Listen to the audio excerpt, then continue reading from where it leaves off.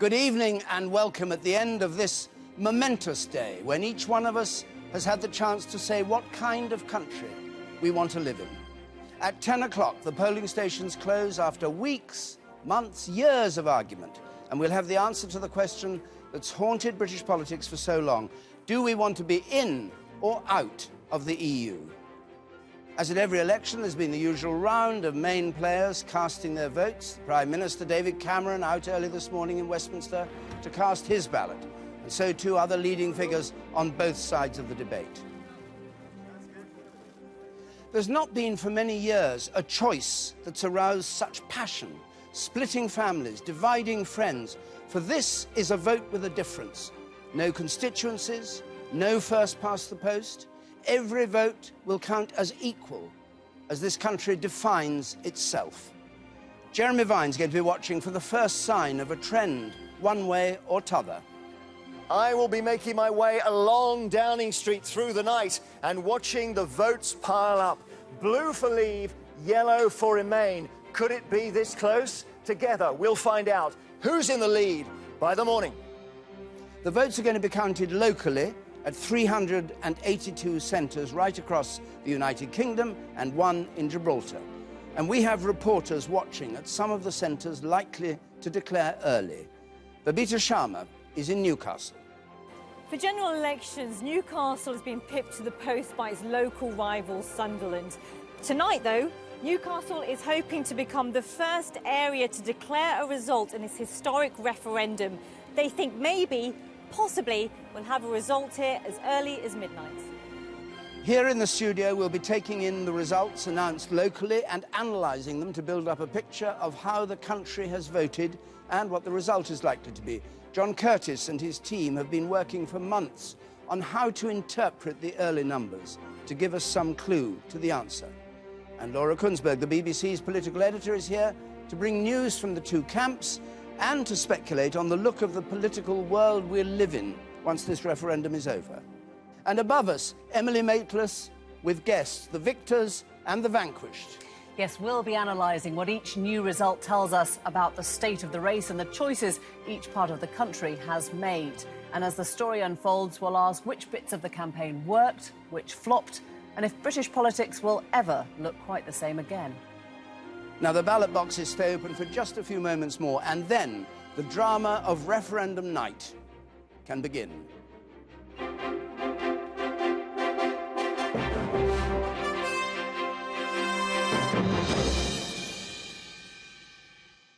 Now, when Big Ben strikes 10 in a general election, of course, we release our exit poll to give the first indication of who's won. For the referendum, it's not going to be possible. Exit polls work, if they do, by comparing one election with another and measuring the change. It'd be crazy to compare this European referendum with the one that was held 41 years ago. It wouldn't work. So patience is our watchword tonight as we wait for the first actual declarations to come through.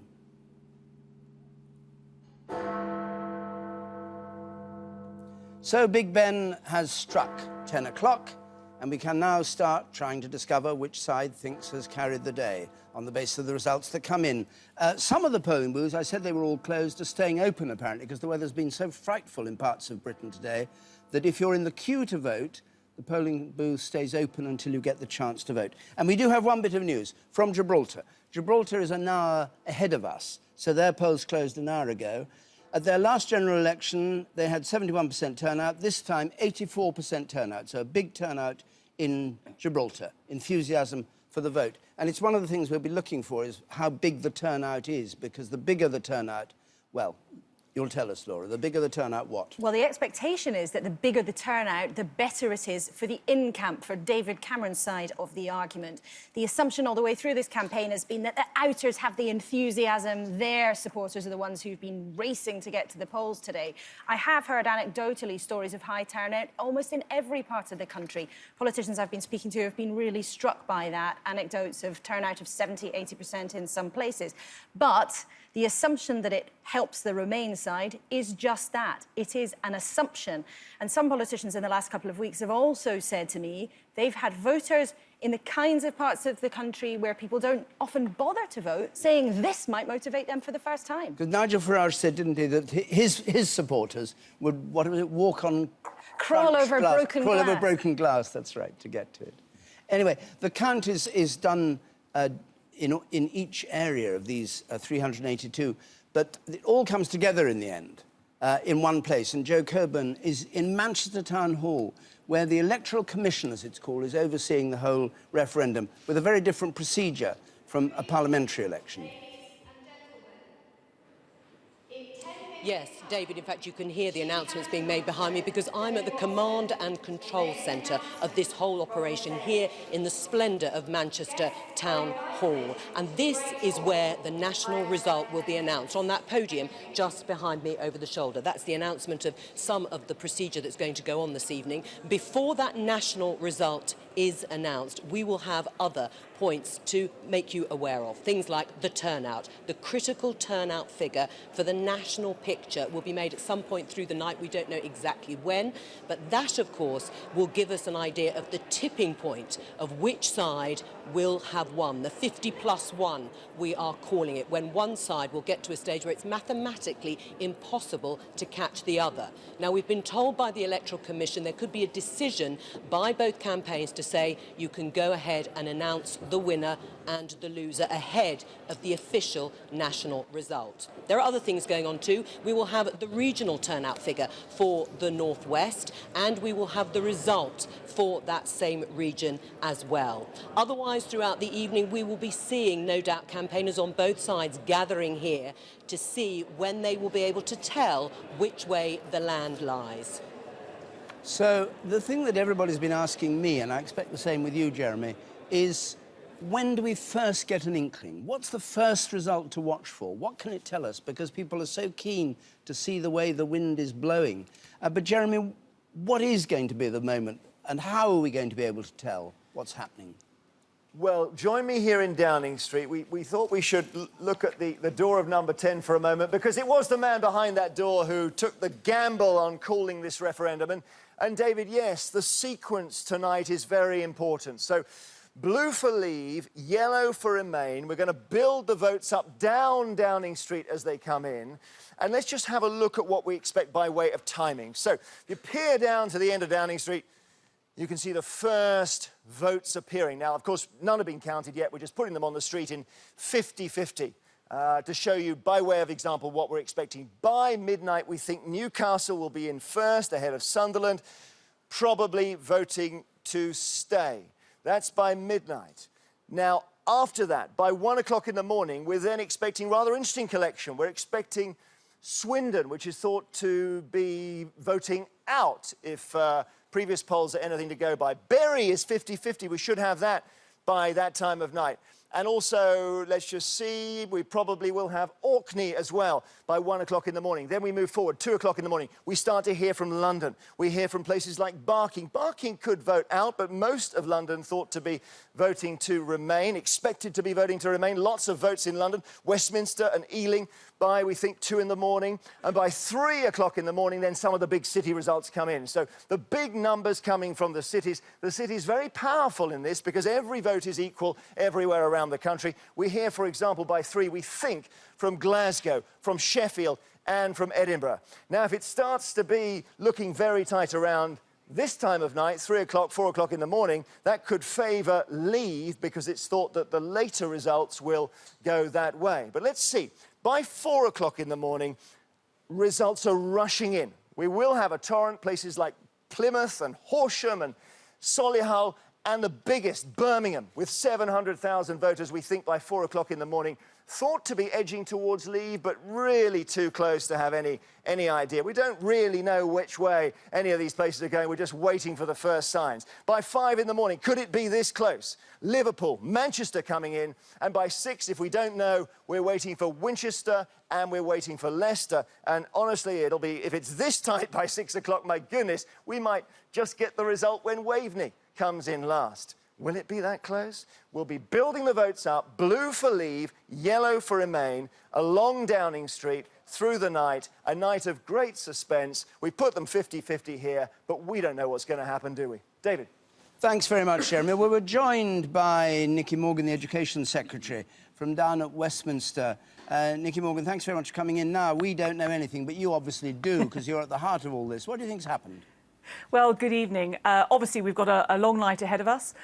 We are confident and hopeful that there will be a victory for the Remain campaign, but we'll obviously have to see. And I think I would agree from my anecdotal evidence that there has been a high turnout, certainly in my own area.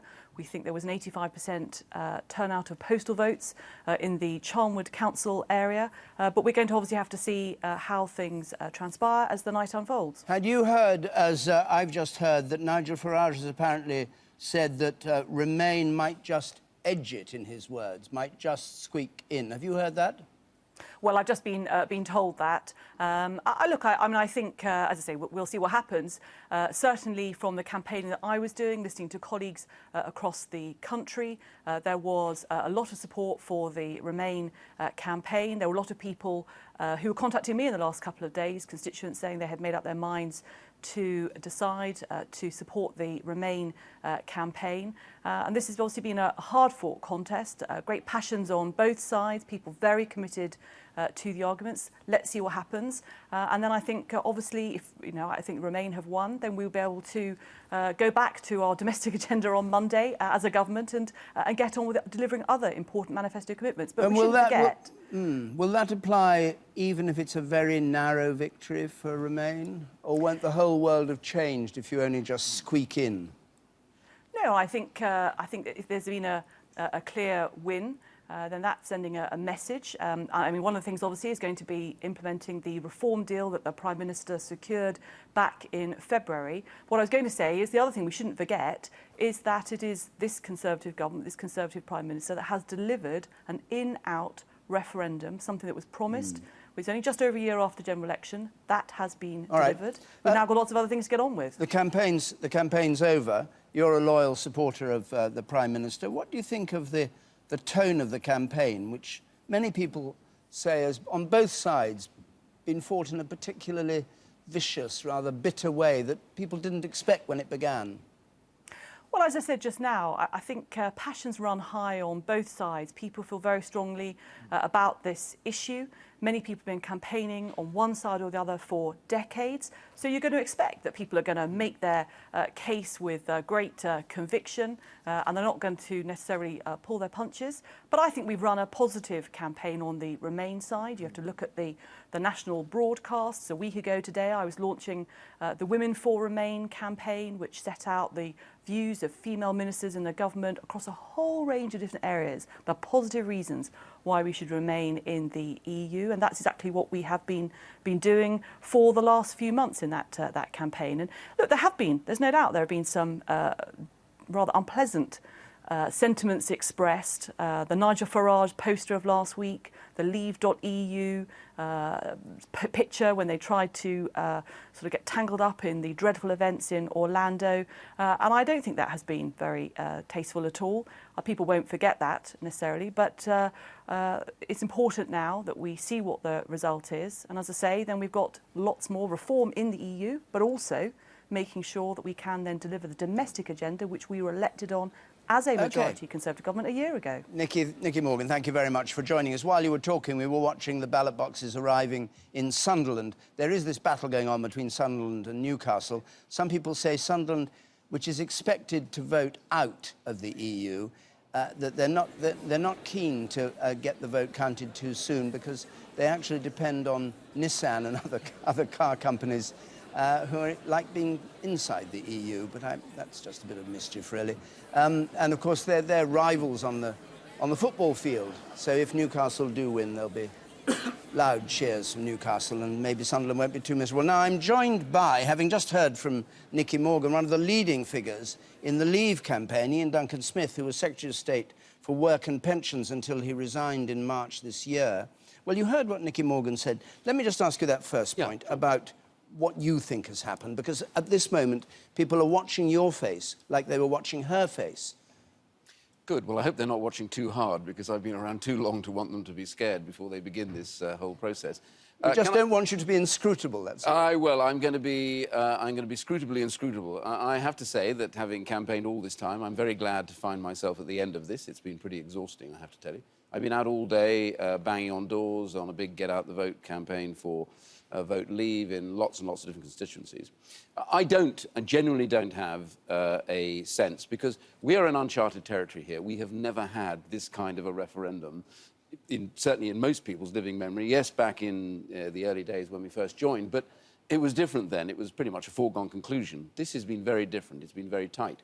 And I was just talking to Tom Watson earlier on before he'll come on, I know, and we both said, we're in strange territory, because normally we can be talking to constituencies with constituency MPs, etc., and they'll tell us how it's going in their areas. Here, every single vote, as you said, counts for the first time ever, and that's quite difficult for us. We're wrong. So Nigel Farage seems to think he knows how it's gone. Well, you roll your eyes, but I mean... Listen, I never quite follow what Nigel Farage says, because quite often he says two different things at the same time. So my point, really, I'd say to you, is a couple of things I have picked up, though, on the road today. And one was that the turnout in council estates is very, very high. I mean, I've been in politics 24 years now.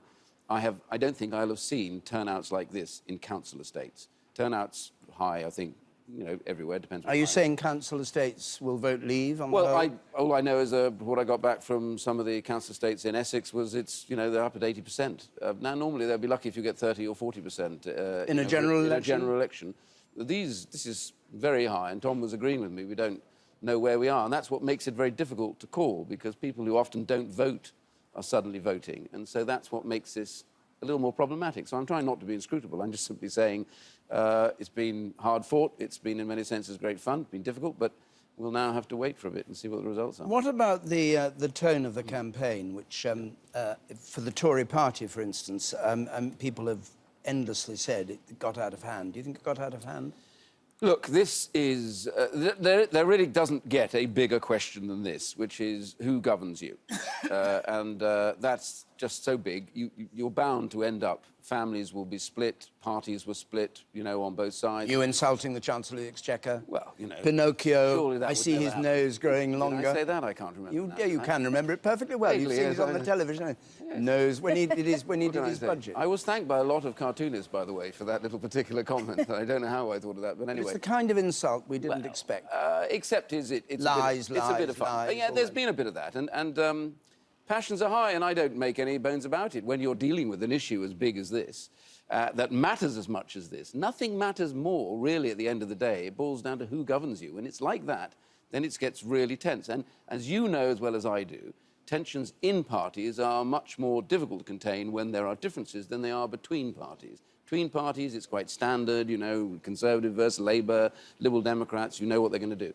But once a party loses its cohesion for a period because they're all on different sides, you're always going to get, families break apart for things like this for a while, and they will take chunks out of each other. But actually... but they'll come back together, and that's... Oh, really? But the Tory party's been torn apart for a long, long time by this issue. Still here, issue. though, and it's still in government, so they must have a solution to this, which is you do come back. The Conservative Party has an instinct, ultimately, I sense, that once the argument is over, they'll want to be back. We're in government. We have to get on with government, whatever happens. As Churchill once said, when asked by a young MP first arrived in after the war, he said, this is wonderful, Mr. Churchill. On the other side are the enemy, and all around are our friends. He says, no. On the other side of the opposition, all around you are the enemy. Well, you know that as well as I do. People disagree in parties more passionately than they often disagree with people on the other side. Will there be settle it. All right. If it's a narrow victory for Remain, will there be a price the Prime Minister has to pay in terms of people who... I mean, for instance, the Chancellor of the Exchequer has been particularly insulted, reviled by people on your side for his budget, the punishment budget he was going to have. Do you think a head will roll and it might be his to bring people like you? Well, I'm not saying you're going back into government, but to bring the party back together. I don't make any suggestions on this one. I have been very clear about the Prime Minister. I said that whatever happens, the Prime Minister got a mandate. We want him to continue. Clearly, he has to make decisions about who governs with him and who doesn't. That's his decision, either remain or leave. But my simple point is there were lots of disagreements. I mean, I did fundamentally disagree with the Chancellor's position with regards to the emergency budget. Lots of us did. But, may well be gone, and that's the end of it, really. So I think you're going to stick around for a bit, aren't you? well, if you'd like me to stick well, around, well, I'm very I'd like happy you to. Well, you're the only person we've got here at the moment, Thank so you you've got to for that little stay. compliment. Well, OK, on that very high ticket, I'll stick around if you don't Stick around, and we might have it within the hour. We might have something more substantial to talk about. Thank you very much, Ian Duncan-Smith. We're going over to Brussels now to our Europe editor, Katja Adler. Katja, good evening. We know Brussels has been watching this all very, very closely. What's the mood there tonight? Are they all sort of watching the telly and trying to interpret what's happened? Oh, yes. Well, of course, this was a referendum held in Britain, but whether the UK stays in or leaves the EU, that has huge implications for the rest of Europe. So this is being watched very closely, not just here in Brussels, but in Warsaw, Paris, Berlin, across Europe. And also across Europe today, town halls flew the Union flag in a sign of solidarity. But at the same time, there are plenty of Europeans who looked on at the referendum today in the UK with a big dose of envy. They share a lot of those criticisms of the EU that were highlighted by the Leave campaign. And so their worried leaders have started talking loudly about reform, because our referendum is seen as a warning, even by bigwigs here in Brussels, a warning that the EU in its current form isn't working and needs to change. But the big question then in Europe tonight is, can leaders push for reform in the EU alongside Britain if it votes to remain, or will tomorrow be the start of more awkward, frosty relations if the UK chooses to leave? I don't want to be a sort of sceptic about this, but hasn't the EU constantly said it's got to work to change, it's got to be more democratic, got to be more open, got to do this, got to do that, and actually very rarely does anything? Yes, got to be closer to the people. I've been following European politics for a very long time. They've constantly said it, and they've never managed it. I think what's different now is, in all the years that I've been watching politics, and I started back in 1996, I have never felt the mood in Europe be more Eurosceptic. Now, if you look across Europe, on the whole, that means they want the EU to change. They're not necessarily calling for it to leave. And their leaders are worried. They're looking over their shoulders at increasingly influential Eurosceptic, more nationalist-minded parties. So they know they need to do something. So there is a push for reform from the countries of Europe, the 27 countries apart from the UK, and they say that whether or not the UK remains in the EU, they will be pushing for change. But we do know Brussels, change can take some time.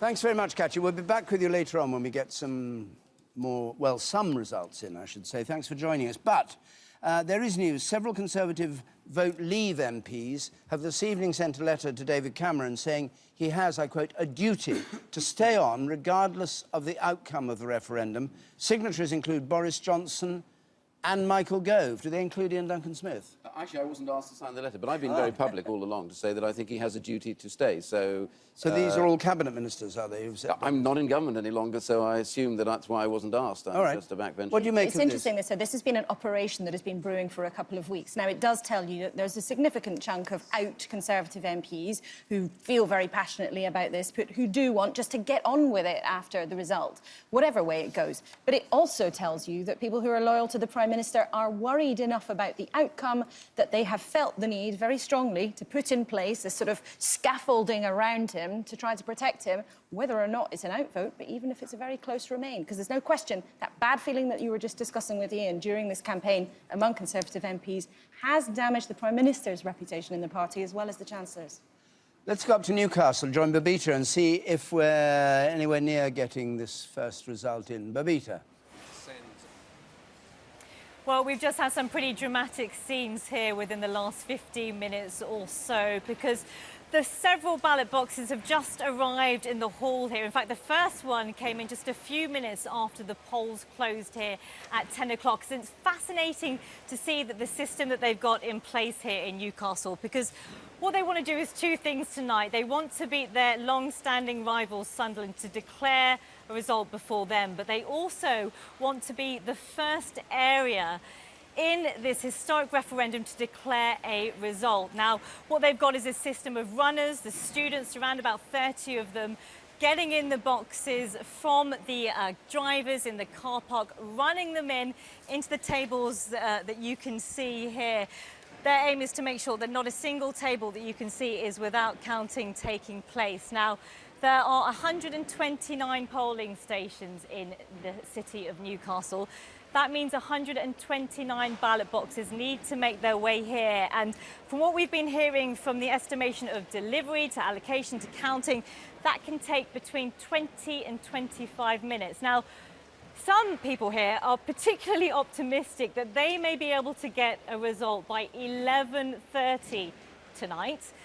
Others, a bit more cautiously optimistic, are saying around about midnight. But it's interesting to note that whatever happens here in terms of the timing, 11:30, midnight, 12:30, is all about the voter turnout, because, of course, that equates to more ballot papers. And from what we've been hearing, the turnout has been very high here today, probably in the region of about 68 to 70%, could be even higher than that. But Newcastle is one of the 30 areas in the UK where the Remain camp are expected to do particularly well. And this city has benefited from EU investment to the tune of around £90 million within the last 7 years or so. So for a lot of the people that we've been speaking to, it's very much about the economy and job creation in the city that they want to make sure is secure, whatever the result is tonight. But like I say, the activity continues to flow here in the hall. And yeah, we think, if we're optimistic, possibly, let's hedge our bets ahead of Sunderland around about 11:45. Babita, thank you very much indeed, and it will be very important because it will be the first thing that we can really chew over, though Emily has with her two people who are already prepared to say something about all this. Emily? We're going to talk about the markets in a second and their reaction to what they think is happening overnight. But first, we're going to talk to our polling god here, John Curtis. David mentioned there was no exit poll, and you'll explain to us why not. We have had, though, what we might call a last-on-the-day poll from YouGov. John, just talk us through. That's right. There isn't any exit poll. There isn't a poll where people have been asked outside the polling station what they've done. But YouGov have done what they did at the time of the Scottish independence referendum, and indeed also last year's general election, which is to get hold of people whom they've been interviewing during the campaign and ask them, what have you done? And on the basis of that, YouGov are saying that Remain have got 52% of the vote and Leave have got 48% of the vote. So this is the first bit of public intelligence we've got about the outcome of this referendum. I'm sorry, but there isn't an exit poll, but as David has already explained, the methodology of that, which of course got it right, and unfortunately YouGov's poll, by the way, didn't get it right last year, the methodology of that relies on us being able to compare the results this time with the results last time, and of course there is no last time, so it's therefore much more difficult to do. Kamal Ahmed is here, our economics editor, and on the strength partly of this and partly of what they think has been the sentiment of the week, we've seen a very strong pound. Absolutely. I mean, Emily, if the markets were deciding this referendum, they would have already called it for Remain. The pound is absolutely surging on the markets post 10 p.m, post that poll that put Remain ahead. It's nearly at 150 to the dollar. That's a record high for this year. And actually, the pound has had its strongest week, one of its strongest weeks, for nearly 30 years. So clearly, investors think, from all the evidence they're seeing from the polls, we think that some hedge funds have taken their own private polling and have probably been having a look at that. They certainly think Remain has had a very good day. Now, clearly, they know not a lot more than we know here, but certainly in terms of the data there, and also FTSE 100, the shares on the FTSE 100 have also had a strong day on the market. So certainly the signals are that Remain has won. Now, markets aren't political particularly. They're not saying Remain has won. That's very, very good news. All they mean is that, therefore, the uncertainty of what Leave could have brought, they believed, won't now happen. And so, therefore, we can start focusing on the other type of issues, the other problems that Europe has, but one of them won't be that Britain has actually left. And, John, in terms of early indicators, some people are already saying Gibraltar's the new Sunderland. Now, Sunderland won't like that very much, but when you're looking, for example, at that narrow gap from YouGov, 48-52, what does that suggest to you that are the factors that might be at play there? Gibraltar, to be honest, we expect to vote very strongly for Remain, and indeed the turnout in Gibraltar at 84% is extraordinarily high. But of course, for Gibraltar, the implications of the UK leaving the European Union for its relationship with Spain is obviously pretty fundamental.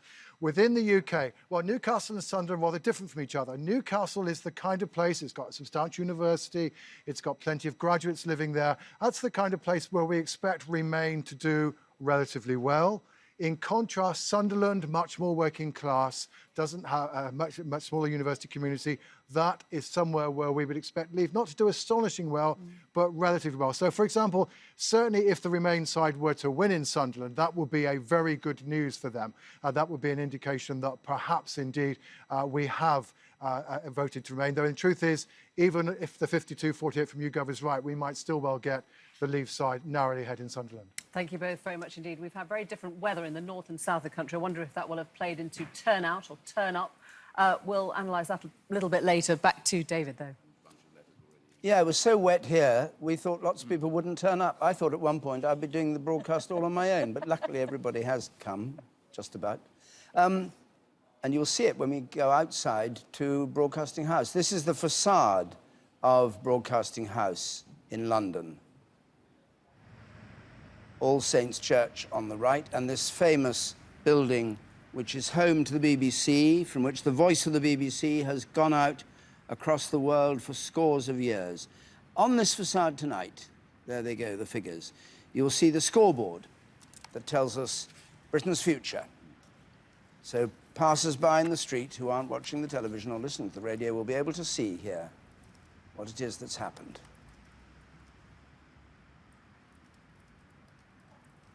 So, we'll have more back here, but let's just first of all have, important as always, a full roundup of all today's other news. Here's Rita Chakrabarti. Thank you, David, and good evening. The counting has begun of millions of votes cast across the UK in the EU referendum.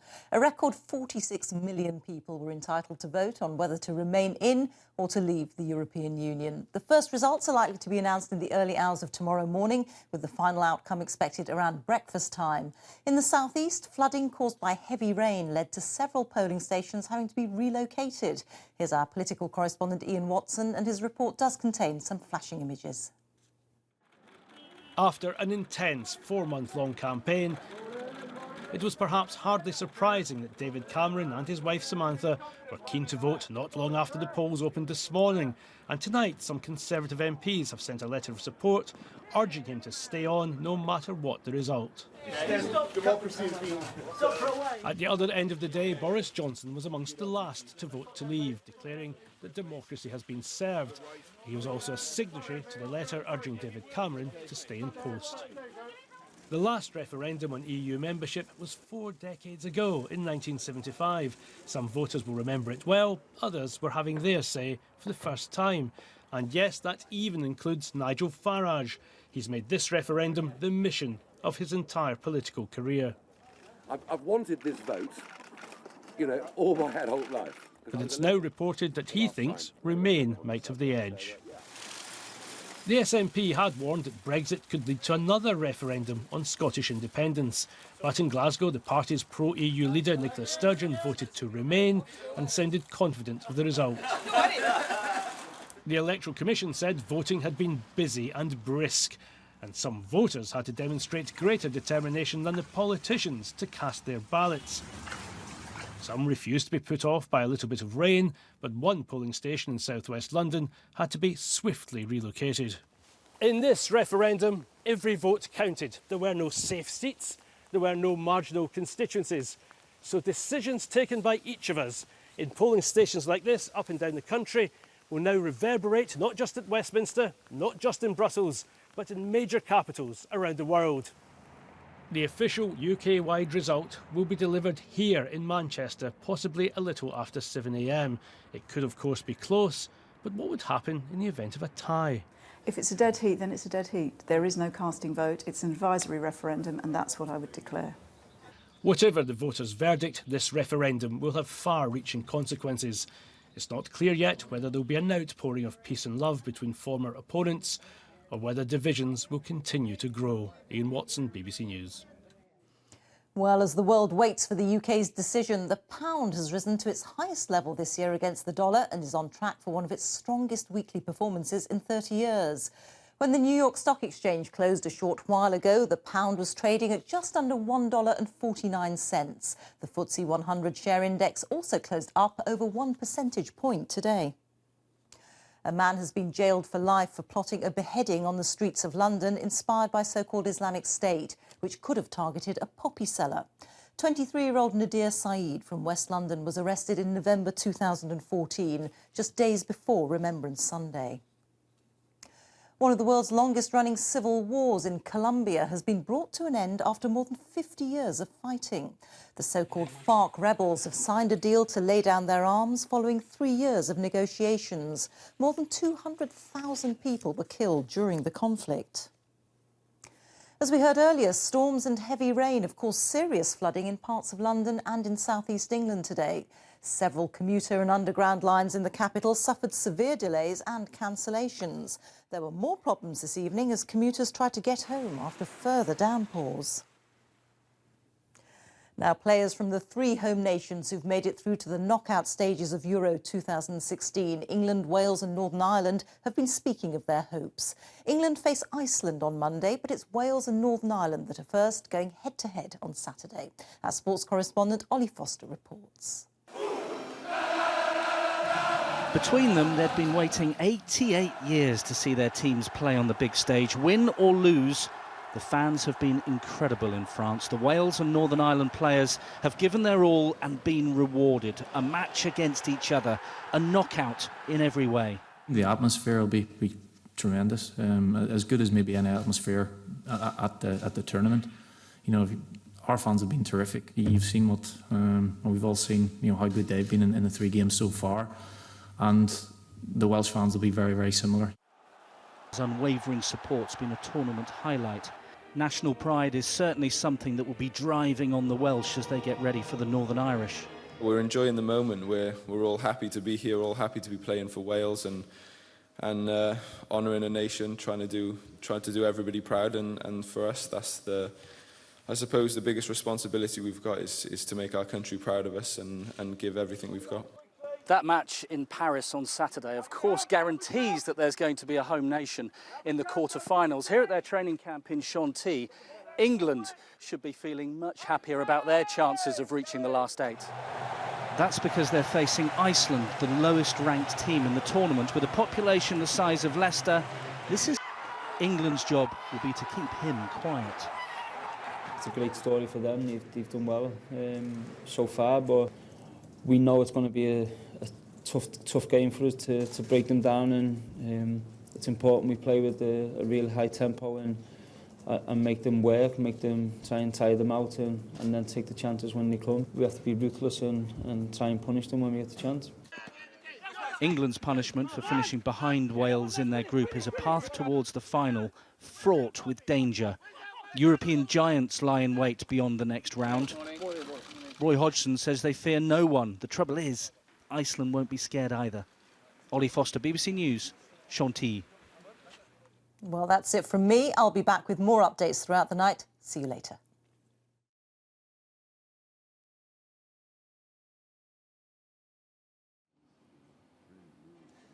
The battle of the tweets has dominated this referendum campaign, and the Prime Minister's got off the marks quick this evening. This is his tweet. Thank you, everyone who voted to keep Britain stronger, safer and better off in Europe, and thousands of @StrongerIn campaigners around the UK. Getting his message in, but it's early days. We don't know yet anything very much, except we've had one poll that's been carried saying there's a gap of 4 points, 52 for Remain, 48 for Leave. But it's far too early. And it could close, it could widen, anything could happen. It's only 25 to 11, and we haven't the slightest clue. So let's carry on like that. What we do know is that a letter's been signed by 84 MPs to the Prime Minister urging him to stay. And there's a copy of the letter, and there are the signatories. Laura, just tell us about this. Is this particularly significant, or is this just what was expected? Well, I think this has been expected. We've known about this letter was doing the rounds among backbenchers for some weeks now. It was gathered by a backbencher called Robert Sims among his colleagues who favoured out. So the point of this is to say all of those people who've been going hammer and tongs against the David Cameron's position, arguing forcibly for out, we still want him to stay on. Why? Well, There is a whole range of opinion in the Tory party about what happens to David Cameron after this poll. There's no question about that. There is a small, hardy group of people who, frankly, have had enough of David Cameron's leadership a long time ago. It's not necessarily about the EU. There are people who've never really warmed to him, and he's been the leader of the Conservative Party for 11 years now. You know, that's a long time in politics. That's a long time for grudges to develop. I think the move behind this letter is that because probably the bulk of Brexit MPs don't want the party to descend into chaos and infighting in the wake of this result. Yeah. They do want to get on with it. They did win a general election only last year. That said, there is a significant group of people also who quite might be up for the chaos, who do want to see change in the party. Would the Prime Minister take any notice of a letter like that? Or would he just say, oh, God, there they go? I think by the morning, that is going to feel like something that is not necessarily a big development not overnight. on our agenda. And it's All also right. worth saying, just very briefly, other letters, I don't know how many, but other letters that say something rather different about David Cameron's future are very likely to have gone to the chair of the 1922 committee, Well, Graham Brady, who could press the button on a leadership contest. You'll discover that Well, by the end of this. But even in the closing days, one senior MP said to me a few days ago, they think absolutely that there ought to be a leadership contest, if just to clear the air after a campaign that's been so bruising. I would say that's a minority view, but that is what some people think. Emily. To discuss already, isn't there? Let's talk to Tim Montgomery and Alistair Campbell. We'll come to that letter in a second, but first, Tim, have you heard or talked to Nigel Farage this evening? There were reports that he was suggesting a sort of concession to Remain. I haven't spoken to anyone in UKIP today, but you're right, Nigel Farage does seem to think that the referendum is lost as far as Brexit is concerned. But just to give an indication of the divisions within UKIP at the same time, the Leave EU campaign, which is the sort of more feisty side of the Leave campaign, they've issued a poll which says that Brexit could still win.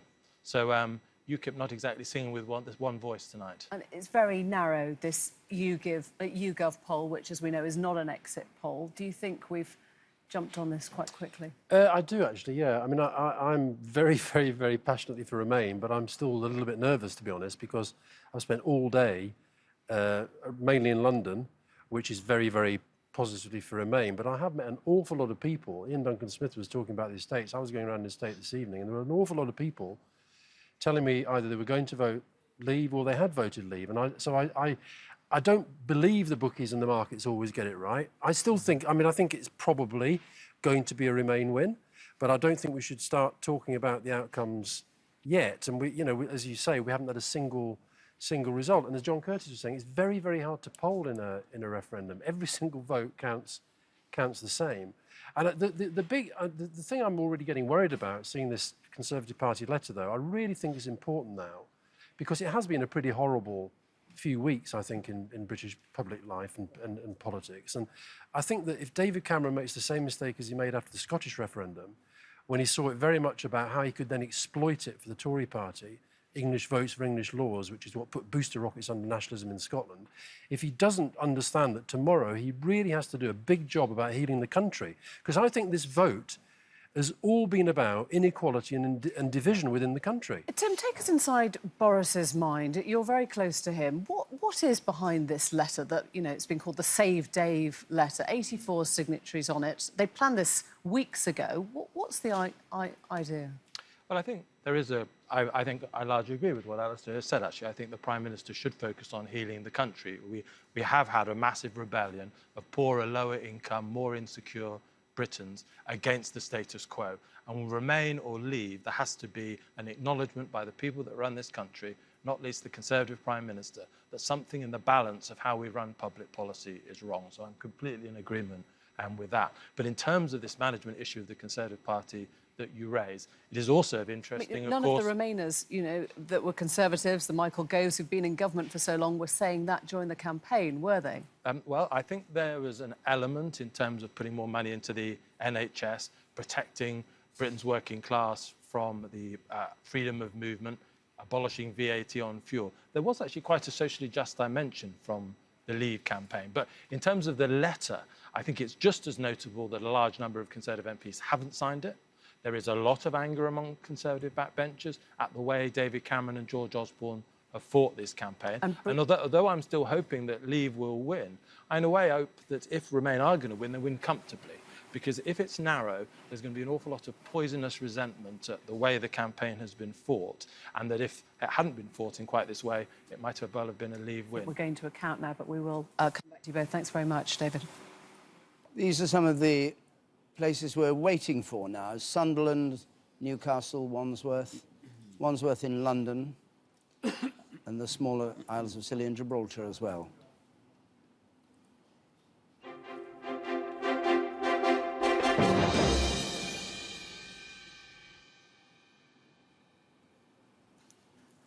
Tom Watson has joined us, the Labour MP for West Bromwich East and the Deputy Leader of the Labour Party.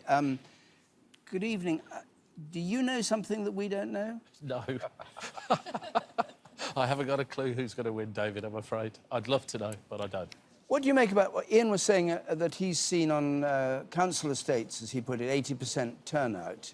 Do you, and obviously the Leave campaign are hoping that that is the Brexit vote coming out. Do you think that is a likely interpretation?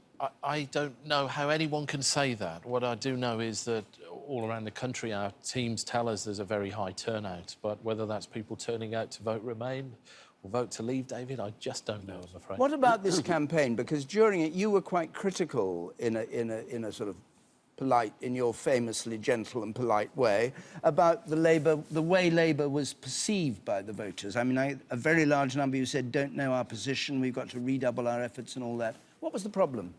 Well, I think that was certainly in the mid part of the campaign. I think we've improved on that in the last sort of 10 days of the campaign. We just had it was very difficult for us to get airtime. You know, when you've got these kind of big figures in the government slugging it out, we found it very difficult to get our distinct message over. And we took a very early decision that we wanted a separate Labour in campaign because we thought we had things that we had to say that David Cameron couldn't or wouldn't say, particularly about workers' rights, but particularly about the kind of social Europe or workers' Europe that we wanted to see in the future. But your leader, Jeremy Corbyn, famously said, when asked, you know, on a scale of 1 to 10, are you in favour of the EU? He said 7.5. He did. So yeah. It's not he also kind of great cry of battle cry for the Labour Party. He said it in fantastic style in a white fur coat as well, which deeply impressed me, David. Yeah. But what I think it showed was, I mean, I think he's actually in touch where the British people are. You know, he has consistently said that he wanted us to remain in the European Union, but to reform the European Union. You know, he sees it as an imperfect institution that needs reform, but you can only do that if you're around the negotiating But on one of the key issues, immigration, you remember he was asked whether there was any upper limit, and he said no. You feel that actually Labour should focus on the levels of immigration if it's to keep the support of party members? Well, we certainly both agree that we needed to look at the impact of the rules across the EU and how that hits labour markets. And actually, we did try in the campaign to get some positive suggestions over. We think there are things you can do now. We wanted to reinstate the Migrant Impact Fund, which helps communities dealing with migrants with schools provision and GP provision. And we also think the government could end this unscrupulous practice of some employers advertising jobs in the UK abroad, but not in the UK. Yeah. And it's manifestly unfair. Do you think that Labour supporters will divide 50-50 on this issue of whether to stay in or out? Because I think if we are, well, we'll ask Ian Duncan-Smith because he's here, but I think a lot of people on the Brexit side will be saying that those are the people who are going to vote for Leave. I simply don't know. I can only go on what the recent polls say, and of course we shouldn't believe anything that we read in the polls these days, but it certainly seemed to me that it said that about 68% of Labour supporters were voting to remain, which if that turns out to be the case, it will show that more of our supporters supported our position than any other political party. But I don't think we can tell that now either. You agree with that, Ian? I haven't seen any real figures about this. All I would say... I mean, you were here earlier on, you were talking about 80% turnout in council estates and quoting that, but thinking that that was going to benefit the Leave side. No, I wasn't making a particular projection. I think that the high turnout in the housing estates suggests something peculiar, which is that, first of all, something's engaged them and they want to turn out. I think there have been big issues in the campaign which have a lot of the debate has centred around what has been the impact of uncontrolled migration from the European Union on low-skilled workers, and some of the Bank of England stuff made it very clear that has pushed wages down. Now, I know this has posed a big challenge for Labour. Tom will be the first to accept and admit this, because in various areas, particularly around north of England, there's been a real issue about this in the east of England, where they feel like nobody's talking for them, and that's been the big debate. When you go onto the estates, they say, you know, no one bothers with us, and we have a real problem. When we get our first result in, obviously what we and you will be looking for is some indication of what it means. Now, we've tried to work out a way of assembling these 382, we have to call them, they're actually local authorities, which is where the count's done, but these counting centres, 382 of them. And we've worked out a way, well, Jeremy and John Curtis have, of trying to measure, when you get the first result or second result in, what does it actually mean? You have to watch quite carefully. It's quite complicated, but it does actually make very good sense. At least I thought it did when I saw it. Jeremy. It's quite a build-up, actually. All right, yes, let me show you our counting index. And through the night, we will come back to this again and again. So as David said, 382 counting areas. On the wall here, they are in alphabetical order, and they are in size is crucial here. The bar's size denotes the number of people in that counting area. So, for example, over here, Northern Ireland, for our purposes, counting as one area, has the longest bar. But you see there's a tiny one just there, very small bar. We've just put 50-50, blue for leave, yellow for remain at the moment because we've got no results in. So it's just a way of showing you the counting areas laid out in an index.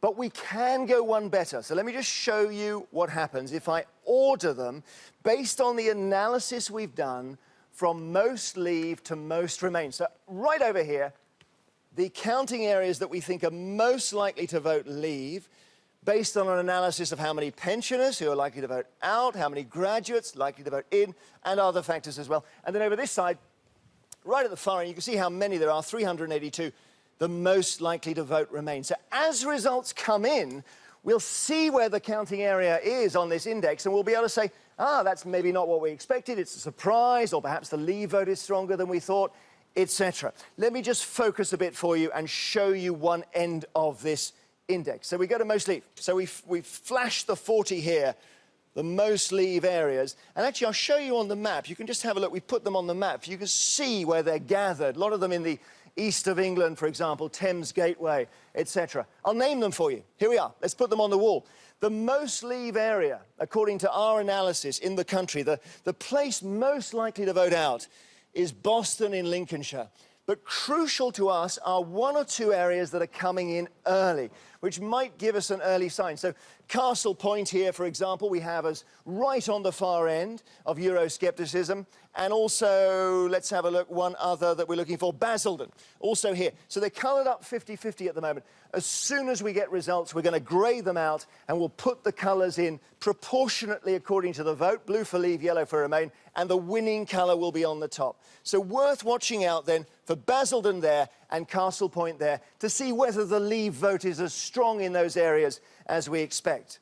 I'll take you to the remain end now, and we'll have a look at the 40 here. And we've talked a lot, haven't we, about Newcastle coming in first and so on. That's quite far off to this end on remain. I'll show you where, because this will be a result to watch for. Here are the remains, and we've got, let's see, Wandsworth here, thought to be early, before 1 a.m, so we'll watch for Wandsworth. Right on the far end of Remain, the most Euro enthusiast part of the country, Gibraltar. Then we got Cambridge and Oxford and Edinburgh. You could guess them almost, couldn't you? The student profile, academics, etc., voting to stay in. City of London there, expected early. That could be useful as well. Only 7,000 voters there in the square mile of the City of London. And I mentioned Newcastle, which we think will be first.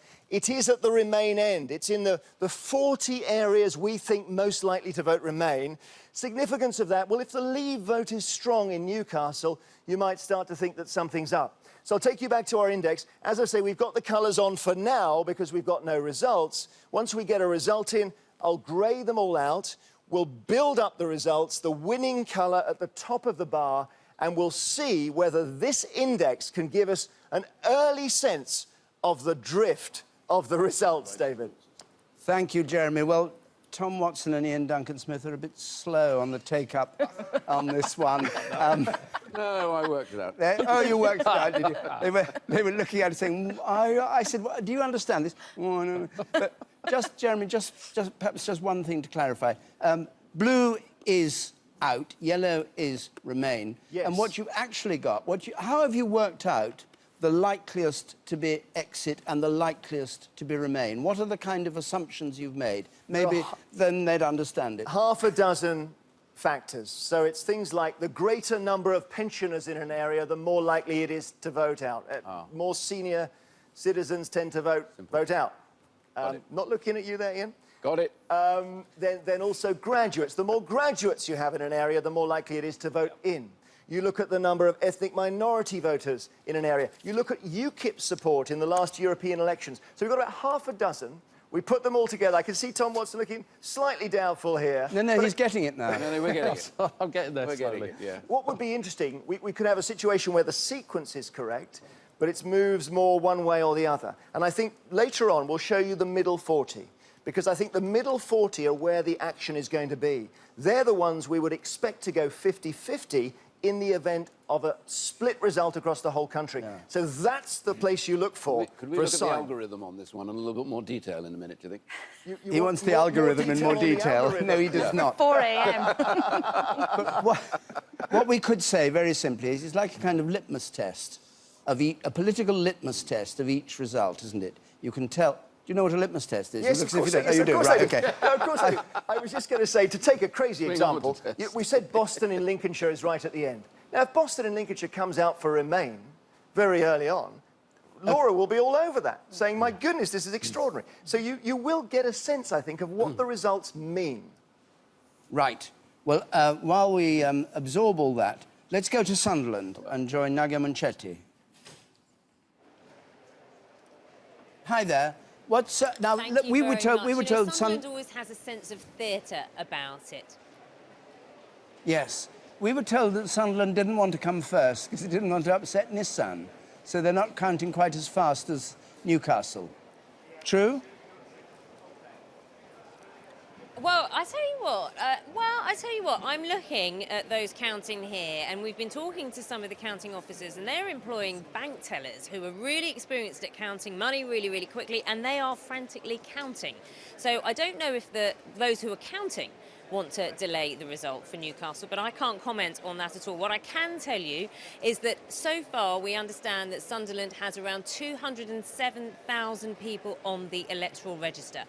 Interestingly, 89,000 of those registered for postal votes, and that may delay some of the counting and some of the time that we get back when we're expecting to return. We're expecting to hear, or we were told to expect a result around midnight. That might slip back to 1 o'clock. We've also heard some interesting comments from those in the Remain camp. They've been speaking, some sources from the Remain camp speaking to the BBC, saying that they were taking a look or trying to gauge the postal votes and saying there was 60-40 towards the Leave campaign, but the effort that they've been putting in from the Labour camp, the Labour Remain campaign, remember there are 26 Labour MPs in this region, 25 of those for the Remain camp, they've been making a concerted effort on the doorsteps, and they think that they've made a difference to the Remain call, or for people to back them in the Remain camp. So that's the picture here so far. I'm expecting a result around midnight to 1 o'clock.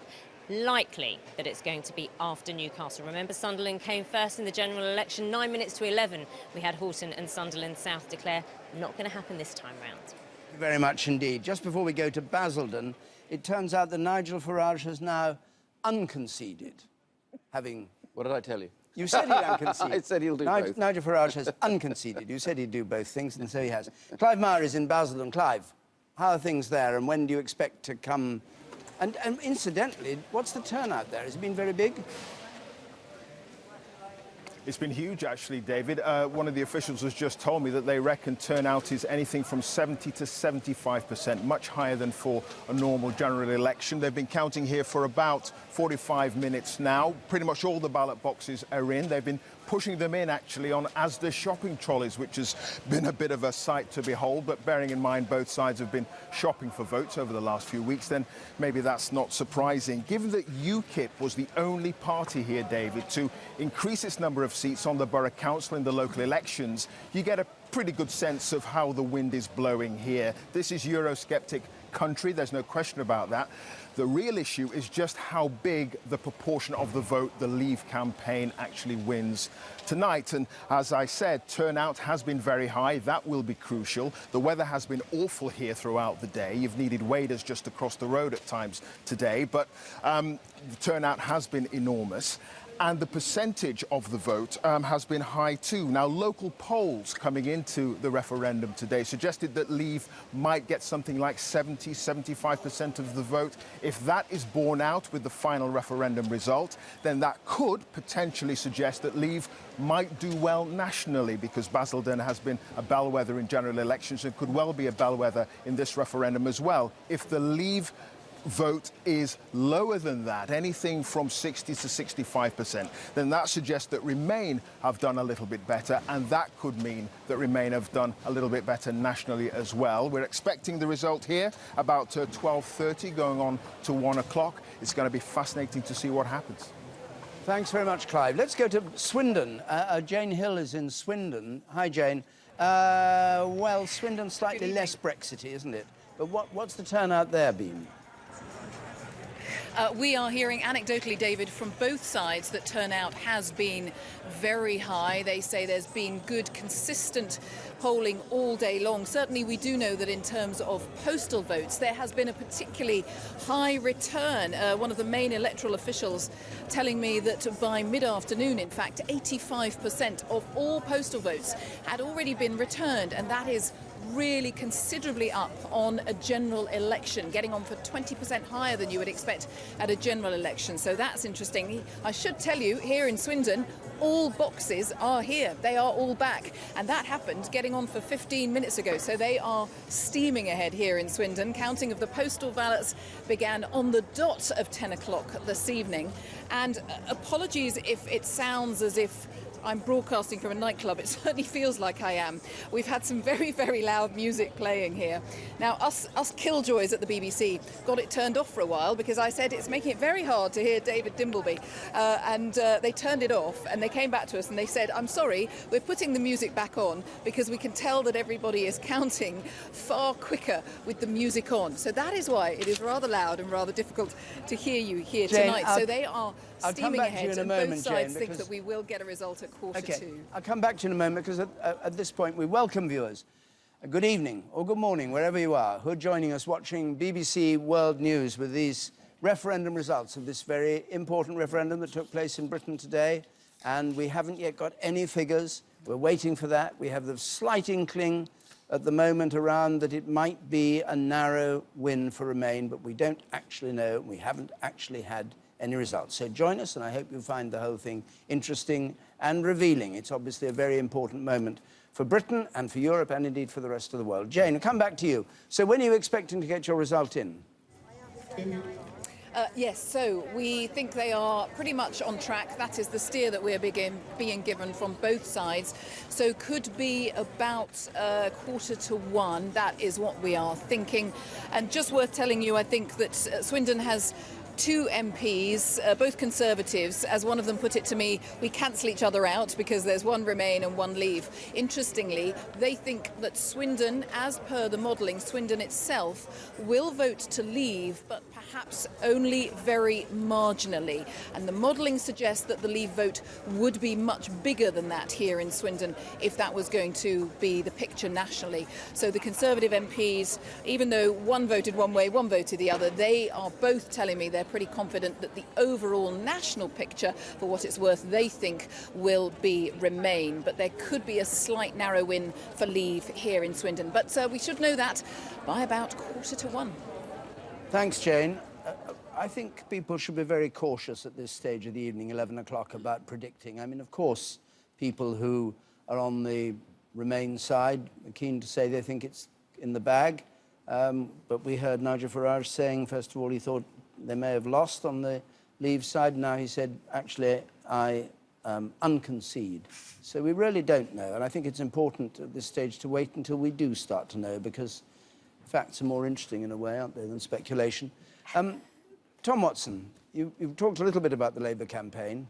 What do you think lies ahead for their party, the Tory party, if there is just a narrow victory, and indeed for what goes on in the House of Commons? It's not really for me to predict what David Cameron's future is, although I see all those MPs signing that letter, which shows he must be in trouble if they're signing a letter of support in 1 minute after 10. And it does seem to me that there's a challenge for David Cameron or whoever leads the Conservative Party, because, let's face it, we end this referendum with the country more divided than it was at the start of the referendum. It seems like at some points we've been slipping into intolerance, and I think it's incumbent on David Cameron to try and bridge that divide, try and heal some of the wounds that the referendum campaign has brought about in the country. And that means his leadership over the next 4 to 6 weeks is really important. But how can he do that if these divisions, which, I mean, Ian has been talking about, and you know perfectly well that people, we said earlier on, families divided, people divided. It is really a very, what can I call it, abrupt sort of breaking point for Britain. They've got one side saying this, because they've been presented with just one question. Well, we need to hear what people were telling us. I mean, you know, the Labour Party have got to do that. We've got to understand what people were saying. What can you do about it? If it's well, for me, I think that there were many people who didn't hear or wouldn't listen to the argument that the EU has made us a more prosperous country. And I think there's a reason for that, because over the last 30 years, all the evidence shows that actually that prosperity has been shared with only very rich people, and they've not had their fair share. But one way or another, half the country is going to be disaffected with the politicians, or with the other half of the country, whichever side has won. There's going to be disaffection, isn't there? Well, of course there will be. You know, these things will take a little time to heal, both out in the country, by the way, and also in politics. Isn't that rather optimistic? You've asked people to make up their mind what kind of country they want Britain to be, and half the people who voted are going to find that the other half doesn't want what they want. Yeah, but I do think that... I'm leaving aside party politics. I'm talking about that, you know, we've told 80% of people have been answering this question. But actually, I think within this referendum, and I agree with Tom on this, I think there have been some real things that political parties have now got to stop and think about. And the distancing of Westminster and politics from communities out far away from Westminster has been quite revealing. I know for the Labour Party, there's a big issue about worrying about how they are getting out of touch with people that are always considered to be strong Labour supporters. And for my party, it's a big issue that people they had taken for granted that would be Conservatives for a long time actually suddenly have become quite angry about this debate, because they feel like for the first time they're being asked a question which they've been trying to get across about what's happened to them. You know, it's not a case of... Tom's right, by the way, that many people out there on low incomes and low earnings do not feel like at any stage over the last 10 years they've at all been benefited by anything. In fact, they've actually seen some of their incomes fall. And this has caused quite a lot of turmoil. So there's a huge moment here for the first time. We don't rely on safe and unsafe constituencies and marginals. All of a sudden, every place in Britain has a voice now, and many places in our present system have never been able to tell us anything because nobody was asking them, because they didn't matter in a general election. They do now. I think, David, this is, of course, a huge reason why David Cameron's handling of this in the next few weeks will be absolutely critical. He, of course, ended up calling this referendum, conceding having to hold a referendum, really, to try to settle a problem on the right of British politics inside his own party and to try to hold off UKIP. What it risks unleashing is forces, really, that the sort of political classes, who've all been surprised that it even ended up feeling this close, whatever the result, didn't really anticipate. Many of them have discovered that they were more cut off from their traditional bases than they really realised. And the handling of that is going to be absolutely critical in the weeks ahead. Just have a look at the morning papers. It's a very old-fashioned thing to do, really, considering most of the stuff comes through online. But anyway, they've had to make their headlines. Well, I don't know, the Times saying closest call for Britain. The Telegraph, Brexit MPs pledge allegiance to Cameron, or to the Prime Minister. The Mail, again, not much of a story there. Well, there is a big story. The 100 billion parasite bankers. We're talking about the city working through the night to make a killing on the referendum result. They'll be lucky. Project Reunite, the Mirror, have that famous picture of the we love you, Britain, of the EU on the left kissing Britain on the right. The Sun, Brex mad. I don't know what that meant to mean either. Polling station chaos, I think. Polling station chaos, or is it Glastonbury? Very late surge in some of these areas. And maybe it's just a railway station. And we've got other headlines. I don't know why we're mocking all these headlines. They have a job to do just like us. But well, that's the last one, apparently. Oh, we've got another one coming up. Here we are. The Guardian. Party leaders reach out to a divided nation. Well, you've seen it here at this table after bitter EU referendum, so we can vouch for that. And the Metro, Farage, I think it's all over, a remark which he has now distanced himself from, saying he's unconceded. So, nothing new there. The general election, do you remember he unresigned? He unresigned, yes, he did. Resigned and unresigned. Emily. David, I'm going to speak to Chris Grayling now, who joins us from Millbank, the leader of the Commons. Chris Grayling, good evening. Thanks for joining us. I wonder what you're hearing about Nigel Farage. Has he conceded defeat? Has he unconceded? Terrible word.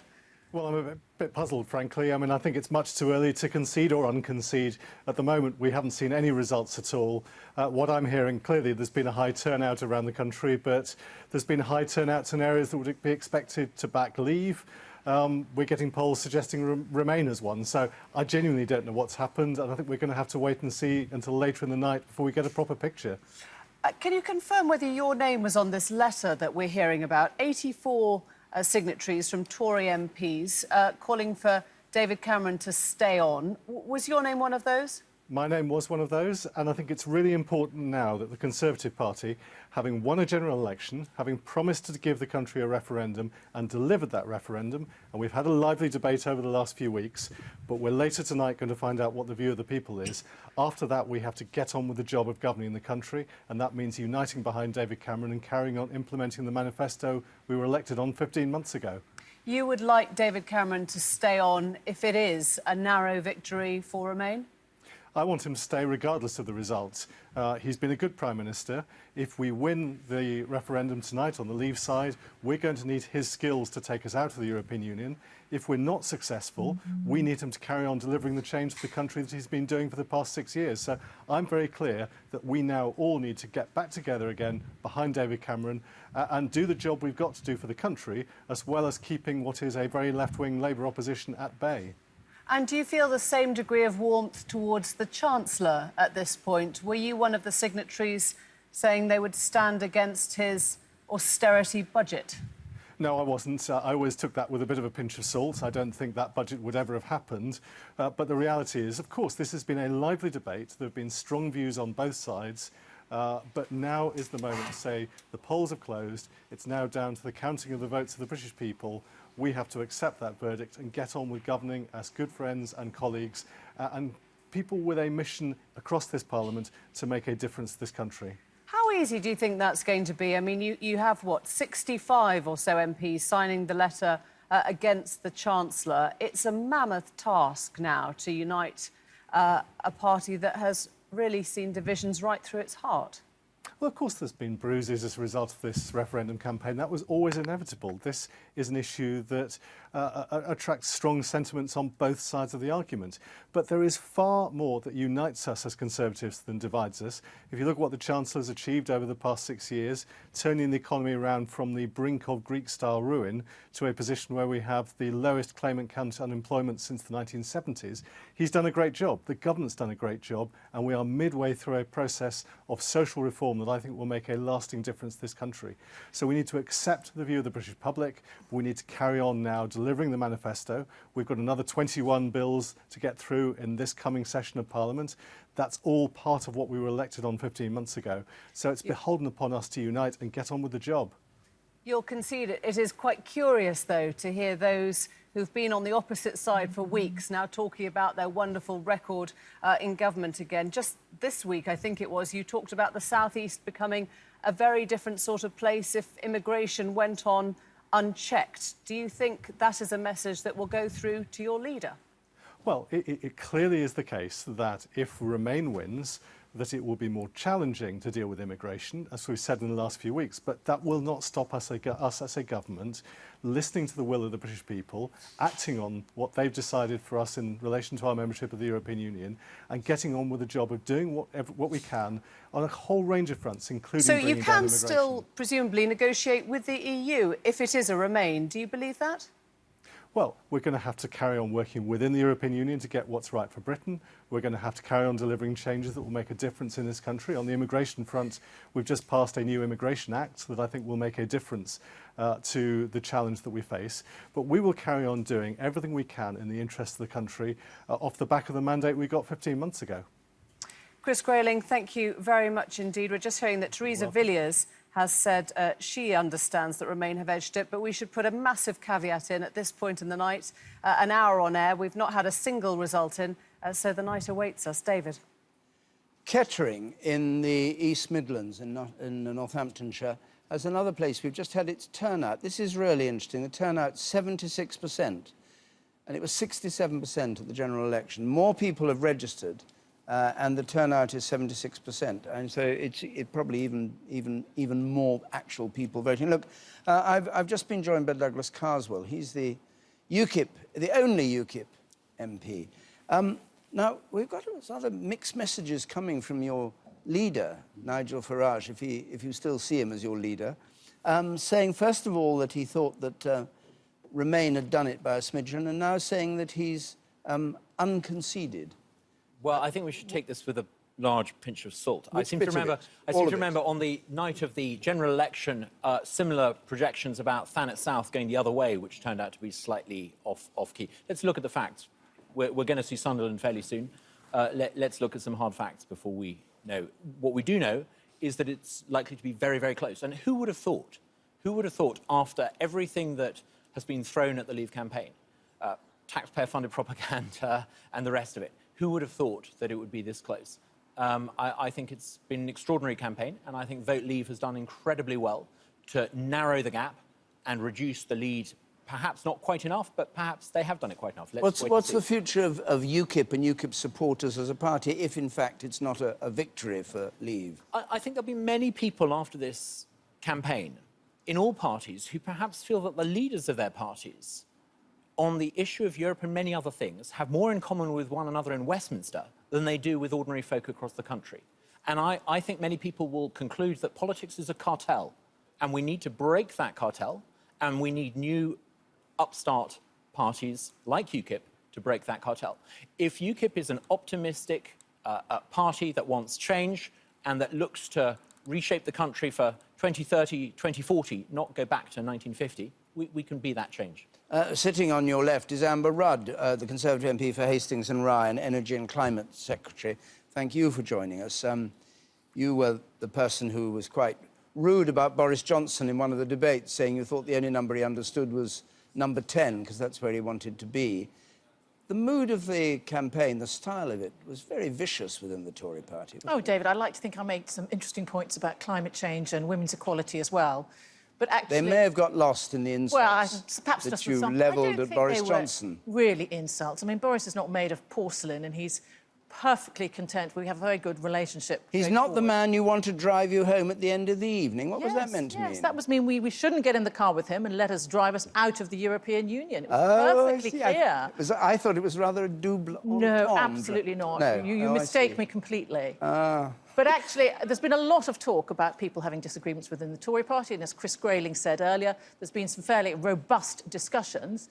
But there's also, I feel already, coming together this evening, people who've had very strong views on different parts of the Conservative Party, already reaching out to each other and saying, whatever the outcome, and as Douglas said, it is too early to say, but we are very hopeful that we will unite again afterwards. No, but the Conservative Party united is one thing. I think what Douglas Carswell was referring to is large numbers of voters being disaffected by that. But that's assume for a moment, we make no assumptions about who's won, who's lost.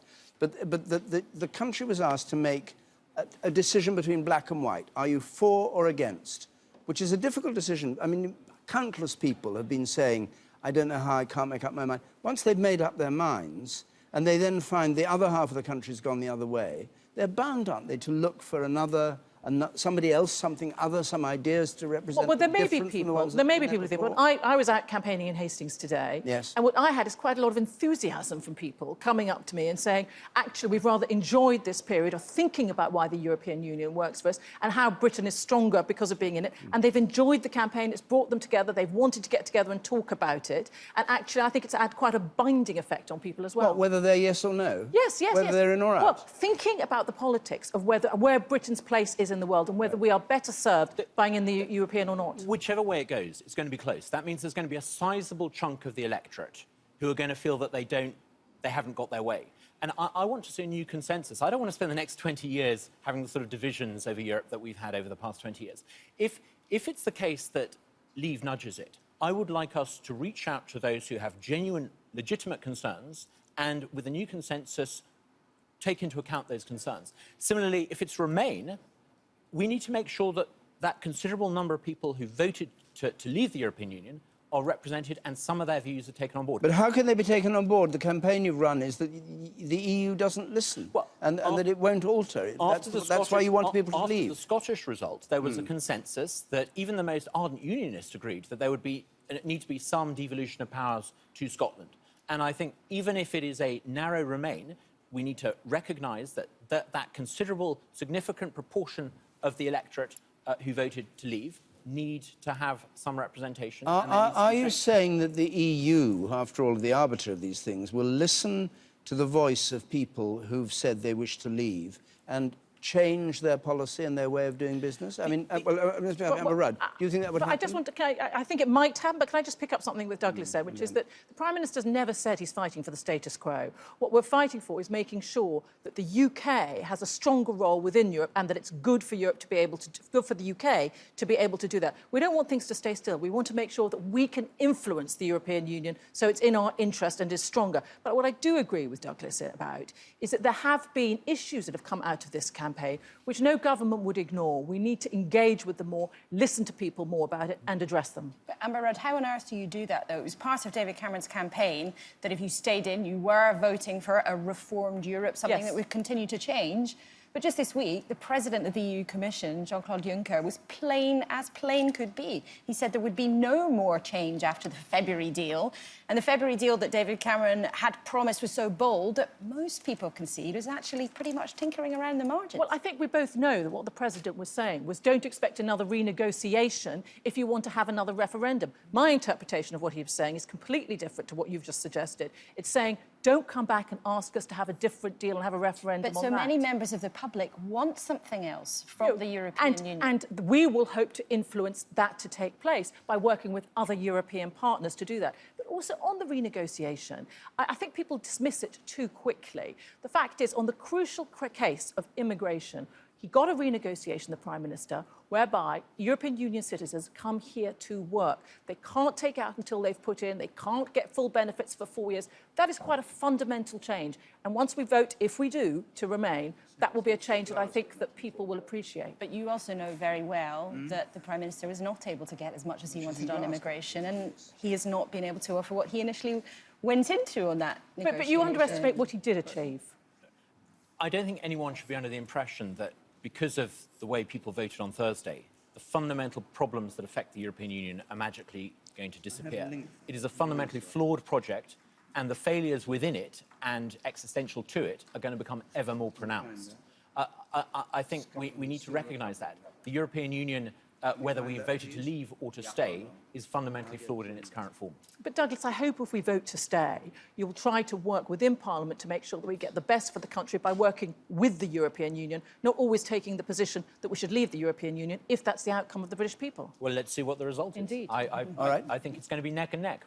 Let's hear a bit more about the result from Jeremy, who had his beautiful explanation a moment ago about the size of constituencies now, the size of the counts, I should say. A bit of the mechanics, I think, David. Yeah, I wish I could give you a result. But so just the way it's working. We're used, aren't we, to Westminster elections and parliamentary constituencies. We have 650 in Westminster, roughly the same size. It's not like that for this referendum. Let me show you what I mean. We have here a proportionate map.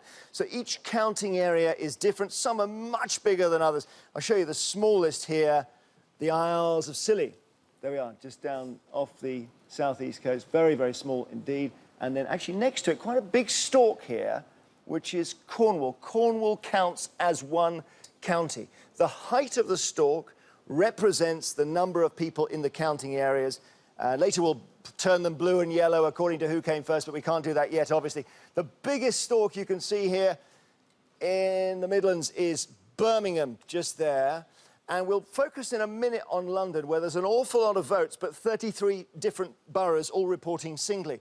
Have a look at Scotland as well. A lot of votes in Glasgow and Edinburgh, not so many elsewhere, but Scotland thought to be going much more for Remain than any other part of the whole of the UK, and therefore Scotland may well be a crucial part of all of this. And if I take you down towards London, you'll see there's this forest of stalks, which represents really the density of population in the south east of England.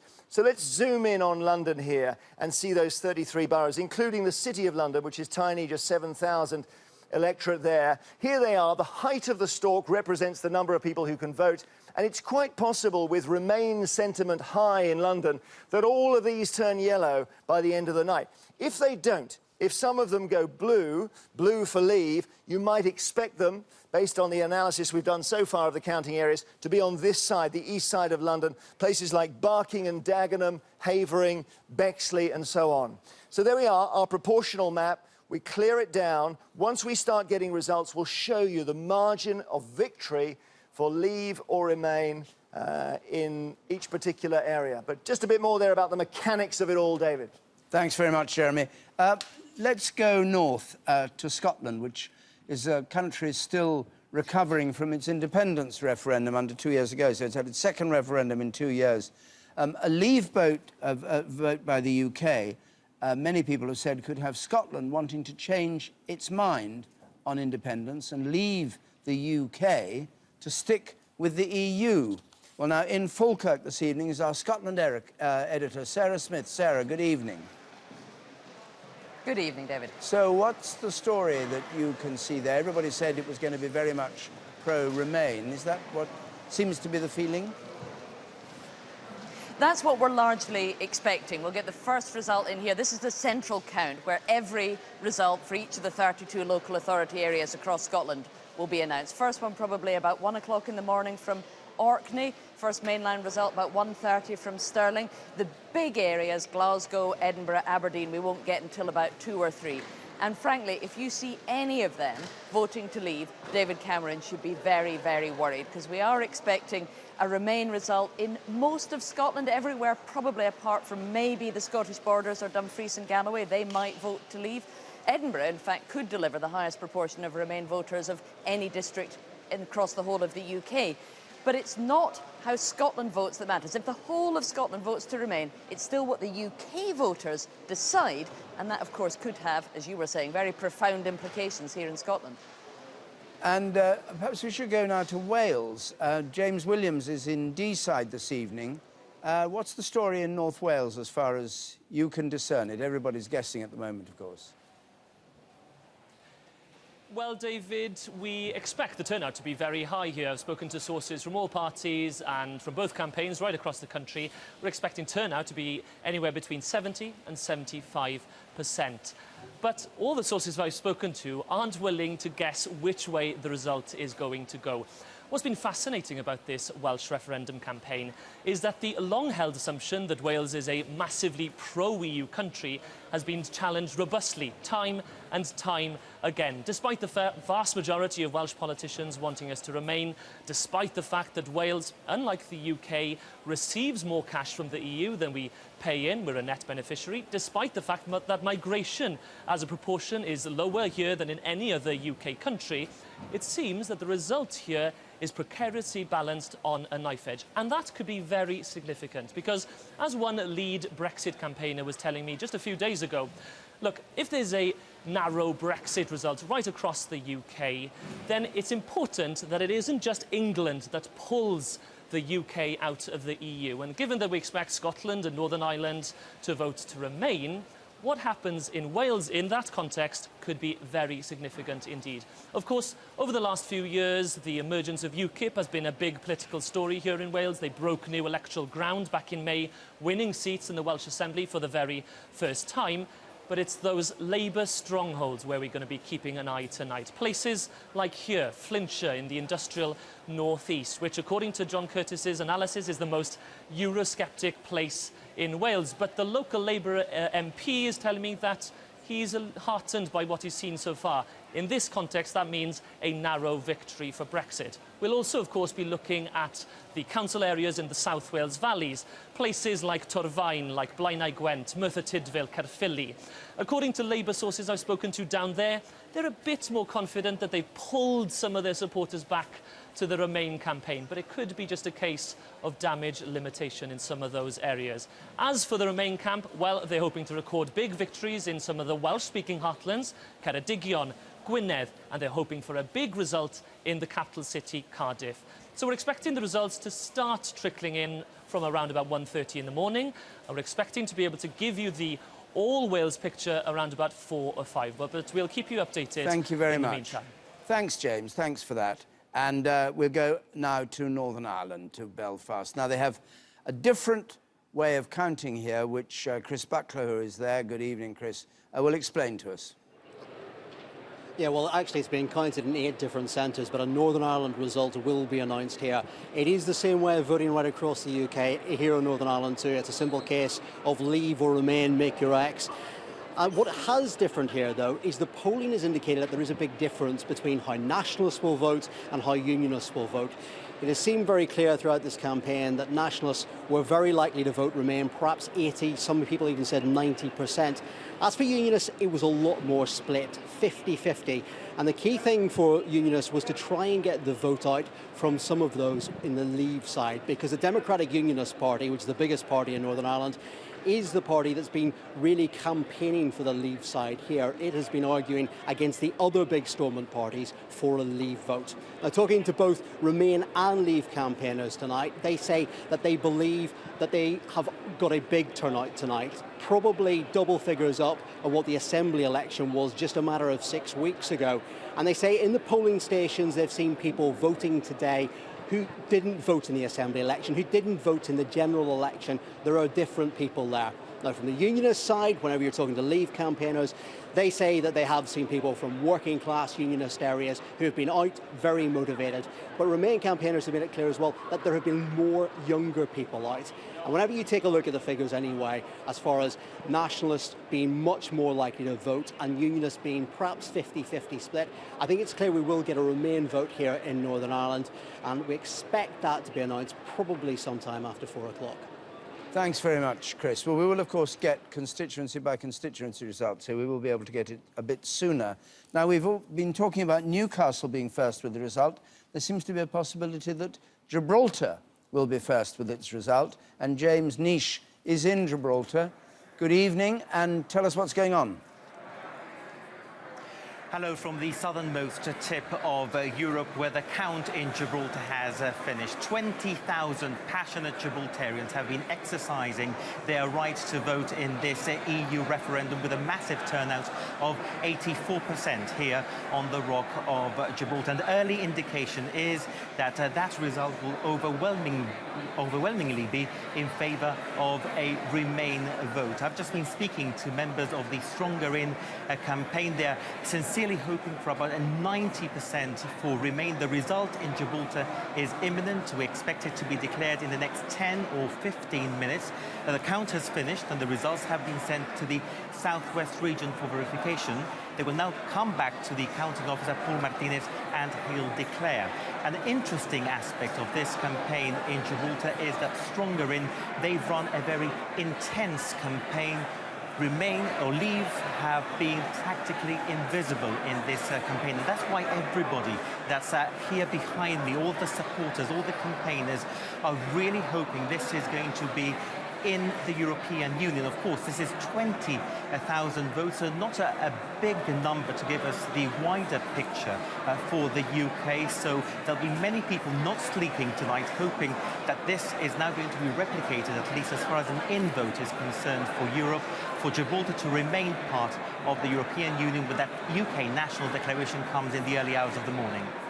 Just briefly, for people slightly puzzled by this, explain how Gibraltar came to be in the EU and to be voting on this. I was speaking to Gibraltar's Chief Minister earlier today, and he was telling me that this is British Gibraltarians being part of the British family, and that they stand united as one. The links between the UK and Gibraltar go for more than 300 years, and it was the Prime Minister, David Cameron himself, who gave Gibraltar the guarantee, because how Gibraltar would be affected by a Brexit. The guarantee was given by the Prime Minister when he called this referendum that the people of Gibraltar will have a right to exercise their say, and that is why everybody here is hoping that the UK and Gibraltar will remain in the European Union. They say that a Brexit would severely damage the high quality of life that Gibraltarians enjoy today. Thank you very much indeed, James. And we'll look forward to getting, I think it will be the first results. We're looking forward. This is Kirklees. There's counting stopped for a moment. It's just resumed. They had a minute's silence for the MP Joe Cox, killed last week. And the same in Leeds, I think, where counting stopped. It's now resumed. So I think we can go to the news, which is perhaps what we should do now. I don't know whether the news will have changed, but here we are. There is the front of Broadcasting House, and the result, which will show you not very much at the moment because we've had no results. Sometime later, there we are, count underway. Sometime later we'll have it. So let's go and get a full roundup of the news. Here's Rita Chakrabarti. David, thank you. Well, as we've been seeing, the counting has begun of millions of votes cast across the UK in the EU referendum. A record 46 million people were entitled to vote on whether to remain in or to leave the European Union. The first results are likely to be announced shortly. Here's our political correspondent, Eleanor Garnier, and her report does contain some flashing images. So Big Ben has struck 10 o'clock. It was the moment polling stations closed. The UK had given its verdict. But now the waiting, a night of counting ahead. In Sunderland, the team began their traditional race to be the first to complete their count. And as ballot boxes were opened in Swindon, politicians said it looked like turnout was high. People who often don't vote are suddenly voting, and so that's what makes this a little more problematic. So I'm trying not to be inscrutable. I'm just simply saying it's been hard fought. It's been, in many senses, great fun. It's been difficult, but we'll now have to wait for a bit and see what the results are. It's very narrow. With rumours doing the rounds about who's ahead, it's a nervous wait for campaigners. I was going around the estate this evening, and there were an awful lot of people telling me either they were going to vote leave or they had voted leave. And I don't believe the bookies and the markets always get it right. Tonight, it's emerged prominent Leave campaigners Boris Johnson and Michael Gove are among a group of MPs who've signed a letter calling on David Cameron to carry on whatever the result. It's been a ferocious and fractious campaign, and there are wounds that need to be healed. Eleanor Garnier, BBC News. Well, as the world waits for the UK's decision, the pound has risen to its highest level this year against the dollar and is on track for one of its strongest weekly performances in 30 years. When the New York Stock Exchange closed a short while ago, the pound was trading at just under $1.49. The FTSE 100 share index also closed up over 1 percentage point today. Storms and heavy rain have caused serious flooding in parts of London and in southeast England. Several commuter and underground lines in the capital suffered cancellations and severe delays. There were more problems this evening as commuters tried to get home following further heavy downpours. Police in Germany have shot and killed a masked gunman after a terror alert at a cinema complex. The incident happened in the southern German town of Viernheim near Frankfurt. The man entered the complex and took some people hostage before being shot. Police say no one else was injured. Our correspondent Jenny Hill is in Berlin. Security services and police sources, in fact, have told local media that actually it looks as though this wasn't a terror IS-inspired attack. but rather that it was perhaps the work of a confused individual who appears to have been acting alone. There were some witness reports that suggested that the man himself appeared very confused during the incident. Police have yet actually to disclose whether the weapon that he was carrying was a real or a fake, but just before 3 o'clock this afternoon, of course, they were called to the scene, as you saw there, and a very dramatic scene it was too. I think really this incident serves just to highlight yet again how Germany and indeed many other European countries are on a real state of high alert. A man has been jailed for life for plotting a beheading on the streets of London, inspired by so-called Islamic State, which could have targeted a poppy seller. 23-year-old Nadir Saeed was arrested in November 2014, just days before Remembrance Sunday. One of the world's longest-running civil wars in Colombia has been brought to an end after more than 50 years of fighting. The so-called FARC rebels have signed a deal to lay down their arms following 3 years of negotiations. That's it. More from me in a while. We have the result from Gibraltar, so let's go to Gibraltar and hear from James Nish. As counting officer for the Gibraltar area at the referendum held on 23rd June 2016 under the European Union Referendum Act 2015, and having been authorised to do so by the regional counting officer, I hereby give notice that I have certified the following. The total number of ballot papers counted was 20,162. The number of votes cast in favour of remaining a member of the European Union was 19,322.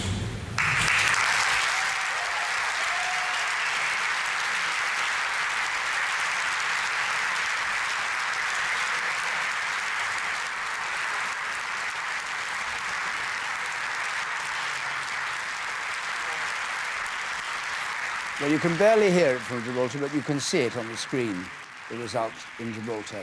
Just 823 wanting to leave the EU, 19,322 wanting to remain.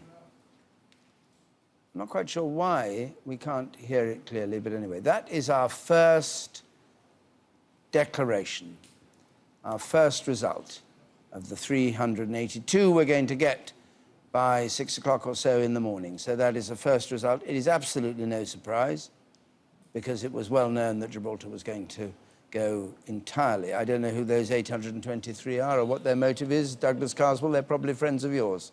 Maybe they're from Clacton. Did you think that Gibraltar should vote out, or did you accept that it was going to stay in? They're going to have their own distinct perspective, and I think we need to respect that. But, you know, I hope that North Clacton undoes that result, but we'll see. OK. Just a couple of tasters that are coming to me from various places around the country. Two different sources suggesting to me that Sunderland, which is going to be one of the other early results that we expect to be for Leave, might be very, very clearly for Leave. One source has suggested to me the sampling there suggests as high as 62% for Leave, only 38% for Remain. Now, that is, of course, way off being the official result, but it would be very important because Sunderland would be an indication of how strong the Leave vote might be in other parts of the country. Leave were always meant to be slightly ahead, but if they're as much ahead of that, that would be quite something. Nigel Farage arriving at the headquarters of his part of the Leave campaign, Aaron Banks' headquarters. And Nigel Farage, apparently, he now says that his views about what had happened was based on what he'd heard from his friends in the financial markets. So when he said he thought that by a whisker the Remain campaign had won, that was what it was based on. Nigel Farage, of course, who was the man who actually got the whole referendum thing off the ground with UKIP way back, and has had a campaign. He's been quite cross quite a lot of the time with the Leave campaign for excluding him and refusing to turn up at places, and actually running his own campaign and being criticised rather robustly for some of the things, particularly that famous poster showing refugees from Syria, which Douglas Carswell and others complained about. Apparently he did speak here. I don't know why the pictures are so rough. You'd think it was done on a iPhone those photographs, the pictures. Let's just hear what he had to say. Ladies and gentlemen, good evening. Good evening.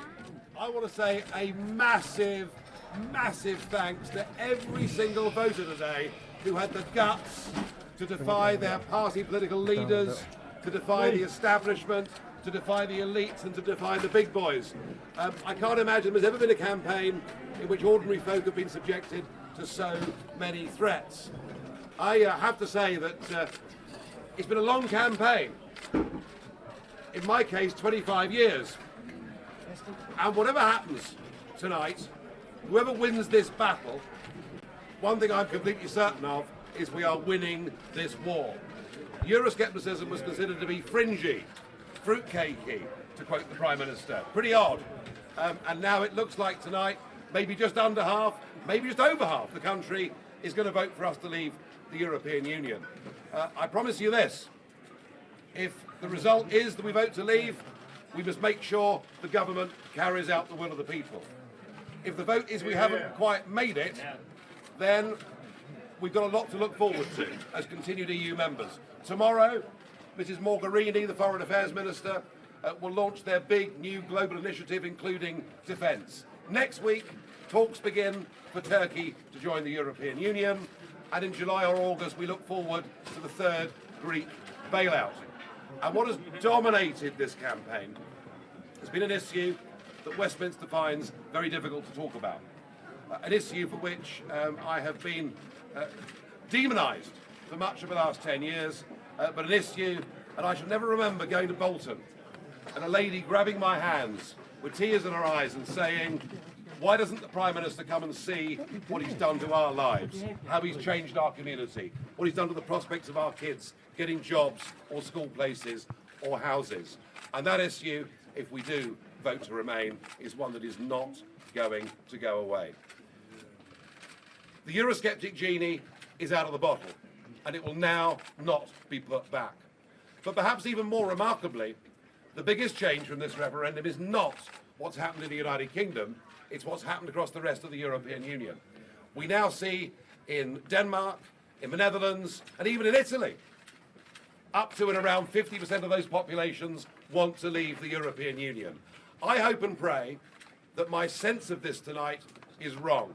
And my sense of this, and no, I'm not conceding, but my sense of this is that the government's registration scheme, getting 2 million voters on, the 48-hour extension, may be what tips the balance.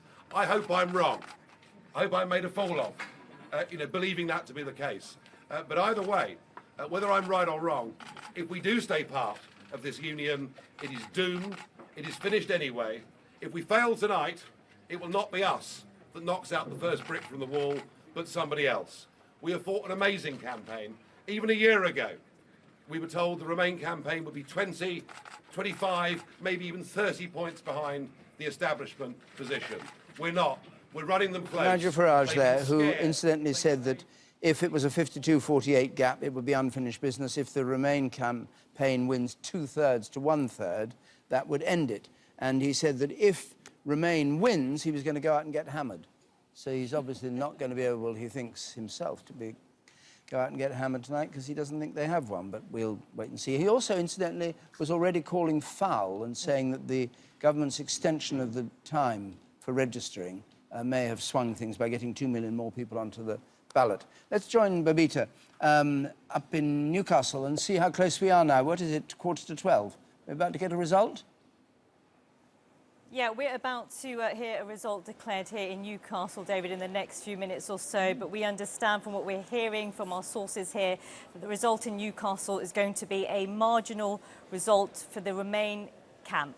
That's a marginal result for Remain here in Newcastle. We're waiting for that official declaration to be made on the stage here with the Chief Counting Officer who's going to take centre stage here, Pat Ritchie. What's happening at the moment is that they have gathered all the results and they've punched those results through to the regional counting officer who is based in Sunderland. They're now authorising that and will make that public declaration of a marginal Remain result here in Newcastle. We're just waiting to have the official figures here, but I can tell you also that turnout was 67.6% in Newcastle. But what we're hearing on the ground here is a marginal result for the Remain camp. Babita, thanks very much. John Curtis, if it is marginal for Newcastle, and we don't know, of course, it's not good for the Remain camp, that, is it? Well, it's either not good news for the Remain camp, or maybe in Newcastle our modelling has not proven to be quite so good. We'll find out later on which of those two things are true. But the truth is, given the evidence we have before us and given the character of Newcastle, this is the kind of place where we'd expect the Remain side to get around 60% of the vote if the country was dividing 50-50 overall. So if the vote for Remain is well below 60%, well, maybe Newcastle's exceptional. We'll have to wait and see. But that is certainly not a result that, shall we say, is consistent with the expectations that have been generated by a couple of polling exercises that were revealed shortly after 10 o'clock. So it could be an outsider. It wouldn't, you wouldn't take it too seriously. Oh, look, we shouldn't go too strong on just one result. Remember 12 months ago, Sunderland was quite good for the Labour Party, and we said then, hang on, this is not necessarily the way the whole country is going to go. So equally, I would say to you, we've got to get a number of results in before, and we start to build up a consistent pattern before we can even begin to sensibly speculate about what the result's going to be. Okay. All we can say at the moment is, well, we've heard the polls, and we may be now hearing Newcastle, and maybe we need to suspend our judgment. When Nigel Farage said that government had fouled by extending the voting period and 2 million more people had come onto the register, do you support him in that? Do you think it's a rigged election, this, which is what he was in effect saying? I think it's really important to show respect for democracy. We've just been through a very prolonged debate. Yes, I think we can legitimately complain about taxpayer-funded propaganda, about the Treasury pumping out a forecast fiction, but when it comes to getting people to engage in a referendum, surely that's a good thing. We've waited 40 years for this moment. Getting more people to engage in the process is a good thing, and there are lots of things we can complain about, but I don't think that should be one of them. OK. Yeah, Amber Rudd. Well, I just think I agree with Doug. I think it's an absolutely ridiculous thing of Nigel Farage to say. You know, we have to respect the British people, and he needs to respect the British people in having made that decision, whichever way it is, as I will respect the decision whichever way it is as well. What were you expecting in Newcastle? Because you obviously... I'm afraid I don't have those sort of details to hand. Oh, right. I'm looking forward to seeing their interpretation. All right. Laura? I was just going to... A couple of other bits coming in. Been suggested to me it might be 61%, as high as that, for out in Crawley. But in London, in Wandsworth, a borough that would be expected to be Remain, being suggested to me it might be over 70% for Remain. But what... So early in the night, but it may well be we're looking at a very, very divided type of vote in very different kinds of community. Potentially, that might be the pattern of the evening. You want to add something? Just merely talking about the posters. I thought you were going to ask me about those. No, I wasn't. Should we? What would you say? Would you associate yourself with the posters that Nigel Farage put out during the campaign? Thank you for the opportunity. And I think it was a fundamentally wrong thing to do. And let me say why. I think it was morally the wrong thing to do. Using a picture of people who had fled from a war in Syria, going to Slovakia, had nothing to do with the United Kingdom. Secondly, I think it was wrong because it gave ammunition to the other side who wanted to cast aspersions on our motives and our values. But thirdly, angry nativism doesn't win elections in this country. And I know that because in the Clacton constituency at the last general election, I made sure that the nativist posters were taken down. And it's the one seat that we won in that general election. What's going to happen to UKIP? Here you are, rubbishing your leader yet again. Who's going to lead this party? We need... It's only you as the only MP. We need change, but the way to appeal to decent-minded people who want change is not by whipping up some sense of the other. Would you like to lead UKIP? Absolutely not. Why? I couldn't be a constituency MP, a dad, and leader of a party. I just couldn't do it. It would be bad for me, and incidentally, it would be pretty disastrous for UKIP. Prime Minister seems to do it quite effectively. He leads the Conservative Party and he's a dad. And you'll never say you're going to be Prime Minister yet. I certainly wouldn't want to lead the Conservative Party. That really would be difficult. I think that's out of the question, Douglas. We can agree on that. We're joined by Paddy Ashdown. Lord Ashdown, I could perhaps just warn you that we may have to go to Newcastle while we're talking for a result. So if I interrupt you and we go off to Newcastle, I hope you'll for once, forgive me. I always forgive you, David. I always forgive you. Just come to this campaign itself. Do you think it's been damaging or cathartic? I don't think the political class has covered itself in very much glory, I'm bound to say. Too much hyperbole on one side and a lot of, well, it's a heavyweight word, but I don't think there's any other word for it, lying on the other. By the way, I mean, Douglas Carswell and I profoundly disagree about this, but he really is an honourable man. He's just made two very important statements. First of all, that Nigel Farage, true to form, is determined not to accept the sovereign voice of the British people and he'll come back again. And secondly, on that poster, David, I don't know the result, and even if I do, having said I'd eat my hat on your programme last time, I'm certainly not going to do it again, especially with the blessed John Curtis there just behind you, to whom I owe a deep apology. Twice, by the way. I've done it twice, and I was wrong on both occasions. There is a question you just about touched on with Douglas that I'd like to raise with you. I think the thing we're missing here is the postal vote. I don't know what the total postal vote across Britain is, but was it 20, 25, maybe 30%? I don't have a figure. But John will know. And how do they take that into account in the polls? Because my guess is that the postal vote across the country will be very heavily Brexit, because it was cast right at the height of the Brexit surge at the time of immigration. Right. And frankly, a 4-point lead for the Remain, which is what you have, margin of error stuff, would be is not enough to counter that. So I just wanted to ask the blessed John Curtis, how do we take into account the postal vote? OK, well, St John is here, so let's ask him.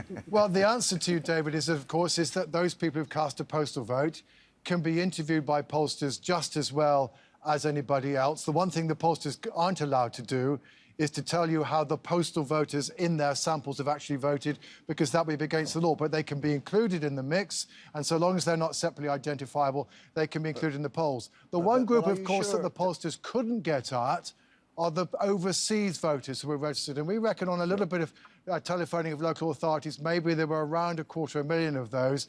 It's still not an enormous number, but that's certainly one group that the pollsters definitely could not get hold of. I don't want to get into the intestines of this too much, but you started it. Yeah, I know, but I'm really genuinely interested, because my sense is that the postal vote may well tip this in an opposite direction to the latest poll. So here's my question for John. I'm a postal voter. I voted out, but I've changed my mind. And you ask me now how I'm going to vote, and I may say I'm voting in at this stage, but that out is already cast. Do you understand what I'm saying? The pollsters do. Once you've got into the period where it is possible for somebody to have cast a postal vote, people are asked in the interview by most pollsters, are you registered to have a postal vote, and have you already voted? In which way have you voted? So, therefore, the pollsters ask postal voters how they have voted, as opposed to simply asking them, everybody else, how they will vote. So, you know, within the limitations of polls, they should get that bit of the exercise right. OK, fine. In which case, we'll wait and see. I mean, the bottom line truth, I think, as we all acknowledge, is anybody who tells you they know how this is going to go, don't. And I think this is still, even if the polls are right there within the margin of error of nothing, we're all just going to have to be terribly patient. OK, well, thank you very much, Lord Ashdown. And maybe you'll be patient and come back a bit later on to us from Westminster. Delighted to. Good to see you. Thank you very much indeed. Joe Coburn's in Manchester. Joe, what have you've got somebody with you, and I don't know who it is. David, I'm here you can in explain. the town hall. Yes, no, it's Steve Baker, Tory MP, who has been campaigning for Leave. In fact, the Leave and the Remain campaigns are building up in their supporters here, obviously waiting for any more results coming through. But we've also been talking about the future of the Prime Minister, David Cameron. And Steve Baker, Tory MP for Wickham, you've removed your name from a letter that stated that David Cameron should stay on whatever the result as Prime Minister. Why have you done that? Well, I signed the letter in a spirit of goodwill. I think it was on the Monday. But then as we went through the week, the campaign was escalating, Project Fear was escalating, and as a matter of protest, I took my name off and I simply didn't put it back on. But I'm very happy to say tonight that I'd be very glad if the Prime Minister continued on tomorrow, whatever the result is. I think he does have a mandate and a duty to stabilise the markets, to stabilise the country and keep the Conservative Party together. So why didn't you put your name back on? Well, you know, I think sometimes we get carried away with names on and off letters. I'm very happy to tell people tonight that I'll be supporting the Prime Minister in the morning. Now, how unhappy were you with what you called the punishment budget by George Osborne? Well, I'm happy to admit that I was the one who organised the 65 MPs to say that they would, to issue a statement to say they would vote against it. So I was extremely unhappy with it. I thought it was ludicrous, and indeed I found myself talking to Remain MPs who also thought it was a silly campaigning tactic. It was really frightening people, and I didn't think it was a legitimate thing to do. And so, as a campaigning strategy, we responded in kind and said we would vote against it, which, of course, if it comes forward, we will now do. Right, so you stated your support for David Cameron. Would you state your support for George Osborne to continue as Chancellor? If George Osborne brings forward that budget, we'll vote it down. But these are not really matters for me. It's a matter for the Prime Minister when all things are considered. Any of your other colleagues who have not signed that letter, or perhaps removed them in the way that you did, who are going to reinstate them? I don't think there's any danger of colleagues combining against the Prime Minister. When you look at the number of colleagues who've been willing to sign that letter, as indeed I was, you can see that the movement in the party is to keep the Prime Minister in place and to ensure he's able to go forwards and stabilise the party in the country. And that is the mood of the Conservative Party. There's no appetite for letters going in to have a vote of confidence. We know that he does have the confidence of the party. What about the hunch tonight on the result? We've had a few results in. Yeah. Obviously, that doesn't indicate necessarily what the outcome is going to be. What's your feeling? Well, if Gibraltar is representative, then I'm in a lot of trouble. But Yeah. my feedback I had today from Leave MPs right across the country was it was a mood of elation, a huge turnout and huge support for Leave in constituencies up and down the country. So I'm really looking forward to seeing the results when they come in. Right, Nigel Farage seemed to indicate that Remain had the edge. Well, I understand they've polled about 10,000 people, but I understand the turnout in Wycombe's about three-quarters, so about 50,000 people. So, you know, they've polled about a fifth of the electors of Wycombe who voted today. So I think the reality is that poll could easily be very wrong. At the moment, we have poor quality data, but it's the best we've got. All right, so you're confident? I am. All right, Steve Baker, thank you very much. That's it from Manchester for the moment, David. So let's have a look at the front of Broadcasting House in London and see what it shows. It's the only result we've had in so far, and it's no surprise at all. And it's sounding as though this may be a very close run result tonight on this referendum. It's just sounding like that, because we're getting conflicting reports all the time. We had Nigel Farage saying he thought that Remain would win by a whisker. Then we've got this report. We haven't yet, of course, been able to find the answer, that Newcastle is well below expectations for Remain. So we're waiting for these figures. And this is the Newcastle count. It looks as though they seem to have pretty well wrapped it up, but of course all these things have to be carefully checked. The tellers here, Laura, as far as you know, these tellers, are they all from the two camps? Remain and Leave? They probably are. I mean, I don't mean the counters, but there will be tellers there checking, won't there? There will indeed, and there will be people who are also sampling. So in these kinds of pictures, these kinds of moments, you tend to see people from either side sort of drifting around the room, looking rather nervously, trying to basically look over the teller's shoulders and watching as the size of the piles stack up on the tables around a counting room. There are always moments of huge anticipation. But interesting sources in the out camp are saying to me that all of their sampling is looking better than they had expected it to. Now, we are getting conflicting results, conflicting suggestions all over the place, but in the last few minutes, that is what's been said to me. They're sampling, which of course is just as they get to peek over the shoulder and look at the numbers stacking up, but it's suggesting that they're doing better. But to all those people who asked us in recent days, when can I get some idea of what's happened? The answer is not at midnight, because we haven't got an answer yet. Emily. David, yes, I'm joined by Tasmina Ahmed Sheikh, who's an MP for the Scottish Nationalists. Very nice of you to join us. And with all these whispers, a very complex picture is now starting to emerge. Just one result in Tasmina, that's Gibraltar. Would you be surprised if Scotland wasn't quite as unified on this vote as many were predicting? It's very, very hard to say so early in the evening, even if we're trying to make conjecture about what might happen across the rest of the UK. It's hard to say. I'm very pleased that there's been a high turnout in Scotland. It's been predicted between 70 and 80%, not quite the 84.6% record turnout in the independence referendum. But we're very, very proud in Scotland of the positive campaign that we have fought, and I think that will reflect a high turnout and I'm very hopeful for a vote for Remain, but it's so early in the evening to say. It is, of course, early. And if Scotland looks like a Remain, we're going to hand straight back. So we've got a Newcastle result, David. June 2016, under the European Union Referendum Act 2015, and having been authorised to do so by the Regional Counting Officer, I hereby give notice that I have certified the following. The total number of ballot papers counted was 129,072. The total number of votes cast in favour of Remain was 65,404. The total number of votes cast in favour of Leave was 63,598. The total number of ballot papers rejected was as follows. No official mark, 0. Both answers voted for, 20. Writing or mark by which the voter could be identified, 5. Unmarked or void for uncertainty, 44. The total number of ballot papers rejected was 69. So there is the first result from England and from within Great Britain that we've had, and it shows the Leave campaign just a little bit behind Remain, not nearly as much behind as all the experts had been saying we should expect from Newcastle upon Tyne.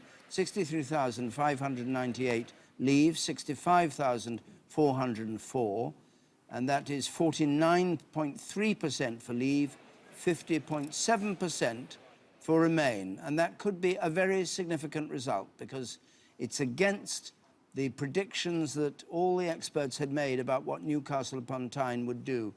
John, you were talking earlier on about students and people with degrees and all that, and that was why Newcastle was likely to be fairly firmly in the Remain camp. Not so. Well, that certainly seems to be the case. So it may be possible that the experts are going to have egg on their face later on tonight, or it may be that this is a first sign that the Remain side are not necessarily going to do quite as well as those early polls suggested. I'll give you a couple of other things, David, that might give the Remain side reason for some concern.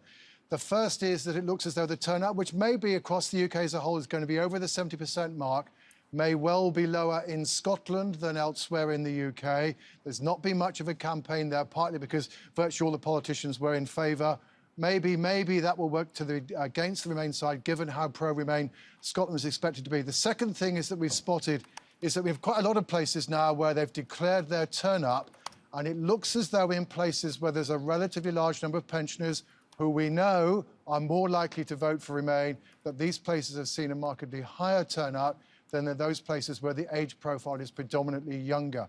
So, you know, these are just straws in the wind, but these are first straws in the wind that, shall we say, if 10 Downing Street was feeling a degree of relief at 10 o'clock this evening when they heard the YouGov poll, maybe the champagne's gone back in the fridge.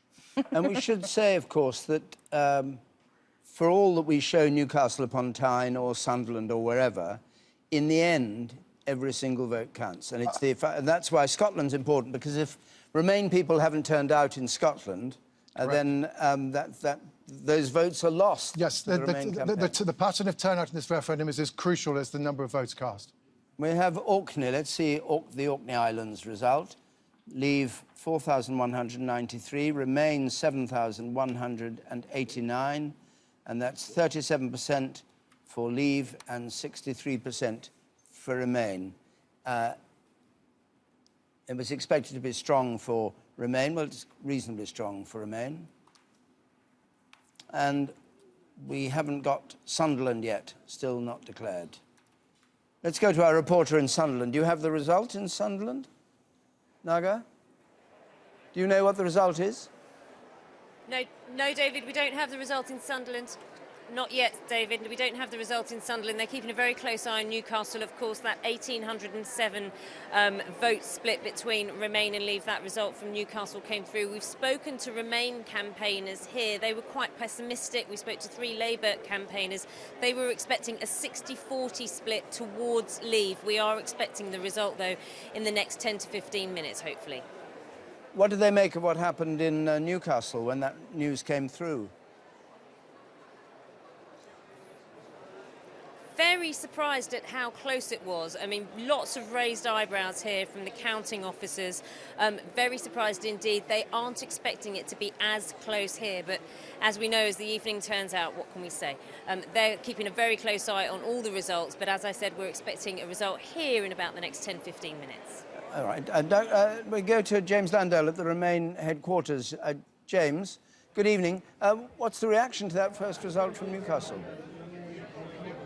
Well, I have to say, David, before that moment, there was a pretty cheerful, optimistic mood here, but definitely when they heard that result from Newcastle, there was a distinct sucking of teeth, when I think a little bit of the wind had been taken out of their sails.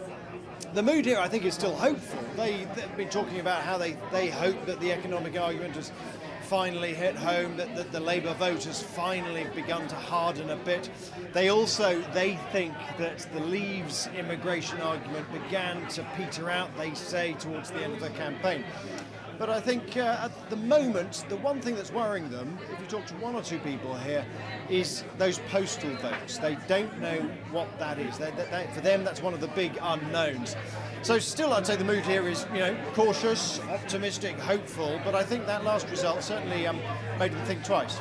It's interesting because we were talking about the postal votes here, and I think, Laura, your view was the postal votes people thought were largely to Leave. Absolutely. All the chatter, all the expectation over the last couple of weeks, postal votes coming in very heavily for Leave. Do we have an idea how many postal votes, what the numbers are? I don't have an exact number, but again, as we're seeing in the turnout reporting back from today, very high turnout on postal votes. Huge numbers coming in was reported, much higher than people would have expected. 25% or something, they Something said. like that. Somebody said in their area it had been as high as 40%, but I don't have an indication what the actual... Maybe John Curtis does. John, do you know how many postal votes we're talking about, if we're talking about them tending towards Leave? 2, 4, 3, 5, 6 million? How many? Well, we're talking, I think, about 20% or so now of the electorate is being registered to vote by post. We expect them to be disproportionately older people, so I don't think we should be surprised that they're relatively strong for Remain. No, but how many votes, how many people cast postal votes? That's what I'm asking. Oh, well, the level of turnout amongst postal voters is always higher than the turnout amongst the country as a whole. How many people cast a postal vote? Well, we have an electorate of, what, 45 million? It's 20% of that, so sorry. What's that? You're the mathematician. I'm not that quick, right? About 9 million. 10 million or so. As John Curtis couldn't do a sum. The nation falls over. No, he can do it. Anyway, 9 or 10 million. Let's join Nick Watts at Aaron Banks headquarters for the Leave campaign. Nick, are you there? Oh, hello. Yes, good. Yes. What was the reaction? Yes, we just heard from Nigel Farage. Yes. Go on, far away. We've just heard from Nigel Farage in rather chaotic scenes here. Nigel Farage conceded, unconceded. I think we'd now say that he's semi-conceded, though obviously that might change when he sees that result from Newcastle.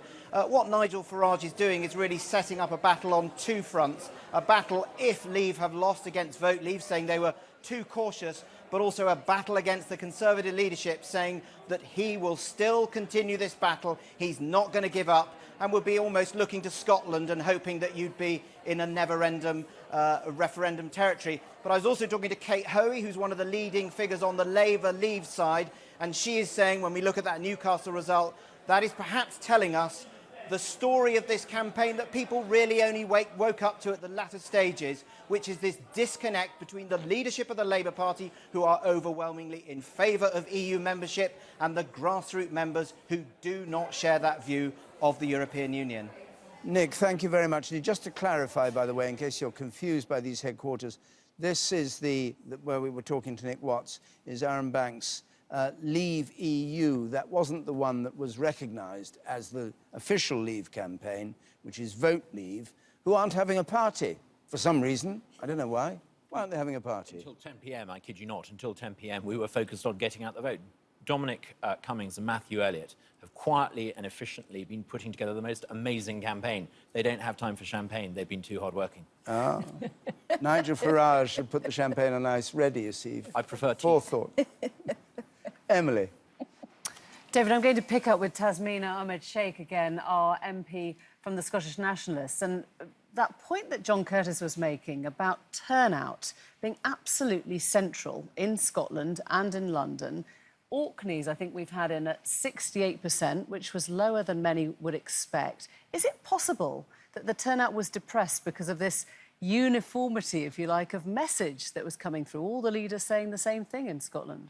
Well, it's very difficult to say. I think it's important, though, and a great positive point, that the leaders were united in their view that it's best for Scotland and best for the UK to remain within the EU.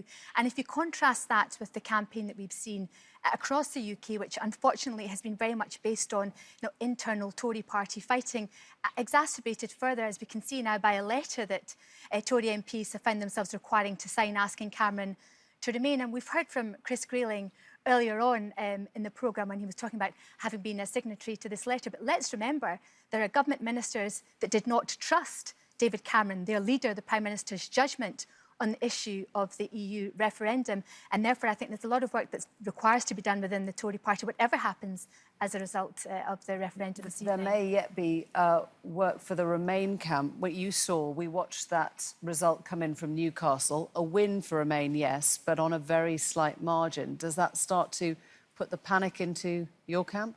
Well, indeed, all of the results we've heard so far have been wins for Remain. So I think we've got such a long way to go. And I think, as everybody is agreeing, it would be impossible to predict the result. And let's hope that it's one that will benefit Scotland and the whole of the United Kingdom. Nicola Sturgeon suggested during the campaign that if there was a Leave vote, Scotland might decide it was time for a second referendum. It was a big enough, momentous enough event to trigger a second referendum on Scottish independence. If it is a Remain vote, and as you say, we're at the very beginning of the night, would the SNP then put any thought of a referendum behind it?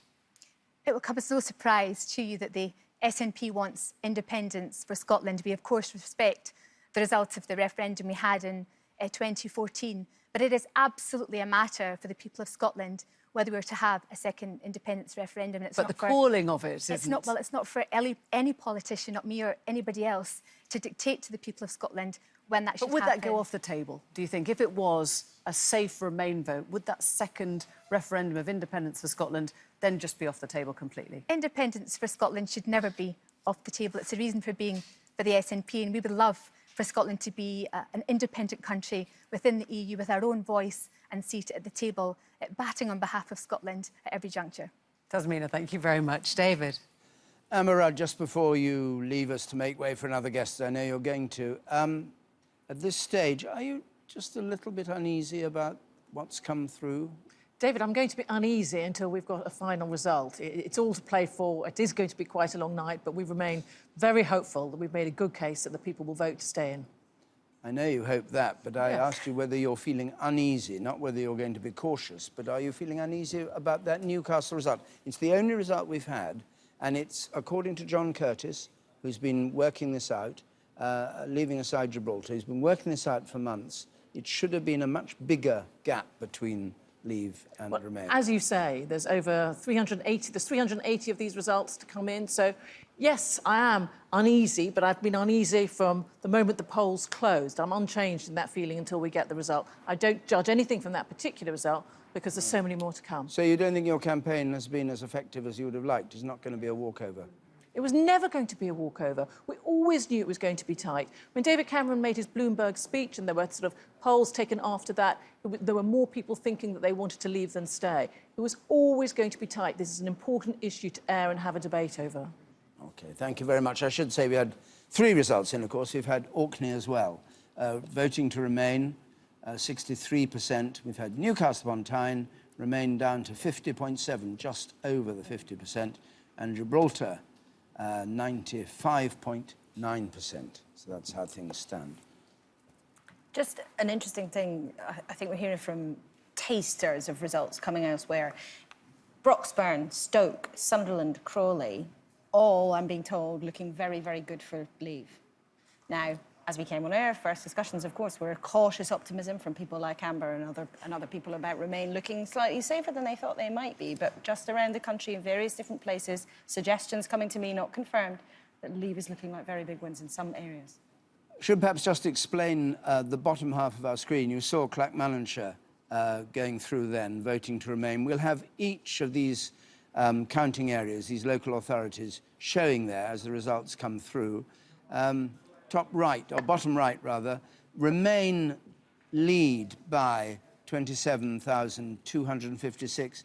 That at this stage is not a figure that you can attach much importance to. It changes, obviously, as the votes come in. And also, at some point in the evening or in the early morning, when we get an idea of how many people have voted, we'll be able to give an indication of how many votes are needed to win one way or t'other.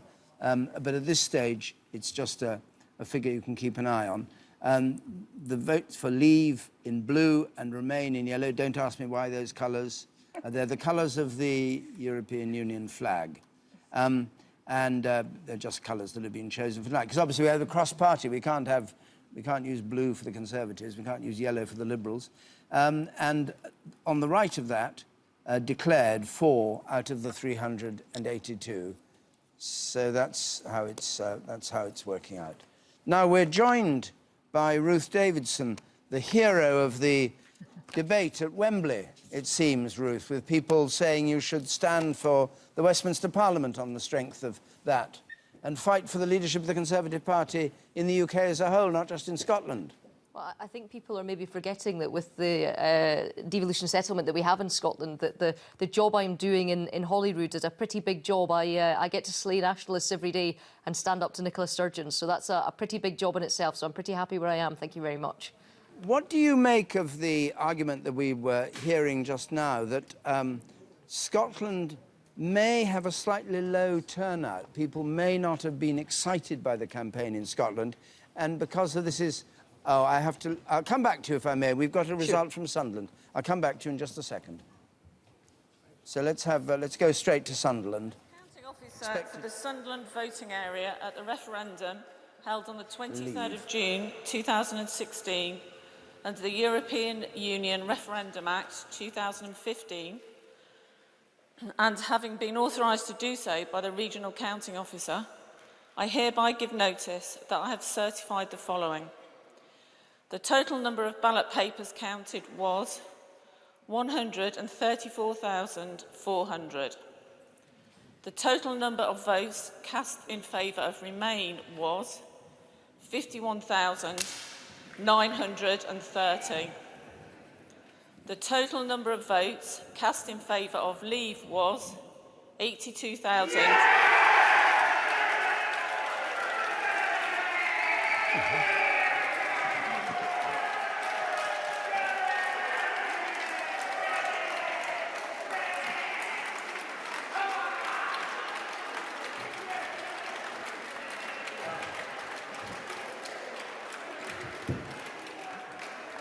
The total number of votes cast in favour of Leave was 82,394.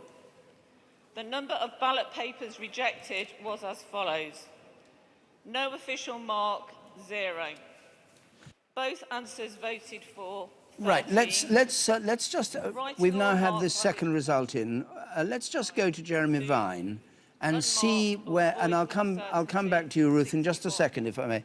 But let's just go to Jeremy Vine and see where these two results fit in with the pattern that you fixed there, where they go on your slide rule, as I think of it. Yeah, well, to say these results are interesting is an understatement. Let's just quickly go through what we know so far. If you look at the map here, we've had results from the very north of the country in Orkney to right at the foot of the map here, Gibraltar, with that very strong Remain result. 90% margin for Remain in Gibraltar. That's what places it right down the end of our index. Now, remember, our index was built to show us how Eurosceptical the 382 counting areas were. We've now had those two results from Newcastle and Sunderland. I should say, not glossing over Orkney and Gibraltar, but there are very few voters there. Newcastle and Sunderland came back with an awful lot of votes. Let's try and work out how they fit into our index and what they mean. So we start with Newcastle, and that's a strong Remain. According to our index here, it's one of the 40 most likely to vote for Remain. So you see beside it, you can see Orkney, for example, and Gibraltar at the end here, but we're focusing on Newcastle. Looking at that, you'd expect a good, sizable margin to Remain in Newcastle. Now, let's have a look at what happened in that Newcastle result. Here we go. Look at how close that is. See, it's nothing like what our index suggested there. It's barely 1% in it, 49.3 to 50.7. Now, it could be, as John Curtis was saying, that when we analyse Newcastle, we missed something. That actually there was a strong latent Leave vote in Newcastle, which the data didn't suggest. But I'm pointing that out as quite a dramatic outlier based on our index. It looked like a Remainy kind of a place, and it's not. It's split almost 50-50. Now to Sunderland. Now, Sunderland is in a different position on the board. It's actually a little way into Leave. Remember, there's 382 areas, so it's not a long way into Leave, but you'd expect a solid margin for Leave in Sunderland. Let's have a look at what we actually saw in Sunderland. And you see 61% to Leave and 39% to Remain. So 20-point or more gap. Now, looking at our board, you'd think that's a bit more for Leave than we might have been expecting based on its position on the board. 'Cause it's not that far off the centre, Sunderland. You might have expected it to be tighter. So these results have given us something to think about. We're looking at our index, we're wondering about the order, we're thinking, wait, is Leave's vote here a lot stronger than anyone was thinking? We'll find out as the results go in, but my goodness, Newcastle and Sunderland, David, don't anyone go to bed yet. Thanks, Jeremy. And the markets, of course, have been very sensitive over the last few days. Kamal Ahmed, our economics editor, is here, and you have news that these two results have already affected the markets. Certainly, David, there are some relatively sweaty traders out there tonight. A lot of strength in sterling early on tonight after the poll suggested that Remain had done very well. In the last few minutes, sterling has come down markedly off a high of $1.50, where it was its highest in the year. It's fallen by 3 or 4 cents since then in the last few minutes. I think traders are sitting there looking at the result in Newcastle, looking at the result in Sunderland and thinking, oh, hang on a minute, maybe those polls are a little bit too optimistic for Remain. We're in the wrong position now on sterling. Sterling would be expected to fall markedly if Britain did leave the European Union. And they're maybe on the wrong side of this trade at the moment, and there is some significant selling. What you're going to get, I think, David, over the next 2, 3, 4 hours is great volatility for sterling. They're making a lot of money while they do all this. Some people will be making a lot of money somewhere when you have this amount of volatility, either buying or selling. And why, just to explain the point, why, if it is a vote for Leave in the end, will sterling fall? Because that will be, investors will think that it could be bad for the UK economy. Most economists say that if Britain did leave the European Union, then ultimately that could be, in the short term at least, bad for the UK economy. And also investor sentiment might turn against Britain. Britain runs a current account deficit. We need, as Mark Carney described it, the Governor of the Bank of England, the kindness of strangers to support our debts. If those strangers start thinking, I'm not too sure about the UK economy at the moment, particularly if it left the European Union, then that would mean that sterling would start falling. Well, you'll go on keeping an eye on it. I will. And keep us. We won't be gambling along with those market traders, but we'll be hearing how their gambles are going. We just rejoined Ruth Davidson. Thank you for your patience, Ruth, leader of the Scottish Conservatives. I was asking you whether there was a worry in Scotland that the Remain camp and the people who wanted Remain may not have pulled their weight tonight because the campaign itself was rather lacklustre.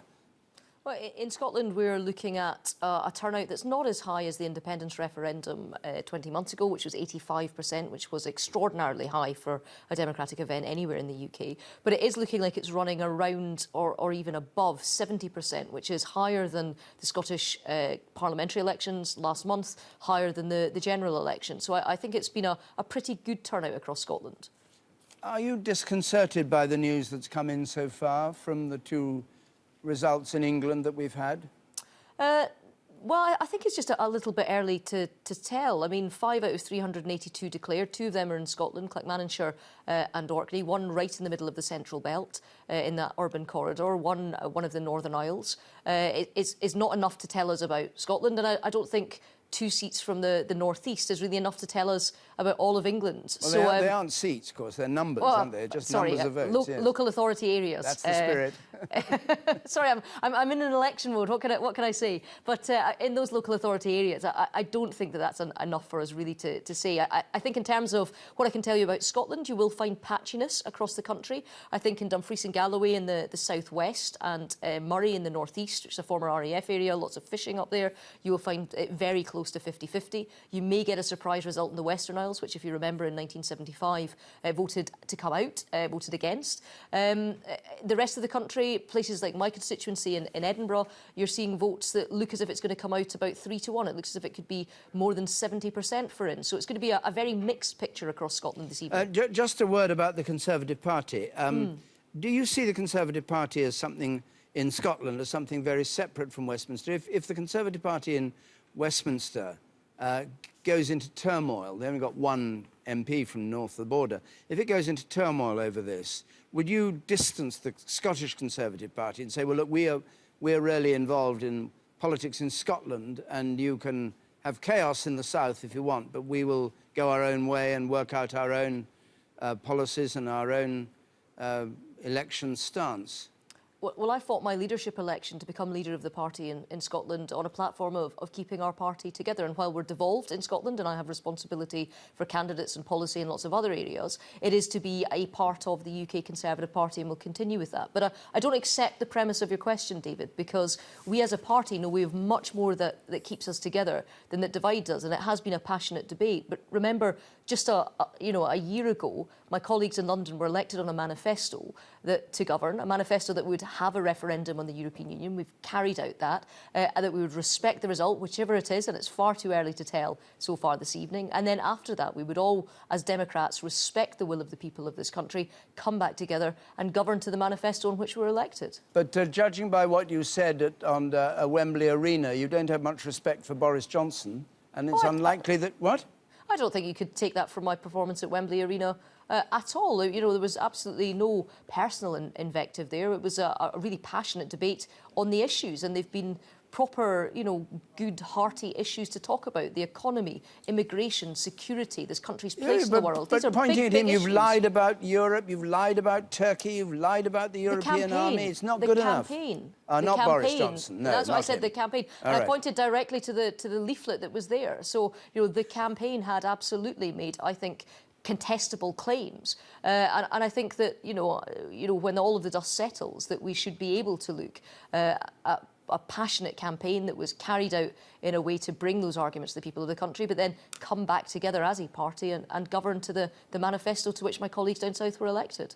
Are you a bit alarmed about the state of the Conservative Party after this, though?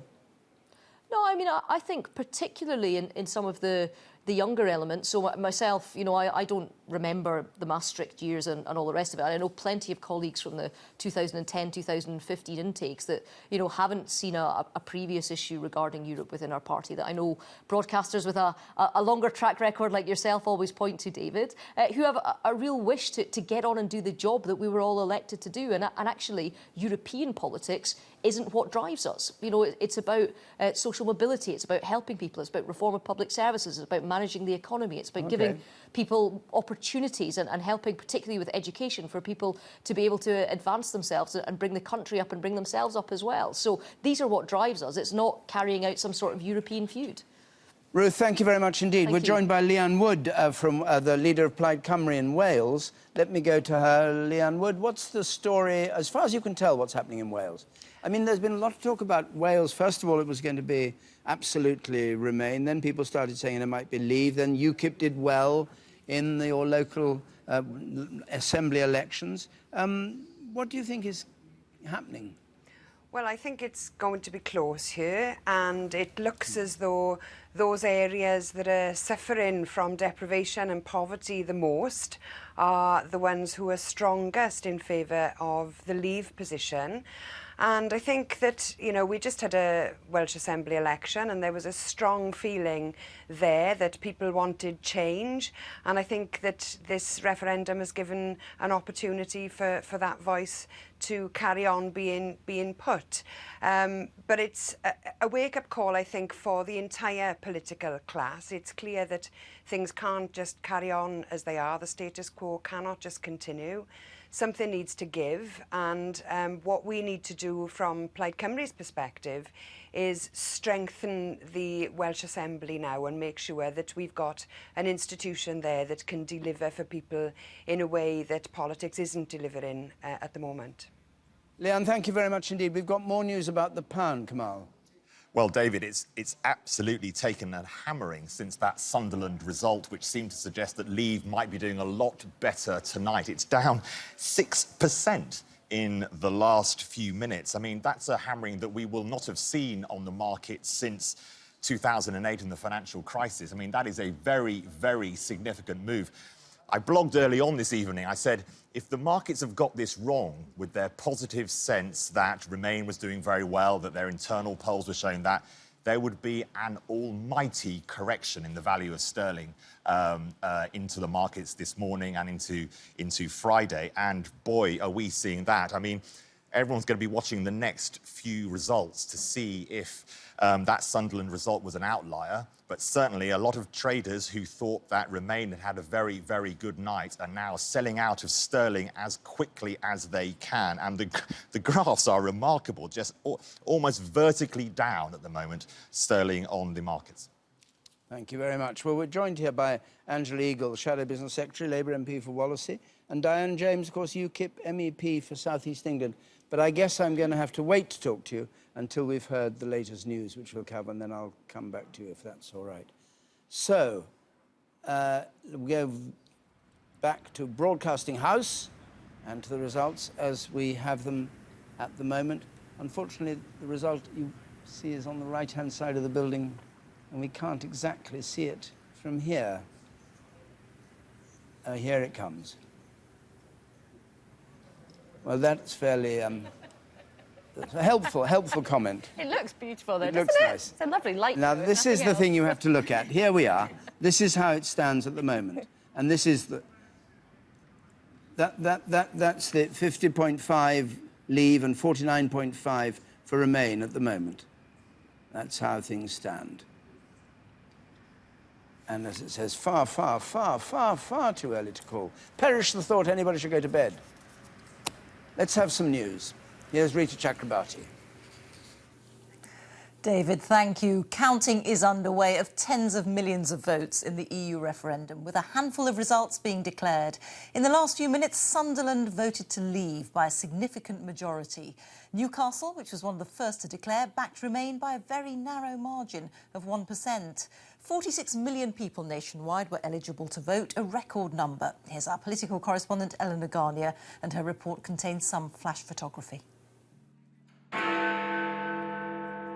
It was the moment polling stations closed. The UK had given its verdict.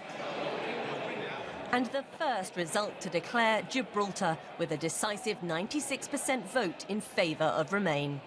Not long after, Newcastle, with a narrow win for Remain. 65,404.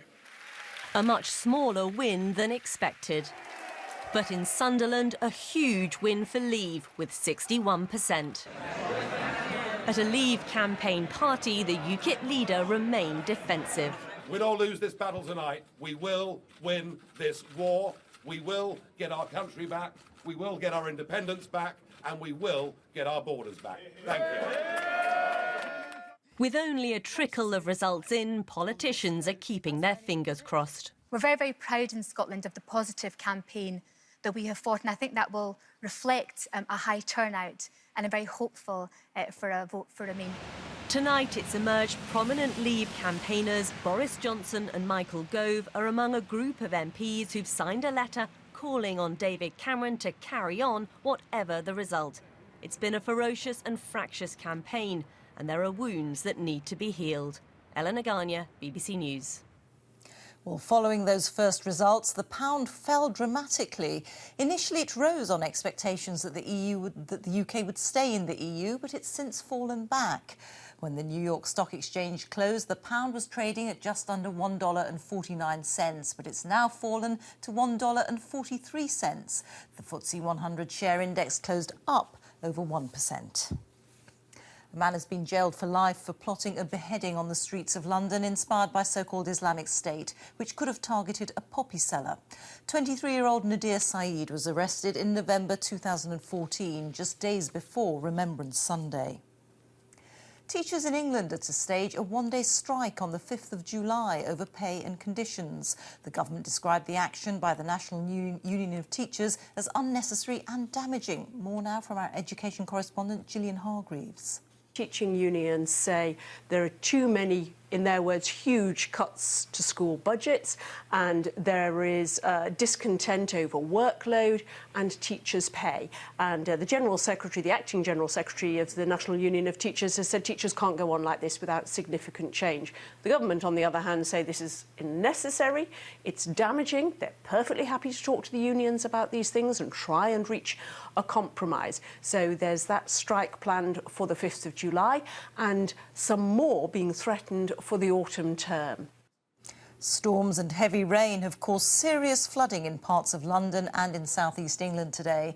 Several commuter and underground lines in the capital suffered severe delays and cancellations. There were more problems in the evening as commuters tried to get home. One of the world's longest-running civil wars in Colombia has been brought to an end after more than 50 years of fighting. The so-called FARC rebels have signed a deal to lay down their arms following 3 years of negotiations. Well, that's it now. We'll have more very shortly, but for the time being, it's back to David.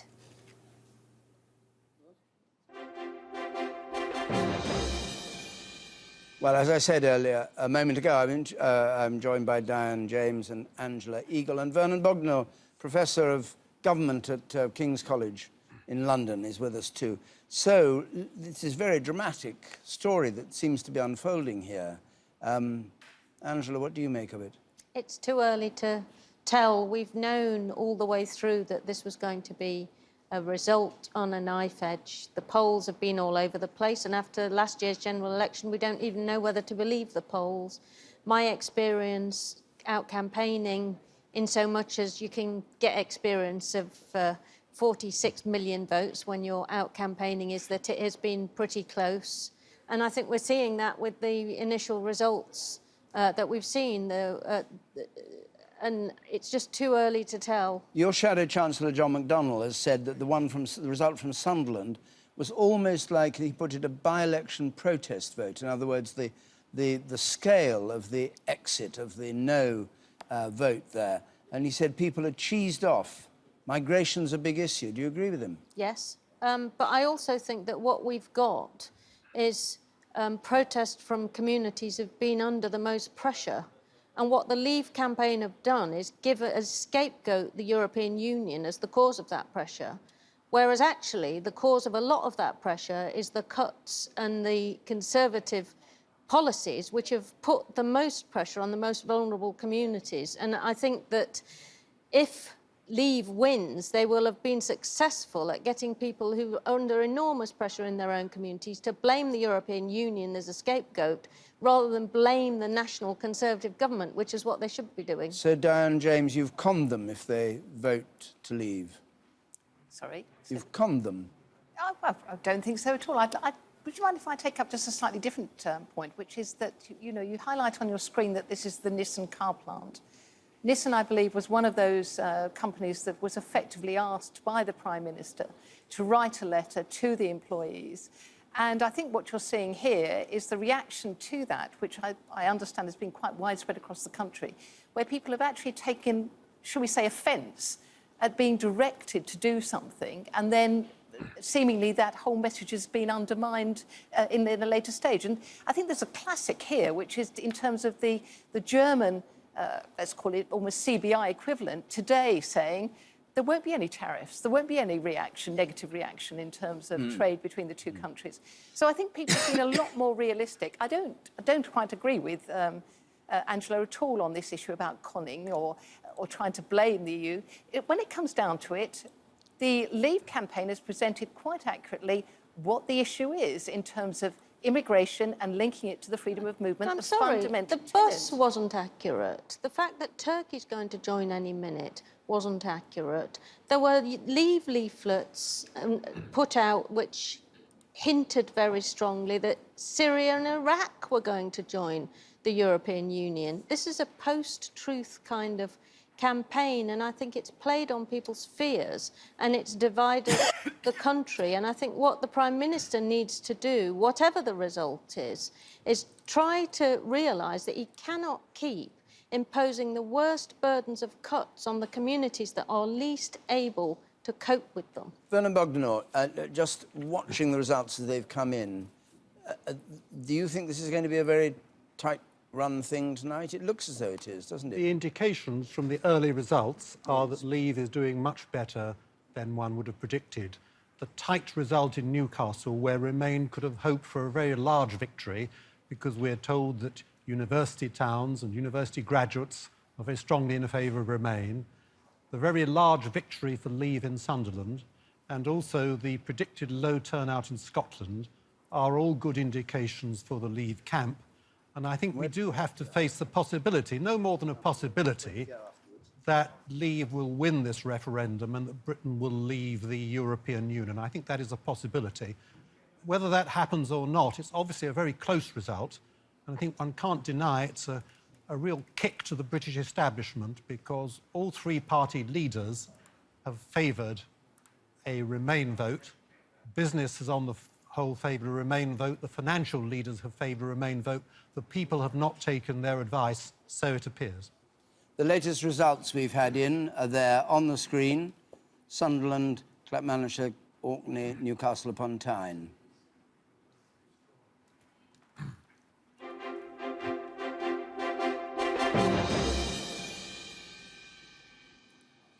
We go now to North Warwickshire and join Sian Geschek in North Warwickshire. Sian, good evening. What do you have for us from there? Good evening, David. Evening. Well, within the last few moments, I've spoken with the Leave campaigner here who's been wandering around with his clipboard and pen. The story that appears to be emerging here in North Warwickshire is that the Leave vote is much stronger than expected. In fact, he's just upgraded his estimate. He believes, and it's certainly not official yet, that the split is 70-30 in favour of Leave. I've been talking to the Conservative MP here, Craig Tracy, and he has been just having a chat with his counterparts up the road who've also been campaigning to Leave over in Nuneaton and Bedworth. The estimates there, he says, are as high as 80-20 in favour of Leave. Now, the count here in the hall is going very swiftly. We expect a result within the hour by about 1:30. I've also been speaking to Mike O'Brien, the former Labour MP who held this seat here a number of years ago. He's been desperately campaigning to Remain, but he shrugged his shoulders earlier on when having a chat with me and saying, hey, it was always going to be an uphill task trying to convert people who want to leave to vote Remain. Sian Geschek, thanks very much. Let's join Luke Walton in Hartlepool. Luke, good evening. What is the message you're getting there? Because what we've been getting so far in all the places we've had is that the strength of Leave is greater than people had anticipated. Well, it looks like it's going to be a very good result for Leave here in Hartlepool as well. It was always expected that there would be a Leave lead here, but now we're expecting perhaps as many as 70% of votes to go to Leave, possibly more. Great despondency among the Remain campaigners here. Leave very buoyant. It's always going to be a fairly happy hunting ground for Leave, because UKIP are strong here. They came a close second in the general election. They've been picking up council seats. I think nonetheless, Leave have been very, very happy with the way this campaign have gone. They say that things like immigration is coming up on the doorstep, even though Hartlepool has a relatively small number of EU migrants, but they're also picking up a sort of general anger about the state of the local economy, decline of local industry. Perhaps the closure of the blast furnace down in Redcar was a factor there. And also, I think, a more general frustration about the political class, a sense of wanting to sort of put one over on politicians, a sense that the EU was a sort of cash cow that they were paying for. So I think there's a generalised feeling here that I'm picking up here in Hartlepool and indeed across the northeast. And as I say, we're expecting the declaration possibly here in about an hour's time, so we haven't got the detail, but I think 70% or thereabouts is where we're heading. Luke, thank you very much indeed. Let's just have a look at this chart, which gives a rather dramatic picture of sterling. And I suspect it may have gone down a bit since then, but that is the fall in sterling as the result on the basis of the few results we've had. Sunderland, Newcastle, there's really those two. And what we've been hearing from North Warwickshire, I suspect, won't have done much good for sterling, or from Nuneaton. Just one thing that's just reached me, an expectation that in Lewisham, London Borough, Remain might have it by as much as 83% for Remain. That contrasted what we've just heard from North Warwickshire of 80-20 to Leave. Now, it may be, and it's very early, but it may be we end up with a pattern, London versus the rest of the country. Right. Emily, in which case London will declare you independent. Maybe London goes off and becomes its own country. Yes, the rest of us go but off in a people different have, direction. no, people have quite seriously talked about London being such a powerhouse that it itself, I don't know where they get this from, but it itself feels that it shouldn't be bound by what the rest of the country thinks or wants. Well, perhaps as Professor Bogdanor was suggesting, this, whatever the final result is, whether it is an out result, the closeness, even the closeness of this would suggest that it's a big kick in the teeth to the establishment, which is, of course, business politics, nearly all based in London, and maybe that's part of the problem. We've had a result from Foyle in Northern Ireland, and these results will all be added together before we get a formal Northern Irish result, but just have a look at it. Leave 8,900 and Remain 32,000, a strong nationalist area where we would have expected that. Let's join Emily again. Emily. David, thanks. And I think we can speak to Ed Miliband, the former Labour leader, who's standing by. Ed Miliband, thanks for joining us. Your thoughts on the Sunderland result? Was that a shock? Well, look, I think it is early, but I think what we're seeing in some Labour areas is two things going on. There's concern about immigration, and then there is just the wider concern about the direction of the country. You know, knocking on doors in my own constituency today, and I don't know what the result will be there yet, obviously. Lots of people in this referendum are concerned about immigration, but they're raising a whole set of issues about the NHS, about their kids' life chances, and a whole set of things. And, you know, we've said throughout this campaign, this isn't a referendum on David Cameron. For some people, they are expressing unhappiness with the government as well as issues in Europe, but it's early days, and you know, who knows where we're going to end up. It does suggest, though, doesn't it, that the Labour-Remain line has really not won well with Labour voters in the North East. Well, as you say, that we've got results from some parts of the North East, and it's early. I think all of the polls, and who knows whether the polls are right, but all of the polls indicate that Labour voters will vote, perhaps by a substantial margin, for us to remain in the European Union, while Conservative voters will vote for us to leave. So I think we have to remember the context for this. But look, there are, of course, lessons, whatever the result of this, there'll be lessons that have to be learned by the Labour Party, but not just on the issue of immigration, a whole wider set of things for the Labour Party, but also for the government, you know, about what people are saying about the state of the country, about their unhappiness about some of the things that are happening in the country, about the sense of pain and anger that there is out there, some of which is being expressed in this referendum. I wonder what you make of Jeremy Corbyn's remarks just last Sunday that there should be no top cap on immigration. He appeared to play well with Labour in parts of the North East, but do you think that was a mistake? No, I think you can't start saying it's because of one individual remark. Look, I think Jeremy's centre of gravity on Europe, which is to have kind of scepticism about some parts of the European project and the way it's been executed, but overall to be for Remain, I think that's where a lot of people are, actually. So I don't think it's to do with that. I think there are a deep set of issues here that have been building for a long time. And as I say, a lot of this is about people thinking we're unhappy with the state of the country, we're unhappy with the direction it's going in, and inevitably a referendum becomes about the specific issue, and of course it is about that, but also about a much wider set of things. If your own backyard, if Doncaster votes for Leave, what will that tell you? That there is a lot of listening, a lot of work that needs to be done, that it will be an expression, as I say, of people's concerns. Look, lots of people feel this is an unequal country, a divided country. They're angry at the state of the country. Now, I happen to agree with them, but I don't think the answer is to vote Leave in this referendum. But I think, never mind for the Labour Party, of course for the Labour Party, but for all of politics, in particular for the government, if this is a Remain vote, I really hope David Cameron recognises the anger and the division and the pain that there is in lots of parts of our country about what is happening, and I hope he tries to address that, because inequality and the division there is a big part of this result, whichever way it goes. But what about the tone of the campaign? There were people that our reporters were speaking to saying they were very much for Remain until they heard the bullying sense from, for example, the Chancellor and his threats of an austerity budget. Would you have wished those parts of the campaign hadn't been run the way they were? Look, I think it's too easy to be a critic of campaigns.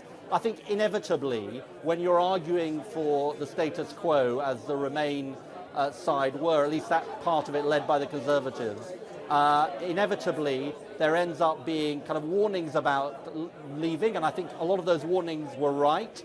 I think, you know, a positive message, more of a positive message, was always something the Labour Party was trying to get across, not just remaining in the EU, but also reforming the EU in various ways.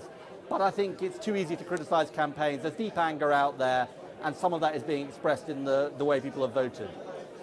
Ed Miliband, thank you very much indeed, the former Labour leader. Back to you, David. Isles of Scilly, the result has been declared. Not very many votes here, but nevertheless, 621, 803, the smallest of all the counting areas, the Isles of Scilly, and 44% Leave, 56% Remain. And we're waiting for Swindon, which I think we may get. And again, I stress, these are not constituencies, obviously. We're just gradually accumulating numbers. But Diane James, if it goes the way that it may go now, towards a narrow victory for Leave, what would the next steps be, in your view? Well, I would hope that David Cameron, given that he's already had this letter from a number of his MPs, will continue as the Prime Minister. Now, that might surprise some people for me to say that, but he has at least undertaken this referendum, something that the country has wanted for a long, long time.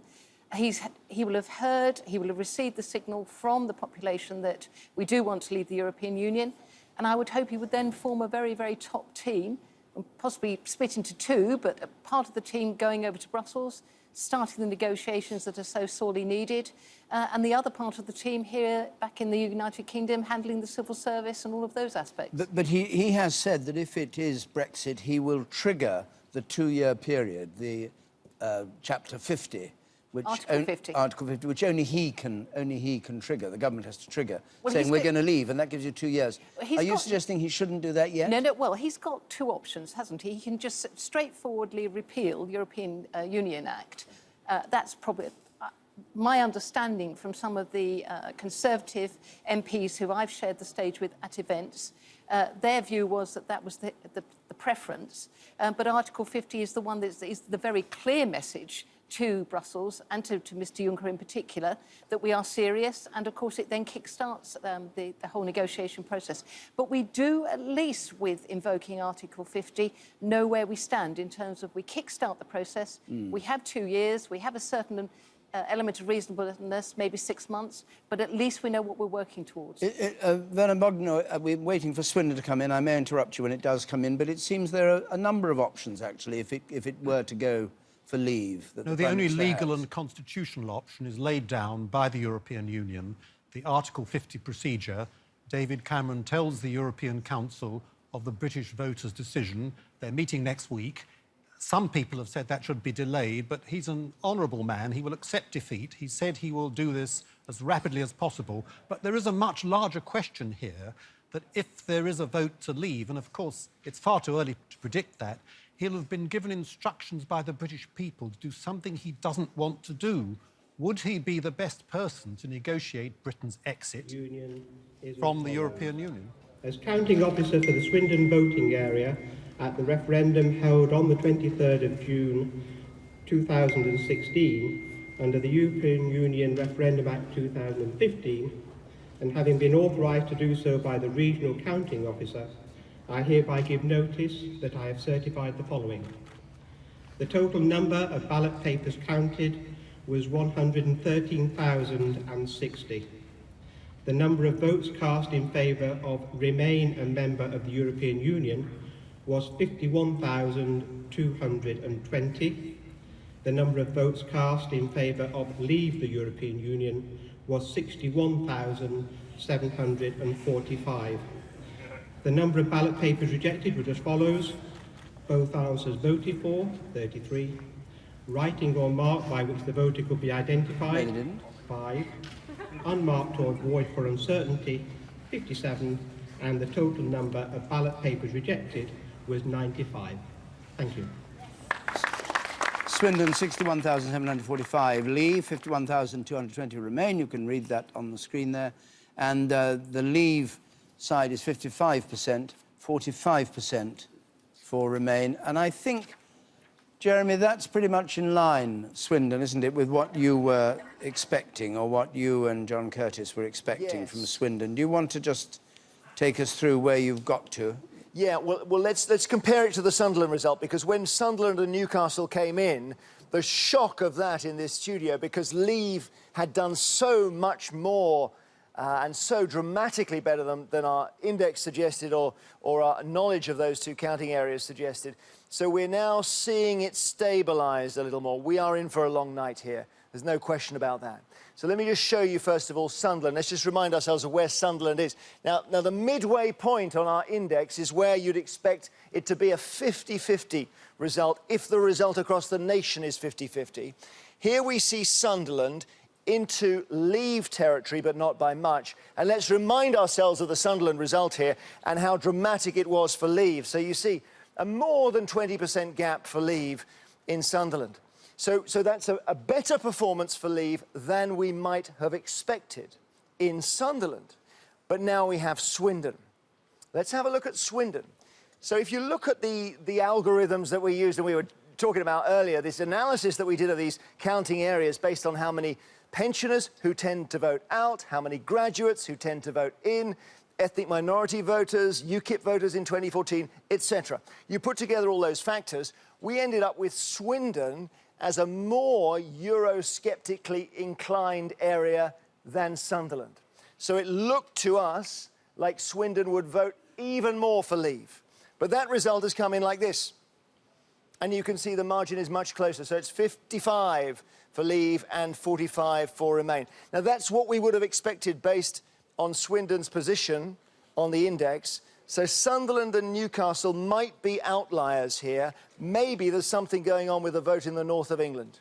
But it's all getting very, very interesting on our board, and there's no way of even starting to call it. David?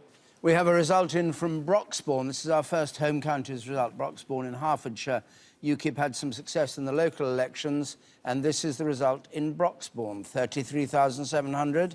Leave, 17,000 Remain. That's 66% for Leave and 34% for Remain. And we're joined now by Nick Robinson, who suddenly turned up on his way.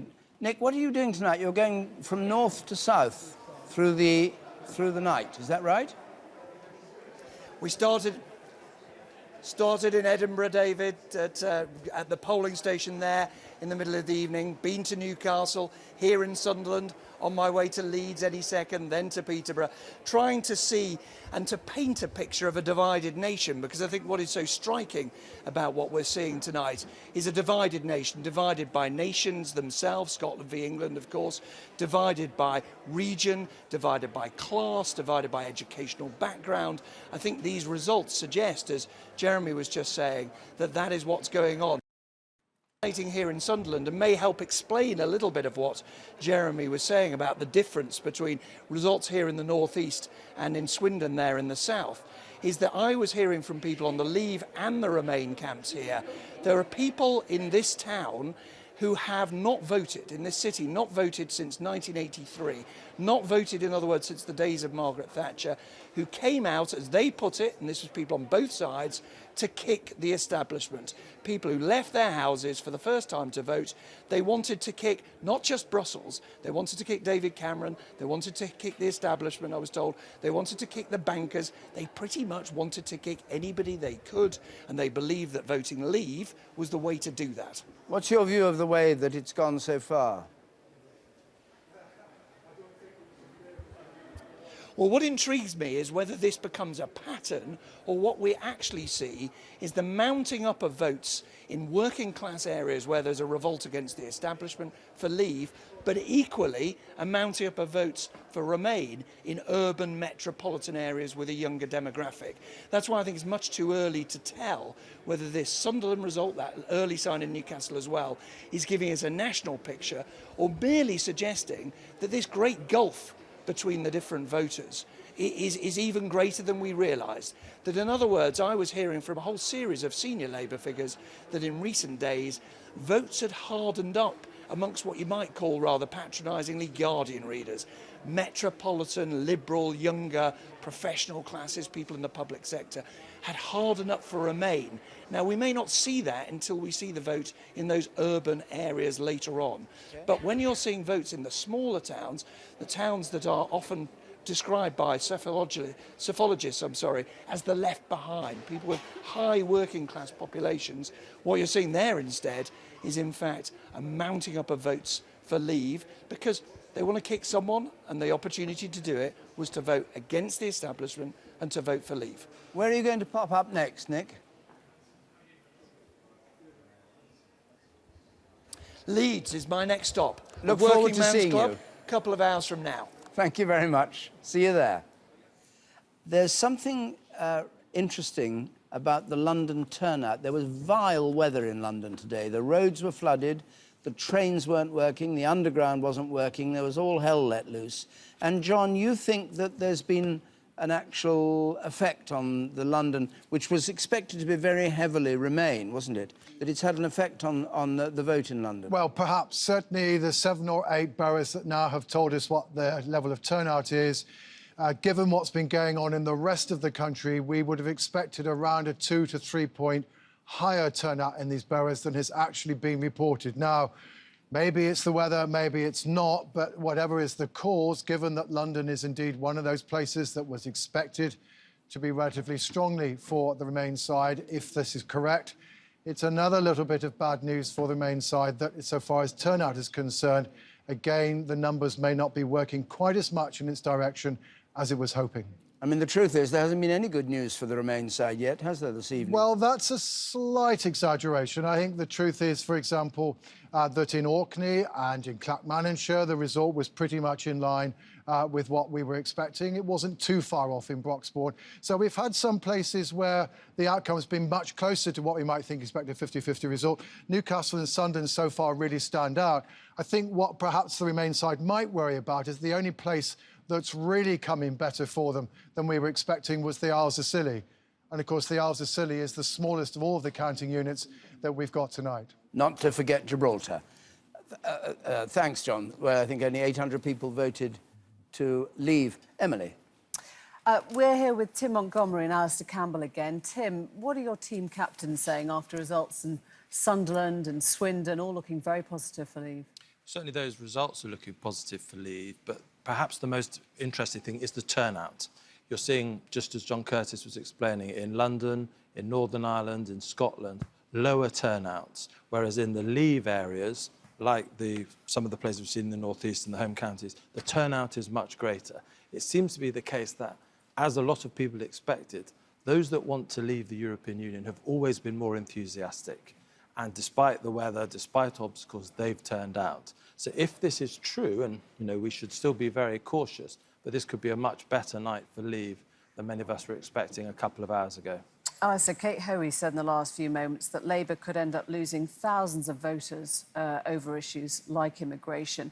I wonder if you think that the EU has become a proxy, if you like, for everything broken in a lot of people's lives, that divided country that Nick was talking about. I certainly think, and this is the danger with referendums, I don't think this referendum has just been about Europe and the European Union. I think that a lot of the people who've been turning against in this debate, particularly in a lot of what are seen as traditionally Labour areas, are people who just feel that the financial crisis happened and the people who caused it got away with it and they didn't. They feel that there's too much division, there's too much inequality, that all they've had from this government who talk about this great economic miracle is actually austerity, austerity, austerity. And they're basically saying two fingers to the lot of you. But Labour and if we knew don't all listen that, to that, didn't they? I mean, Labour's known this for years now. no, You saw the vote disappearing in the northeast to UKIP. And I also think that the Labour Party has to understand that we can't just sort of keep on with banging on the same old messages that have come out through this campaign. I think this is about the Labour Party has to be really careful about this because, and I said to you earlier, two things I said to you earlier. One is this is not over, and secondly, I'm really worried about this just becoming about the Tory Party and the Tory Party leadership. There's a real danger for Labour here as well, and we have to face up to the fact that large parts of the country are actually turning away from both of the main parties, and I think this referendum has unleashed all sorts of stuff. It's why I always thought it was a bad idea to have it. And that sounds arrogant. Don't let the people decide. Yeah. Wait a minute. It's more than sound arrogant. No, I don't think it is arrogant. No, I not don't. consult the people on such a fundamental issue like this. I've met after so 40 many people. years. I've met so many people around the place in the last few weeks saying, you've seen them in agony, having to make decisions that ultimately I think democracy. No, I want politicians to be elected and then lead. And we're in this position because of a lack of leadership and a lack of strategy. Well, when you look at the leadership, every single leader except one has been on the Remain side. Yeah, and I think Jeremy Corbyn gave a gift to the Leave campaign on Sunday when he said there was no upper limit on immigration from the European Union. And Alistair is right about the austerity factor, the fact there is a global revolt against the existing capitalist system. But I think Labour have underestimated how concerned the working class vote is about the lack of control over immigration. More concerned than that, Tim, I mean, you and I have looked at that graph of the pound literally falling off a cliff. Yeah. Not literally, but falling off a cliff. Factoring in a 40% leave tomorrow. But people look at that and they think this is just markets making money. So, you know, we've given this kind of... The bookies and the markets have been telling us what's going to happen. So the economic argument actually never got through. No, the economic argument, I think, did get through. But for a lot of these people, they heard everybody talking about we're going to lose this great economic success that we've got, but they're not feeling that economic success now. And also, you know, these are the same people who... Remember the Queen's famous question to the economists? Why didn't you see the crash happen? You know, we've had the economists and the establishment wrong about Iraq war, wrong about regulation of Wall Street, wrong about immigration, wrong about... right to say the British public don't need experts. Well, there is a problem. They need political leaders. There is a problem we have at the moment, is that those powers that be, those established authorities, aren't trusted by at least half of the country. Thank you both very much. David. Angela Eagle, you were listening to what was being said up there, and we've got John McDonnell saying about Sunderland that people are cheesed off. Migration is a big issue. Has Labour lost touch with its core voters? Well, clearly there are people for who life is really tough, and they're your people. Yes, yes, and life has been made tougher by the decisions that the Conservative government nationally has made. So they should turn to you? Particularly the austerity decisions, particularly the huge cuts that have been focused quite unfairly on the areas that are least able to cope. And our country is divided now. We don't have a government that seems to care about the opportunities and the future prospects for communities like that. So why hasn't Jeremy Corbyn and Mr McDonnell, why haven't they been able to get this vote out and get it to vote for Remain? Well, I think a lot of that vote, and I've talked to some of it in my travels, they wanted to kick the government. But and kick you. They didn't like Margaret. They didn't like what the government are doing. They wanted to get rid of the Prime Minister, and they saw this as a way of doing it. And we've had discussions all the way through this campaign about whether kicking the government in this way was the right thing to do, because it's more likely to cause a recession.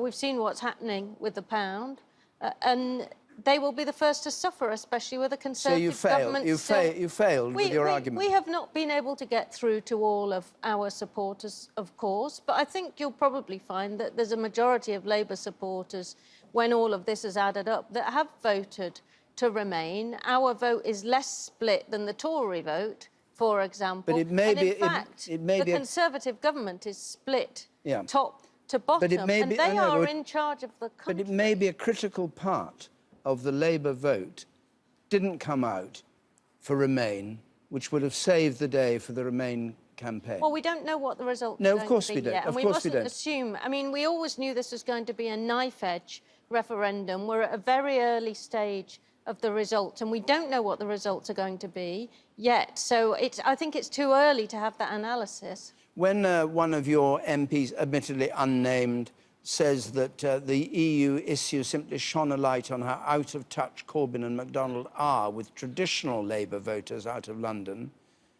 do you think he has, or she has, sense on her side, or is that nonsense? Well, look, I think there's a divide between those that live in cities and those that live in deindustrialised areas of the north. We have a Chancellor that thinks that having a press release about the Northern Powerhouse is good enough.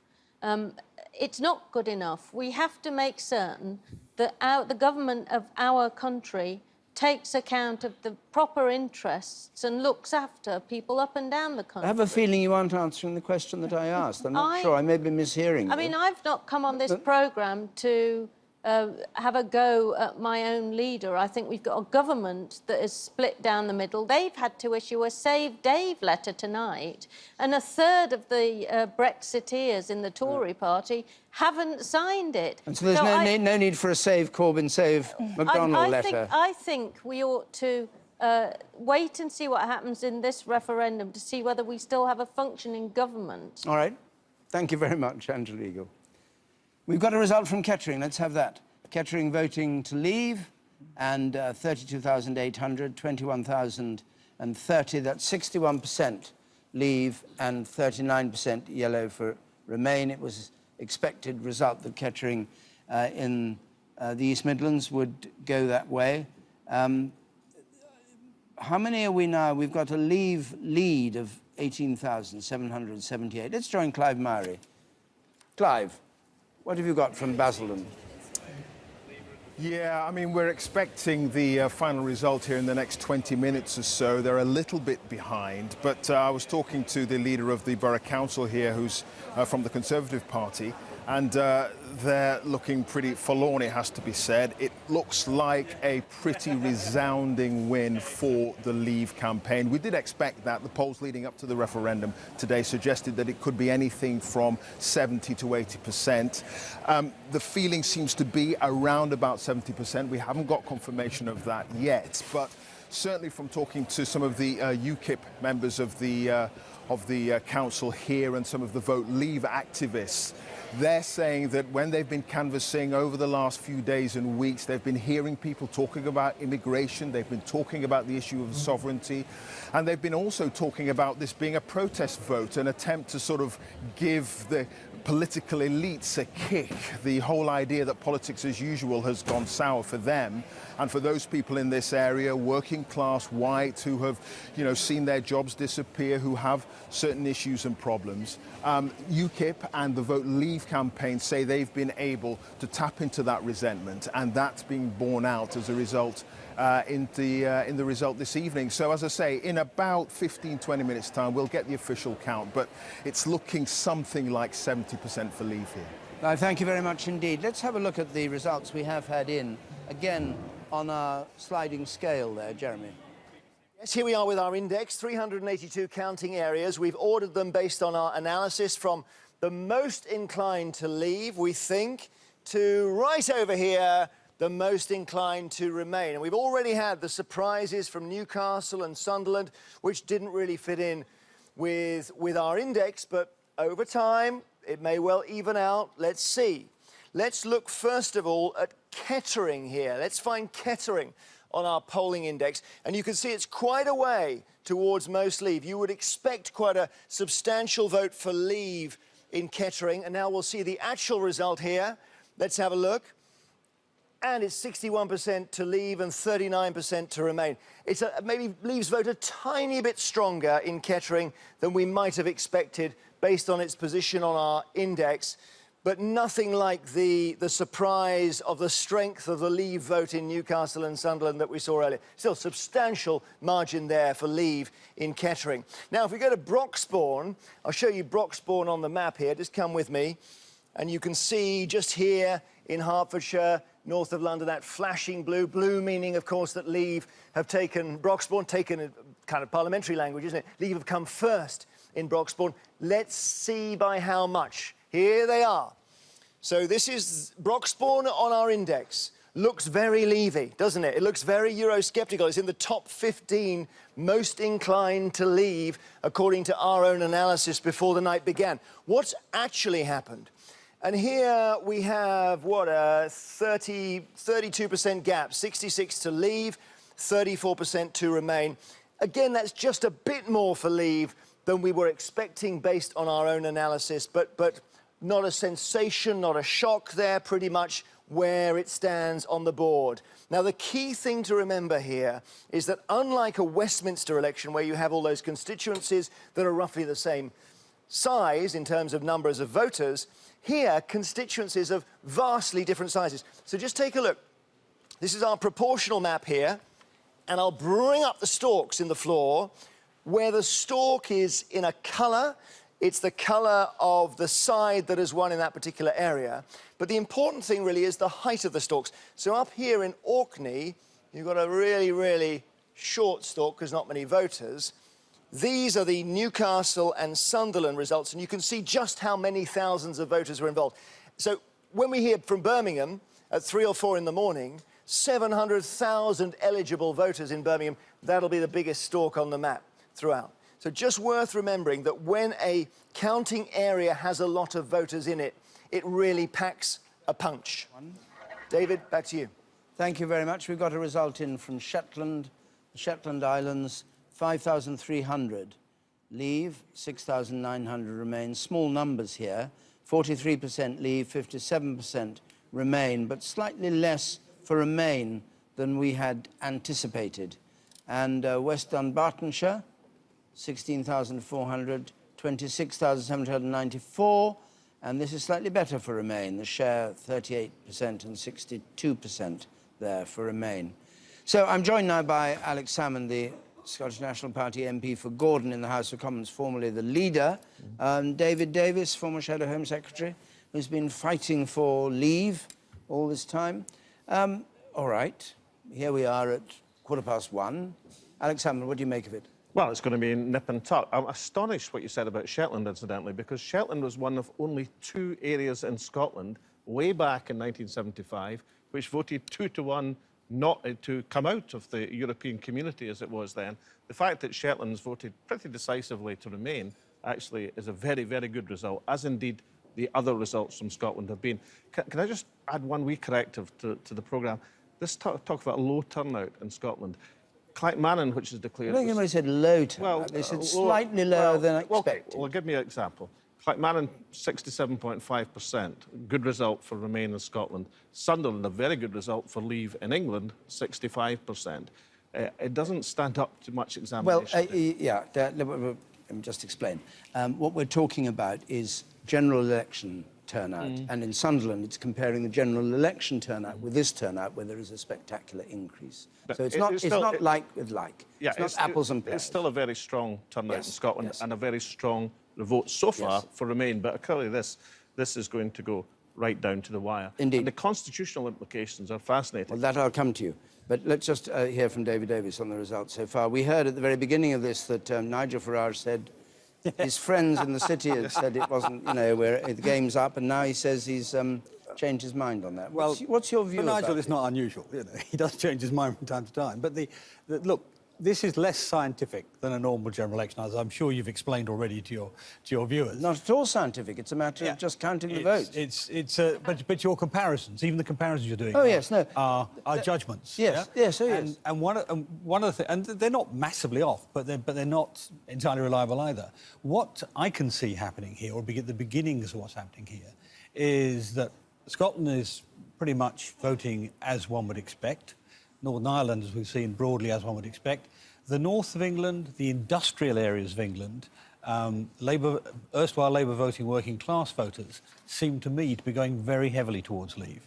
Now, it's not a big fraction of the population, but nevertheless they're going heavily towards Leave. And that's all to do with the fact they haven't had pay increases for several years, they blame immigration for that sort of thing. So my hunch at the end of this, I agree with Alex, that it's going to be nip and tuck, but I think it's been nip and tuck with the odds on Leave. If it is Leave, what's your view about David Cameron and George Osborne? What should happen? Well, I've you didn't sign that letter, did you? No, I didn't, but I said... asking for him to remain. I never sign letters, either positive or negative ones. I always think they're... You never sign letters at all? Not that sort of letter, not that sort of... No, not in groups of other people. If I send a letter, it's from me. As I said on your programme, I think, your Question Time programme, it seems to me that so long as David does something sensible like putting somebody in charge of the negotiations, then and then what the country's going to need is stability at home. We're not going to be wanting to have a leadership election in the middle of all that. So I think the next couple of years, which is what he's saying, is 2 or 3 years he's saying he's staying for anyway, is perfectly reasonable. And George Osborne? You say the kindest thing for Dave to do to George would be to move him on and give him a bit of time away from the dangerous front of the country. Stand by that, do you? Well, you know, that was said to be in George's interest. You were just giving him a helping hand. Giving a helping hand, yeah. So, Alex Hammond, if it does go this way, I mean, you've always said that if England or if the rest of the UK voted to remain, to leave, and Scotland voted to remain, it would trigger another independence referendum, and Scotland would want to remain in the EU. Yeah. Even if it was just that close, that would happen, you think? If England, let's put it like that, started pulling out of the EU, you think it would trigger? Well, yes, I do, but there are actually two fascinating constitutional possibilities. One, you've just mentioned, Scotland looks like it's going to vote solidly Remain. If there was a Leave vote in England dragging us out of the EU, then I'm quite certain Nicola Sturgeon would implement the SNP manifesto, in which she received 47% of the vote last month. But then there's the other possibility, which is just emerging, that it's possible that Scotland, Northern Ireland, might tip the balance overall, England having voted to leave. Another constitutional conundrum.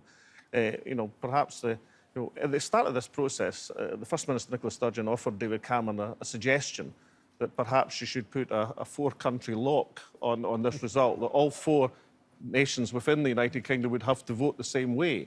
He's said that was ridiculous then. I suspect he's sitting in Downing Street perhaps thinking it wasn't quite as ridiculous as he thought. OK, let's get... we've got some more results. Stay where you are, if you would, and we'll come back to you at the first opportunity. South Tyneside. The result from South Tyneside, a Leave share of 62%. Against 38% for Remain in South Tyneside. And Tim Iredale joins us from Leeds. Tim, what's your feeling about what's happening in Yorkshire? Well, we haven't had any results here in the Yorkshire and Humber region so far. All we've had are turnout figures, which are very high, much higher in most areas than last year's general election. But already, the Vote Leave campaign here believes they are well ahead in the Yorkshire and Humber region. One senior Vote Leave source said a moment ago they believe they've won Yorkshire by a country mile. And they say they're picking up votes for Leave in solid working-class Labour areas, parts of South Yorkshire and West Yorkshire, where Labour has been the dominant party for many, many years. And the feeling on the ground here is that the Labour Remain message just hasn't been hitting home in those areas. Tim, thank you very much. We're just talking about betting here. You're a famous betting man. Did you bet on this whole thing? The market I trust most of all is not your parade of first-class sophologists like John Curtis. It's the exchange betting market, which is people have exchanged now £82 million in real money. And on that exchange market, it's come in. I mean, Leave has come in from 14-1 to about 7-4 in the course of the last 2 hours. But it's still staying as the favourite in that market. So David, if he absolutely believes it's going to be a Leave, he can now finance his leadership campaign for the Conservative Party. And are you still putting money on? Well, no, I've always said I never bet on things that I set my heart on because it clouds your judgment. So I'm very for Remain. So I think horses are much more reliable But you can than betting. You can set your heart on a horse, surely. Well, let's get back to serious. Let's get back to serious business. But he's right. It's an emotional bit. I put 200 on this afternoon, but mostly, I must admit, because I was so irritated by my colleagues in the Leave campaign saying, we're going to lose, we're going to lose. No, they had to get somebody to tell them how to write a betting slip. I know, yes, wasn't me. I'm hopeless at it. Yeah. David Davis, what process would you imagine following in the next few days from, if it happens, a Leave vote? Well, I think the first thing is the Prime Minister has to decide who's going to take that control of that, what team he appoints. They're going to have to do quite a lot of consultation. It's going to be quite a long time before either we do what they trigger Article 50, as they call it, start the process, the process of negotiation. They've got to do a lot of preparation, and that'll start in the next few days. Do you think he'd trigger it immediately, as he said? Because, I mean, there are all sorts of things you can do. You can talk till the cows come home and never trigger it. It's only an advisory. Yeah. It will be unwise to trigger it straight away because you've got a lot of preparation to do. I mean, you've seen in this campaign, with the Leave campaign talking about the various things that might happen, that there is not a unanimity of view as to how to play this. There are a variety of ways to play it to Britain's advantage, but it will take some time. And it's not up to the Leave campaign, is it? No, it's not. It's up to the Prime Minister. It's up to the government. Yeah. And nobody should pretend it's simple. There's quite a lot to be done. I think it's absolutely incredible. I mean, if the Prime Minister loses this, then I don't see how he can survive as Prime Minister. I mean, I just speak from personal experience. If you stake your career on a referendum and the people vote against you, then it's time to get... I mean, talk about lame ducks. I mean, this would be a duck with no legs and no stability whatsoever. Alex, your you have to say that, David, that's the reality. Your referendum was existential to your party. I mean, it was, what it's all about. This is not. This is a promise that actually David Cameron made to give the British people their right of say. And he's conducted a campaign of bullying and intimidation, and half his cabinet have said you can't believe a word he says. And he's going to continue as Prime Minister? Yeah, right. That chance. Right. Now, everybody says that one of the reasons that people are voting Leave is because they've had enough of politicians. So for the moment, just for the moment, we've had enough of you. And we've been nice to each other. We joined Dan Johnson in the Cap and Gown pub in Worcester and go back to a quite different world. Dan, I mean. Indeed, this is a pub that takes its politics seriously. They are having an all-night party here, taking in the results with a few pints as well. Let's grab a quick word with Neil, one of the regulars here. How are you voting today, Neil? I voted Remain.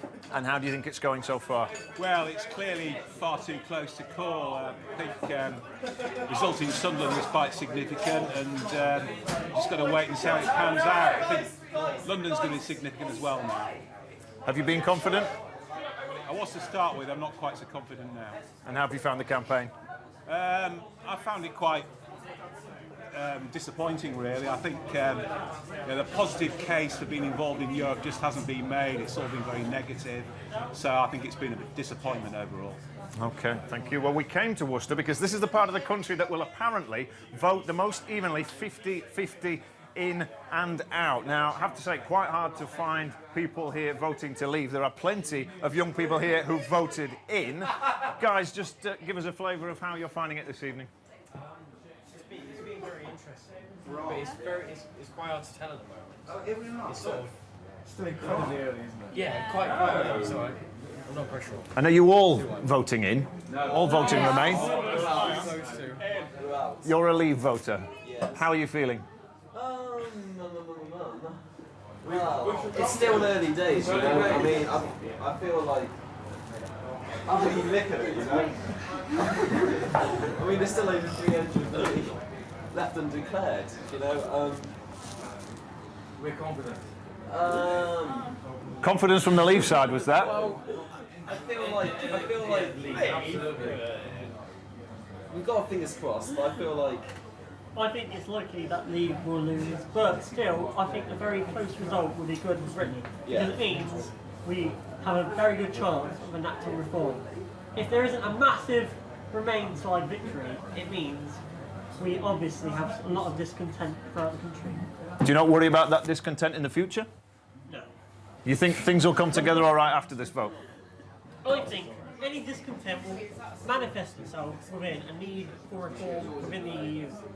OK. Thanks a lot, guys. Well, they've taken it seriously here. They've had debates in the run-up to the referendum. And I think the main question for people here, Leave or Remain, is going to be at what point they go home. Well, Dan, thanks very much indeed. I hope they stay up till 6, with a bit of luck. Let's have the result from Dundee, which has just come in. Dundee votes to Remain. The Leave side, 26,697. Remember, all these votes count. We're treating them as though they were constituencies when you see them like that. They're not constituencies. What happens in Dundee and what happens in Plymouth and what happens in Colchester, it's all the same thing. They all get added together. 40% Leave, 60% Remain. And Lagan Valley, Northern Ireland, a unionist area, they vote to Leave. DUP were in favour of leaving. This is a DUP area, Lagan Valley, 25,700. 53% for Leave, 47% for Remain. Leave are ahead at the moment by 15,872, as you see it. We'll soon get to a point when we can say the kind of figure that either side has to get if it's to win. So we'll be able to have a target. It's based on the turnout, adding all the turnouts together, and then you can work out where the midpoint is. Presumably subject to recount. What? Presumably subject to recounts, yes. It's just over 16.4 million, I'm told. 16.4 million. And so what a long way to go, because the Leave are on just under 500,000, Remain on just under 500,000. So 16.4 million, if you want to make a note of it, is the winning post. Let's get a full roundup of the news now. Here's Rita Chakrabarti. Thank you, David. Initial results in Britain's referendum on membership of the EU show support for leaving is stronger than expected. Counting is underway of tens of millions of votes, and early reports suggest turnout has been high. Among the first counting centres to declare official results, Sunderland and Swindon chose to leave. Newcastle and the territory of Gibraltar voted to Remain. Here's our political correspondent Eleanor Garnier, and her report contains some flash photography. It was the moment polling stations closed. The UK had given its verdict. And the first result to declare Gibraltar, with a decisive 96% vote in favour of Remain. Not long after, Newcastle, with a narrow win for Remain. 65,404. A much smaller win than expected. But in Sunderland, a huge win for Leave, with 61%. Away from the north of England, in Swindon, a win for Leave, as expected, and a sign that the results in Newcastle and Sunderland may not be indicative of a wider pattern. At a Leave campaign party, the UKIP leader remained defensive.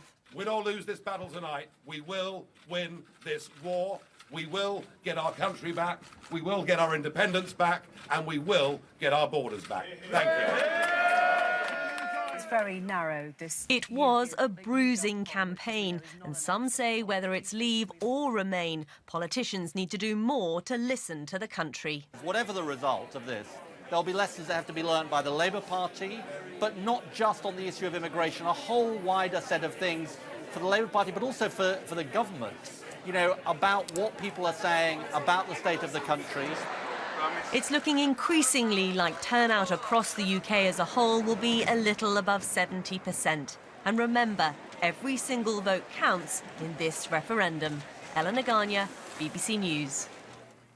Well, following the first results, the pound has fallen dramatically. Initially, it rose on expectations that the UK would stay in the EU, but it's since fallen back.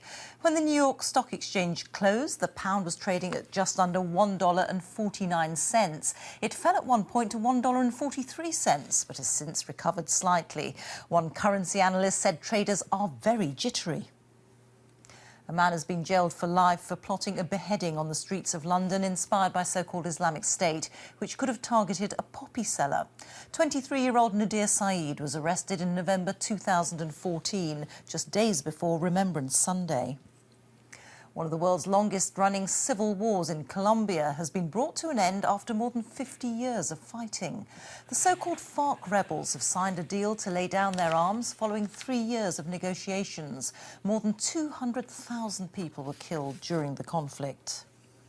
President Obama has suffered a setback in his plan to spare millions of people living illegally in the US from deportation. The Supreme Court has blocked the reforms, with the opinion of 8 justices split equally. Mr. Obama called the ruling heartbreaking.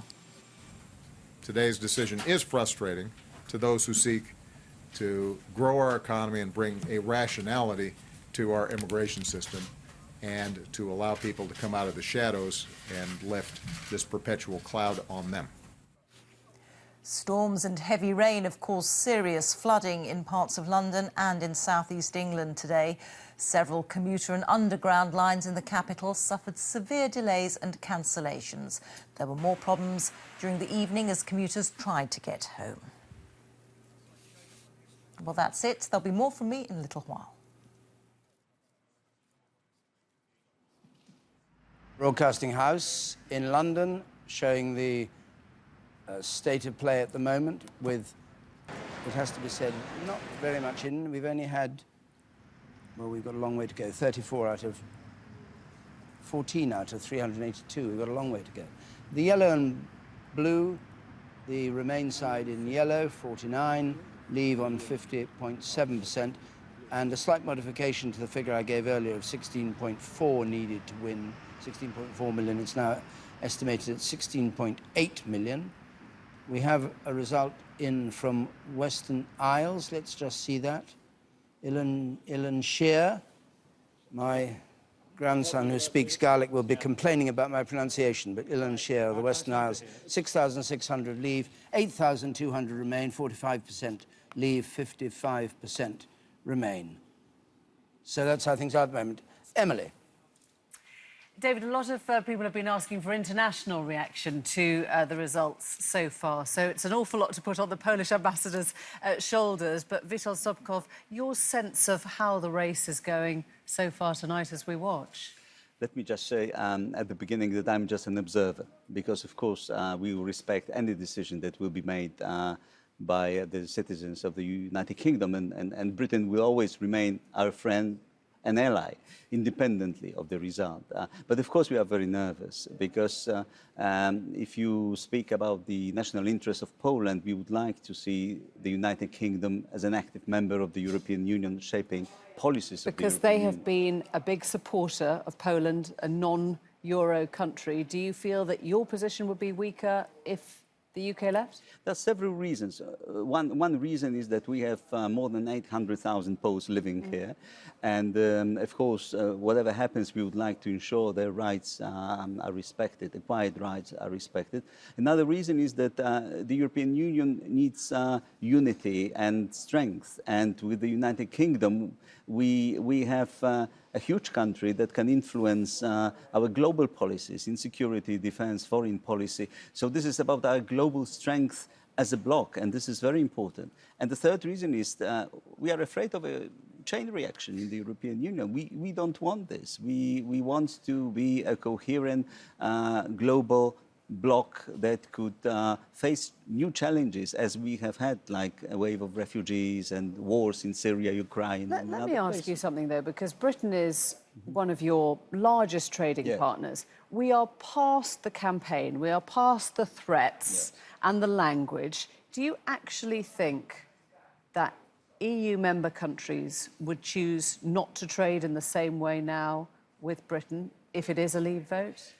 I think there are basically three models that can be adopted in the negotiations, or by Britain. And we've talked about the, yes, and the it different depends models. on, But what is on your the gut feeling? Do you think Britain would be punished?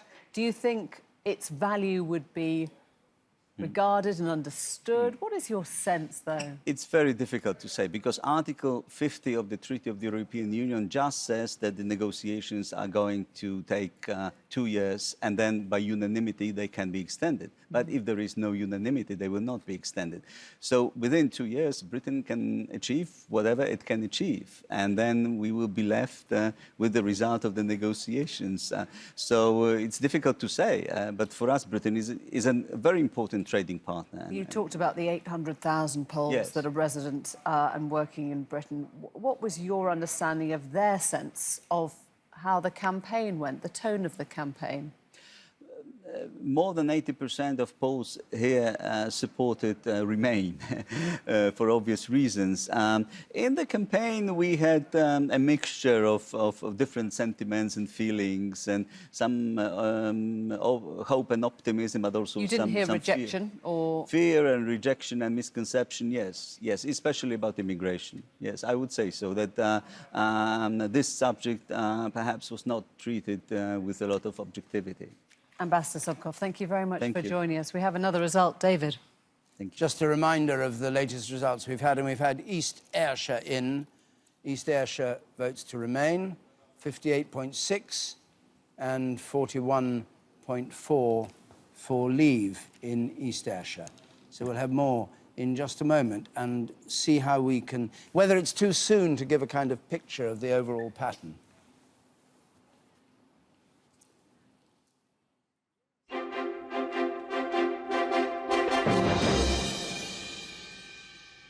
So let's go to Hartlepool now and join Luke Walton, who I think has maybe... Have you got the result, Luke? Are you the counting officer? I have got some... For Hartlepool? I'm not the counting officer, but I've got some unconfirmed final results here, which is that Leave are on 32,000, Remain on 14,000, which means that Leave have taken more than 69% of the vote on my figures. As I say, those haven't been confirmed, but I understand from a number of sources here that that is the final picture here, which was more or less where Leave thought they were heading tonight, but I think it was ahead of expectation, before today. So a very, very good result for Leave. I mean, the context here is that this is a Labour stronghold, but it's also somewhere where UKIP have a good organisation. They've been picking up councillors. They came a strong second in the general election, so not entirely unexpected. But the message I'm getting from Leave campaigners, one said to me, this was a vote against the establishment and a feeling that Hartlepool is a forgotten town. So I think there's a wider feeling here, both against Labour, but more broadly, I think, against politicians. Interesting against Labour, because we've had Labour people here slightly dodging the question of whether Labour was failing, and indeed might have helped lose this referendum by failing to get out some of its 1/3 or so of Labour supporters. And that seems to confirm what you're saying. I mean, I have heard from some Leave campaigners that actually, they felt they had expected more Labour MPs, more Labour councillors out on the doorstep, not just here, but across the North East, a sense that in some areas Labour were slightly sitting on their hands, perhaps targeting more favourable areas with, more middle-class people, more university students, and perhaps had almost given up on the most disadvantaged areas. So I think there is a wider question for Labour. After all, they actually hold most of the seats in the North East, and here in Hartlepool, I feel that UKIP want to build on this result and actually target this seat and potentially challenge Labour. So I think there are wider political issues at play here. Of course, there's also economic issues here as well, with all the problems that Hartlepool and wider Teesside has had over the last few months. Luke, very interesting. Thank you very much indeed. Let's talk to our political editor in the Midlands, Patrick Burns, familiar figure on election nights for a number of years. I don't think you were there in '75, Patrick, were you? I was around. I've described this as a twice-in-a-lifetime experience. Oh, right, OK. So, twice in a lifetime for you, twice in a lifetime for me. What are you getting? I haven't had any results yet, have we, from the Birmingham area? I don't think. No.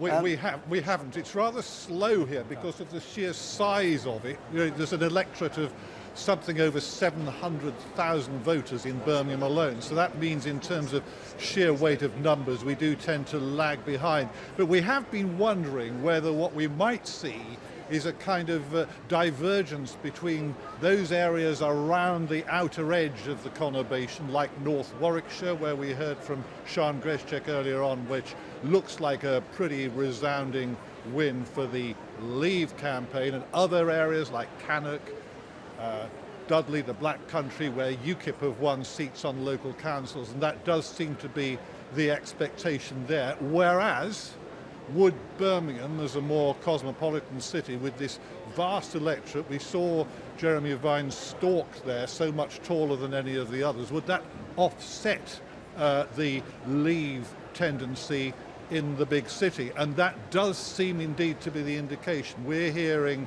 that early indications in Birmingham are that Remain has something between 55, maybe 60% of the vote. So that's cause for a certain amount more optimism for the Remain side of this than we were seeing earlier on in the evening. One other place to look out for during the course of the evening, we've heard of Jeremy talking about the algorithms. Well, Worcester, apparently, according to this great calculation, is about as typical as it's possible to be. So if a little bit later on we see a close result from Worcester just down the road from here, that could be an indication, could be with all the usual safeguards, that we would have a very close overall result for the UK. But still really quite early days here. It's also worth pointing out, David, there's two issues here at the same time. There's one big local count, the biggest in Britain, but also this is the regional centre where the whole pan-West Midlands regional figure will eventually be collated, but we're a way off that yet, of course. Patrick, thanks very much indeed. We'll be hearing from you again later, I hope. Confirmation of Hartlepool, which Luke Walton gave. Here are the actual figures: 32,000, 14,000 for Remain, 70% for Leave, and 30% for Remain. Laura, what are you hearing now? What is the feel among the political class about what's going on? Well, I think the people who've been on the side for Leaving are very happy with the scale of their victories. On the inside, they're certainly more nervous than they were a couple of hours ago. But they are holding out very much for the results from the big cities. Interesting hearing Patrick talking there about expectations in Birmingham of 55 to 60% for Remain. A couple of London boroughs, I've been told that they're expecting more than 80% of voters to cast their votes to stay in the European Union. And that is what the in-campaign are more nervous than they were, but they're still looking for and expecting good things to come, particularly from the London votes. But I think there is a pattern emerging that one senior politician has just described to me, where we see Remain doing better in their areas, Leave doing better in their areas, and as a result, a country that is more polarised. Basildon, we have the result. The Basildon voting area, declaration of local count totals.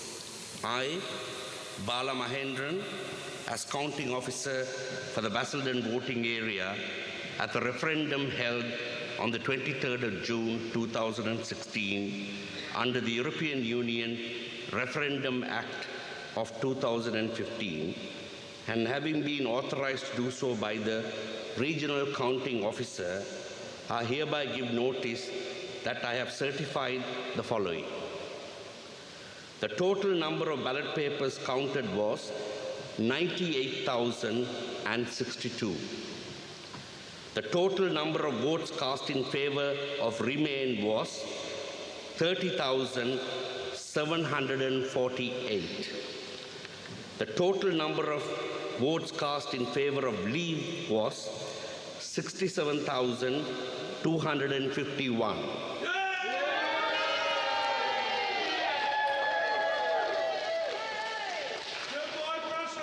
The total number of ballot papers rejected was 63. And can I now take the opportunity of thanking everybody who has assisted in this process. So there's the percentage. Let's just see that, 69-31 for Basildon. 69-31.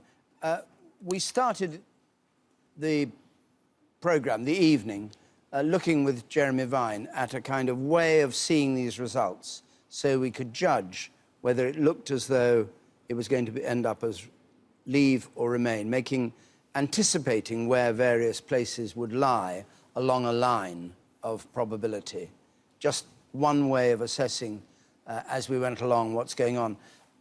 Jeremy, can you take us through that again with the results we've now had in? Yes. And tell us how well it's doing. Yeah, well, it's extremely interesting and dramatic, and there's something going on in the northeast, no question. Let me just explain here. We have the 382 counting areas. We've grayed them out where we don't have results yet, which obviously is nearly everywhere still.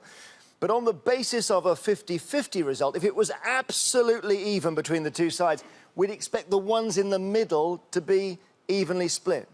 So we're looking at expectations based on a tight result, and I can tell you what's happening against that expectation. So we're going to the northeast here. I'll just actually flash the councils in the northeast. There are a dozen of them.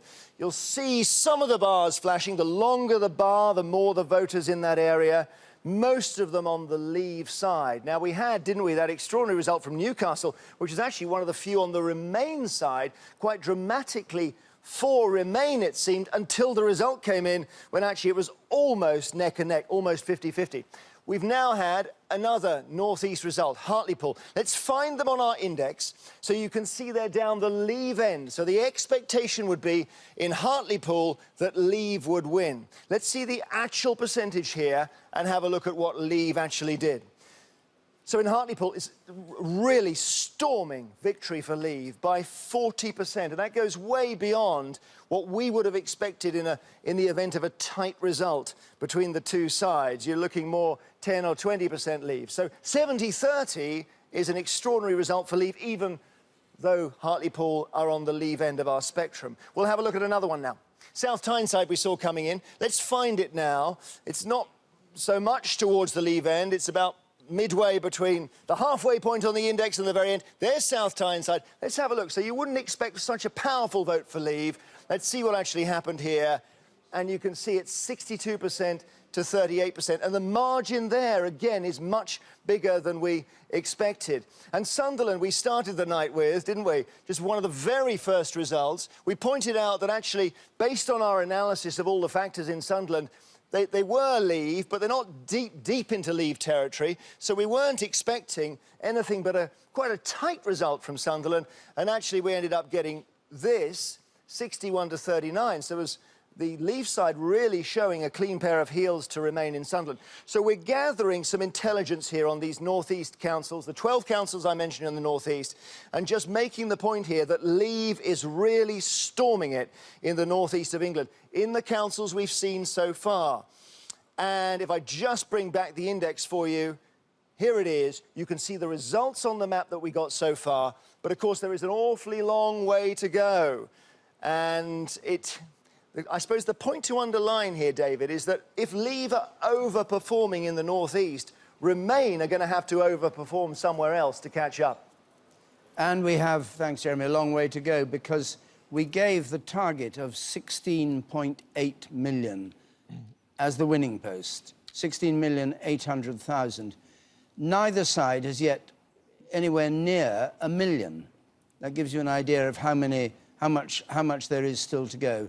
Leave on 723,000, Remain on 675,000. So there is a long, long way to go before we can safely call this.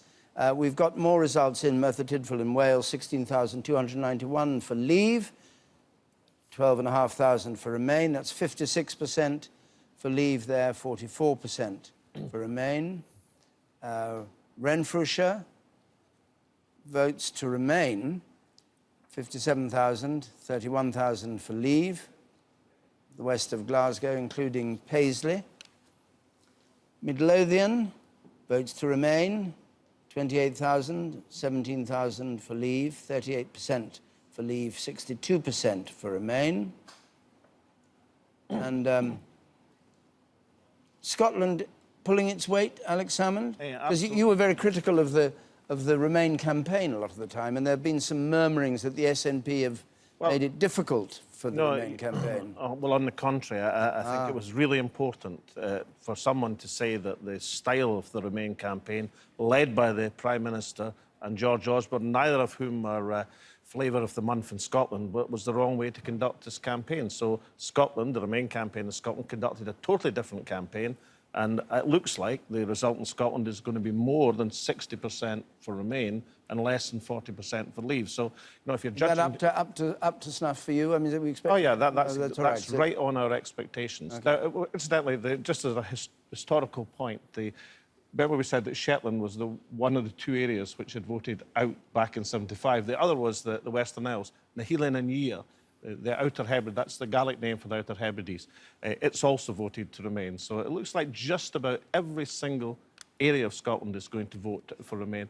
But I understand your grandson won a prize for Gaelic, so he did. He'd be the one who would give you a wee bit of coaching there. You're such a show-off, Alex.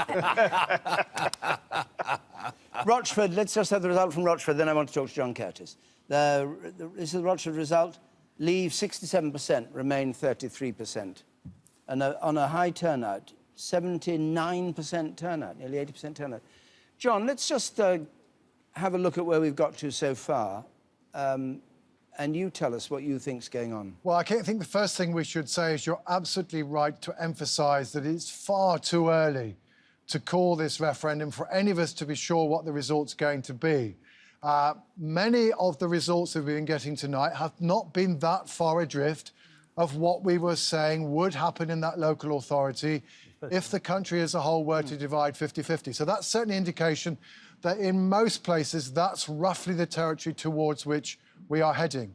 The big dramatic departure from that are these consistent results in the northeast of England, Hartlepool, South Tyneside, Newcastle, Sunderland, where the Remain side is well adrift of what we're expecting. Not just in places where we thought Leave would do very well anyway, but even in Newcastle where we thought they would do relatively well.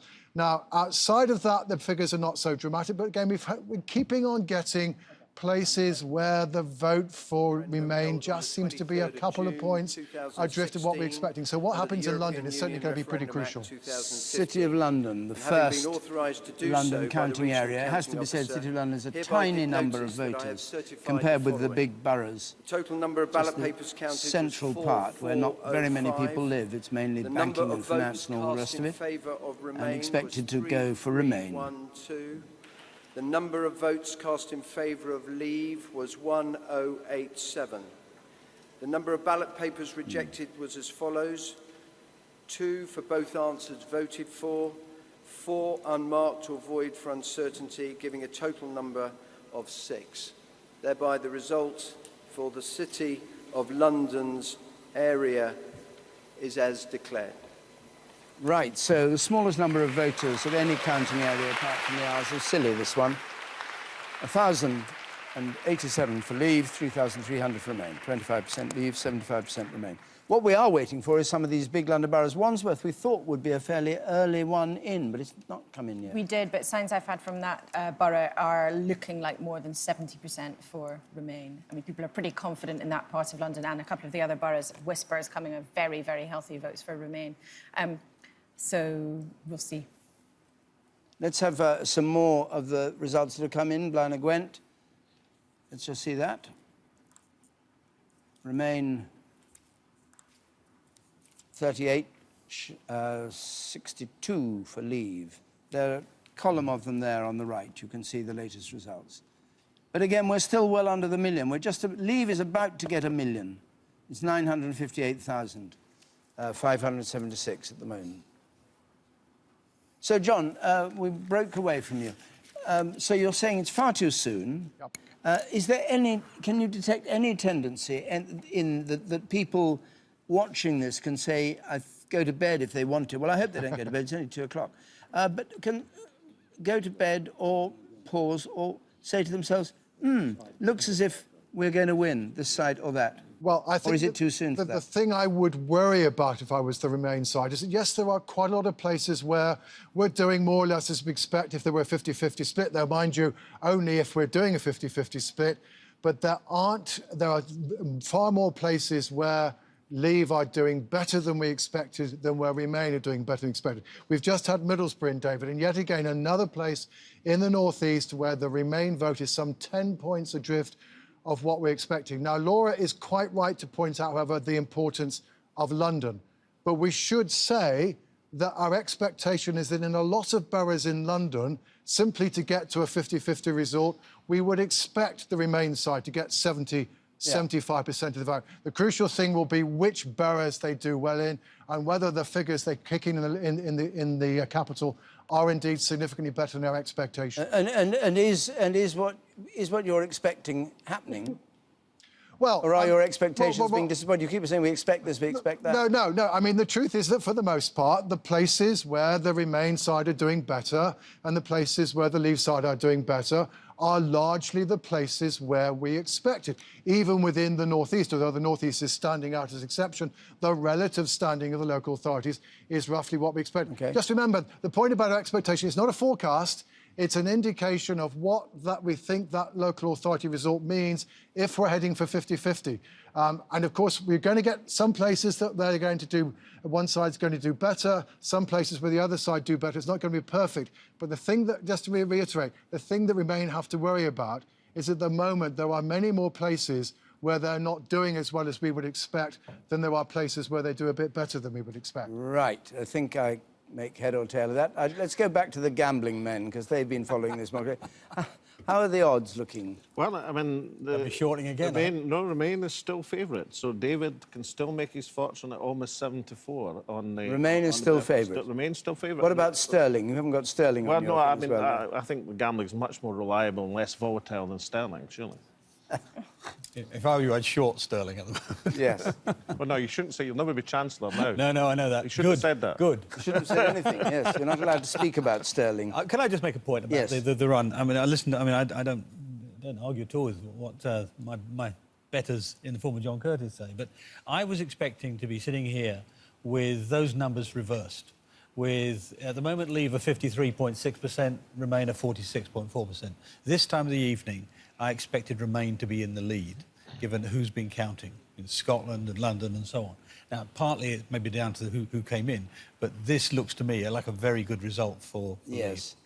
Leave. We're way behind on London. We've only had the City of London. But it's worth saying that Leave have now gone over the million mark. Gone over the million. And total votes cast are nearly 2 million. Yes. So it's quite a big sample. Yes.